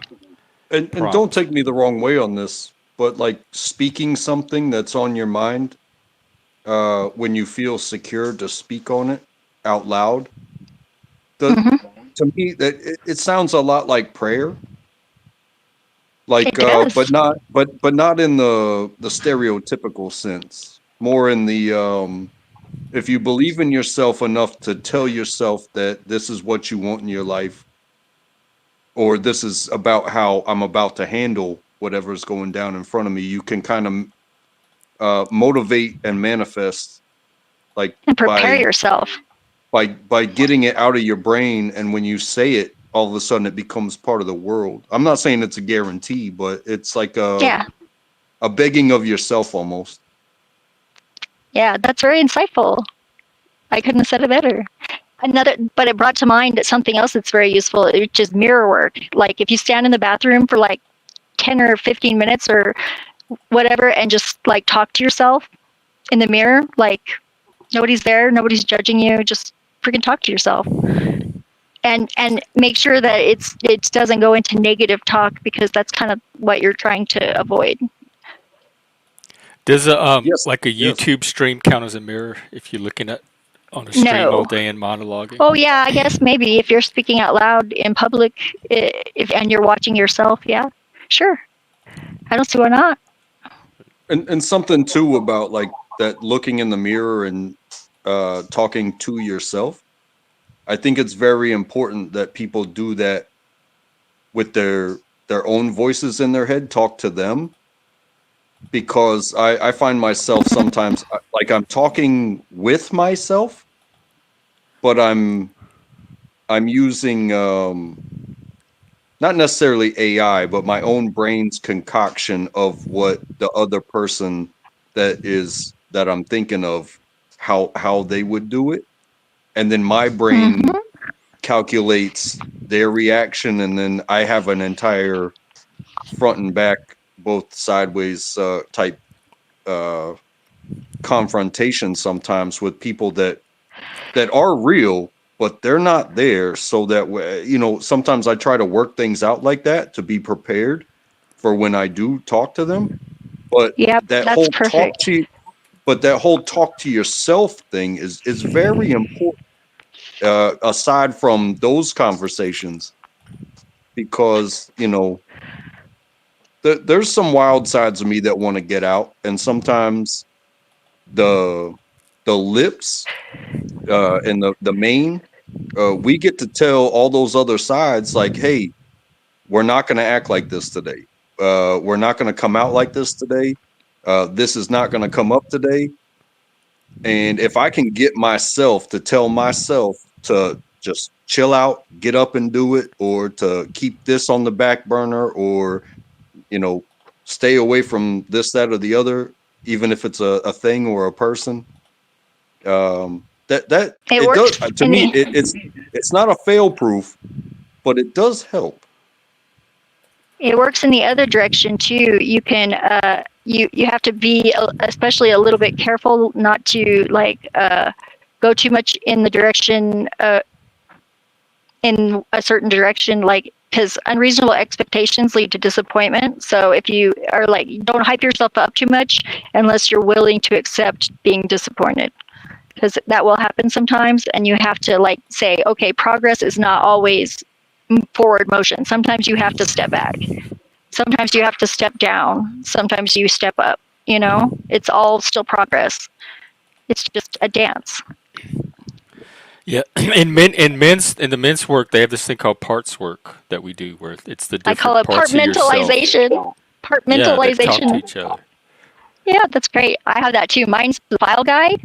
My ego is separate.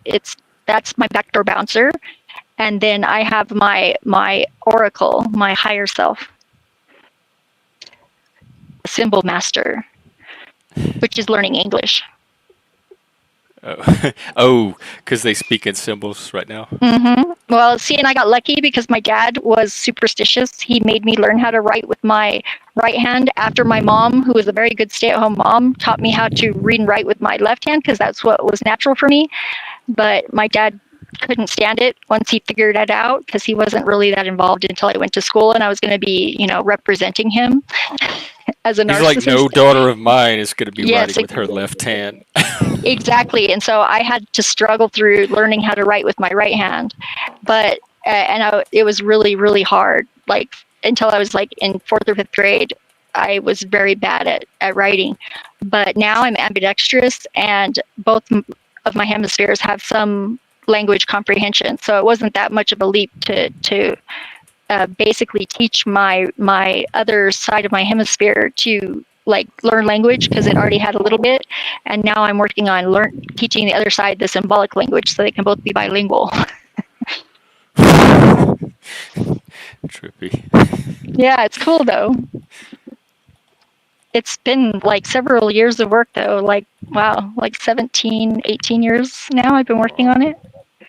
Yeah, I'm 47 this year. Well, congratulations. Okay. Yes, happy. Happy another year. That and we're all there with you. So, well, she's at least Gen X. That I am, but I do identify a lot with the more than most people do with the millennials, because my kids, and I think that people underestimate them. That is great, because you can be a bridge. I am trying to be the Gen X elders to this new millennial generation and help them, give them all the Gen X wisdom so they can pass that on to this even more disturbing generation that I see coming. And what we determined on this channel is the movie The Matrix is the dividing line. There's Gen Xers really that think The Matrix is the biggest piece of crap, and then there's the millennials that think it's the defining movie of their generation. I call it the Patrix, and I think it was a hijacking. And you can go look on my Instagram. I have written this out, and it's time stamped, to where I came up with this idea. I've got the receipts. Oh, is it? You did a video on it? Well, I wrote some stuff down. I was like, this is how we win the game, folks, because it's basically the Patrix has they say they want you to escape the matrix, but that's where all the magic is. It really is. That is where all the creation is. It's not that you want to escape the matrix. You just want it to be balanced because it's been imbalanced for a long time. And so down with the Patriots. That's hashtag down with the Patriots on Instagram. You can look it up. I just put a video of yours from your site, Down with the Patriots. Down with the Patriots, folks. I want to apologize to the audience. She is calling in from the mothership, and that's why you'll hear that there's crackling on her end. But, yes, sorry. Just pardon the crackling. We're going to roll through it, folks. We can't do anything about it on our side. Continue. Yes. It's not too bad. But I'm going to wind down soon anyway. I got to get lunch and take my break. Yeah. But I'll be out this evening too. So is there anything that you want to wrap up with? Because these conversations go on forever. Yeah, it could. Well, and I hope they do eventually. Conversations. Yeah, that's what it is. The internet is the record. I'm gonna wrap this up like you used condom. I'm gonna say thank you for coming here today. We appreciate all the guests. We appreciate all the audience. Everybody. You're what makes it possible. You're what makes it worth it. There's 4 hours and 14 minutes and 40 seconds in. We got to get the hell out of here. I'll send you guys a little bit of a scratch. I'm out of here. Well, and also we have a Discord. Are you on Discord? Yeah, I'm on Discord. Send me a link. Okay, I'm gonna put the Discord in the back, and we have a Discord. All right, great, fantastic. Thank you for having me. And I wish I could figure. I got to set up my computer so I have a better, because I have a professional microphone. I just got to do it. Maybe that's what I'll do. Yeah, it's been. I've been able to follow the conversation the whole time with almost it's just no crappily problem whatsoever. So for me, it wasn't that big of an issue. But is it whining? We're here. I'm here every day, sometimes 2 or 3 times a day. So just subscribe, and you'll get the notifications. I'm already subscribed. I've been subscribed for a while. I've been lurking. Okay. Well, thank you. I'm trying to make this a little community space for people to hang out when they need it. So I try to keep it going as much as I can. And I hang out a few other places too. You guys could catch up with me there. Sometimes Machine Lies and yeah, the game. TML. That's where I got my start. He was Flow State. Yep. Okay. Yeah. She's from this sector. Yeah. I'm pretty new though. I've only been around for a couple months on the Panelverse. Well, wow! You seem to be doing pretty well for new to the Panelverse, because usually it's like sharks in the water. It's a lot of preparation. I sat in on Flow State, like talking to the daddy daughter combo, whatever their names are. Oh, you know what? Yeah, don't even bring up their names on here. I'm like, that's one of my red lines. Yeah, I don't know why he's in bed with them right now. He's not. Oh. I thought they were doing some like collaboration together. We talked about it. I was there. I was present, and I don't even know how I got there. I was that was the first night I hung out with him. So, but I think he's smarter than that. Well, I hope so. Yeah, we don't exploit people, right? It's not toward behavior. Well, I don't know if that applies to Flo, but at least he's open about it. He is there to exploit. I think he's tempted, but I think he knows better, and he's got his little. I support him. He's a capitalist. Exploit away. I hope he doesn't have to, though. I kicked him a little bit of money, what I could. So everybody else should do that too. Don't really only don't harm yourself or break yourself to support this channel. It's really only if you have it, if you want to do it. I don't want anybody prioritizing this over their own needs at all. Exactly. That's very smart and so good. You're going to get back 10 times at least. Like, pay it forward, folks. Well, it certainly was nice meeting you and talking to you today, and definitely come back. You too. I will be back. Thank you. Okay. Have a lovely day. You too. Take care, Zeph. See you later. See you later. See, that was women do hang out on this panel. She's our diversity panelist. Untrackable? You got anything? Yeah, like I'm sorry I missed a lot of what she had to say, and but handling business. But your channel is, I think it's good for me. I feel comfortable. I feel welcome, and I'm thankful for the guests that do come up here and participate the way that they do. We will not always be the same, and I think that's kind of the beauty of it. But when things come together, the differences kind of fade away and boil us down to the raw. And but there are some things that you can never take away from an individual, but that will always be regardless of the topic that comes up. And I love this type of environment. So thank you for having me as always. Oh my God! Thank you so much for saying that. That's the exact reason I'm doing this. So thank you. It helps so much to hear that. That means a Yes. lot. I appreciate you. And you take care of yourself above anything, because you are useless if you don't take care of I yourself. know. I'm doing a stream tomorrow on burnout. Yes. Exactly that topic. You know, I listened to you a couple days ago. I was up here and you said that you were going to take a break. And then there was a bit of drama, which I watched, but I didn't participate in. And you know what? Whenever you need to take a break, I think it's good for you to announce it, but I think it's good for you to do it as well. Yeah. Yeah. Even if it's like a day away from YouTube, even a day helps. Resets. So I might do something like that. But I tried to take a break, and I took a break for about 6 or 7 hours, and then that was apparently I was fine after that. So Well, just know, you know, the people that come up here, I can only speak for myself, but hopefully you feel some love, not just channel love, but some real love, that people that, you know, Oh. were very appreciative, but at the same time, your ideas about how conversations go and how the flow of things go, of you're a channel manager, you and it's, I have fun here. I find peace here. I find knowledge here, and I also find the ability to share. And I don't feel put down or contradicted, even when other ideas are put into play. It's like, see how things unfold, and everybody's been respectful. So that's what I'm seeing, and I think it's great. So thank you as always. And handle your business, Jeff. Get something to eat.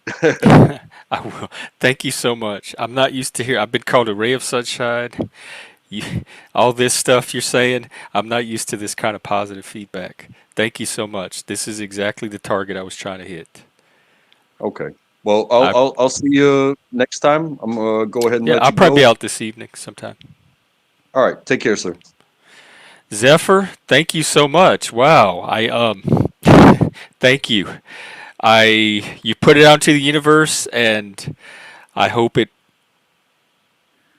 pays it for. I hope it pays off. It does. It definitely keeps the channel going, and I hope it puts other things out in the universe as a result. So thank you very, very much. And wow, I don't want this to go to my head. After all the last few weeks, this is this is an anomaly. Yeah, I know. I thought about that because my goal was to treat this as a full-time job, like, because long story, I won't get into it now, but there was like a reset and a reorientation a few months ago, and when that happened, I was like, okay, I'm going to treat this as a full-time job, and I started doing a morning stream, a midday stream, an afternoon stream, and an evening stream. And it felt like more work than any real job I'd have ever had. I'm like, if I'm going to put this amount of work into something like this, I better make this into an actual job. So I have the drive and the passion for it. But and so my goal was to do about 8 hours a day, which is a normal job. And then I realized, but I'm doing it for 7 days a week. 8 hours a day, 7 days a week is not a normal job. That's overtime. So I start to cut back, and now I'm trying to hit about 40 hours a week instead of 8 hours a day, which seems more reasonable. And it's easier for me to spread that over 7 days than to try to cram it all into 5 days, like a neurotypical work week. So I'm still finding my balance and my flow, but so far I'm doing the streams whenever I'm like aligned and able to do it, and whenever it feels like that's the thing to do. And so I'm learning to manage that. I still think it's going to be 7 days a week, but also I'm looking to add more variety. We want to do some gaming streams. This is my real job, Tommy. I'm trying to make this my real job. I am determined to turn this into a career. I think I can do that. I think it has the potential. And I want to do things like some gaming streams, some topic-oriented streams, some guest streams where I do one-on-one with guests and we go deeper into topics. So I want to do a variety of streams. Well, and I think you probably do really good work at your job. And I don't have a job like you have. I have a job that I have a hard time staying in the workforce because of the social factors and the cultural factors. So it's easier for me to take myself out of the workforce, but I've chosen a different path. I've chosen the road not taken, and so it comes with a lot of DIY and having to, like, how do I want to say it? I'm paying a certain kind of tax early now with elbow grease and rolling up my sleeves and grit and getting it all done that I hope will pay off down the road. And I'm choosing that path as an alternative to having a more reliable, steady, full-time job. Just because I have enough data doing that to know that I need to do this instead. So I think it's different in different people's circumstances. Well, I do. I have my practice where I see clients. I'm wrapping up, Joe, but I'll be out later this evening. I have the clients where I see, but that also is online. So between streamings, I have my appointments with my clients as well. So I mix that into this. But I am trying to do both of those as full-time jobs. They kind of work together because if YouTube allowed you to do one-on-one sessions as a membership perk, I might even transfer the one-on-one stuff to something like YouTube. But because they don't, I have an LLC that I set up to do the one-on-one stuff, and then I can do all the other stuff that YouTube allows me to do, like member-only streams, member live chats, super chats, that kind of stuff. So between YouTube and the business, it's one kind of enterprise, although it's separated for legal and business reasons. But it's one mission, and I'm trying to turn that mission into something full-time. And I don't know how much you like your job or what your plans or ambitions are, but I definitely think you have the talent and skill set. If you're called to do YouTube full-time or you have the ambition for it, I think it's possible for you too as well. So thank you, Tommy, very much. And I've always enjoyed your participation here, so I hope you keep coming back. All right, I'm going to go grab lunch and take a break. We'll probably be watching, we're in the latest season of Survivor. There was an episode last night, so we're going to watch it today in the Discord, and there's another show where it's like Survivor on the side of a mountain.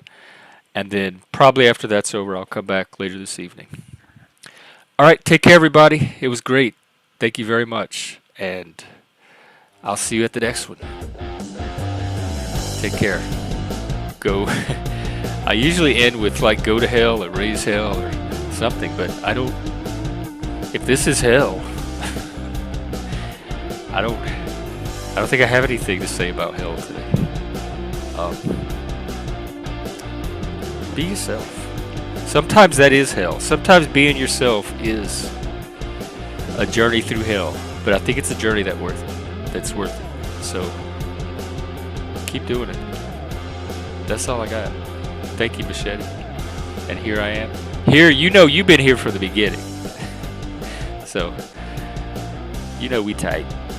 All right. Take care, everybody. Later.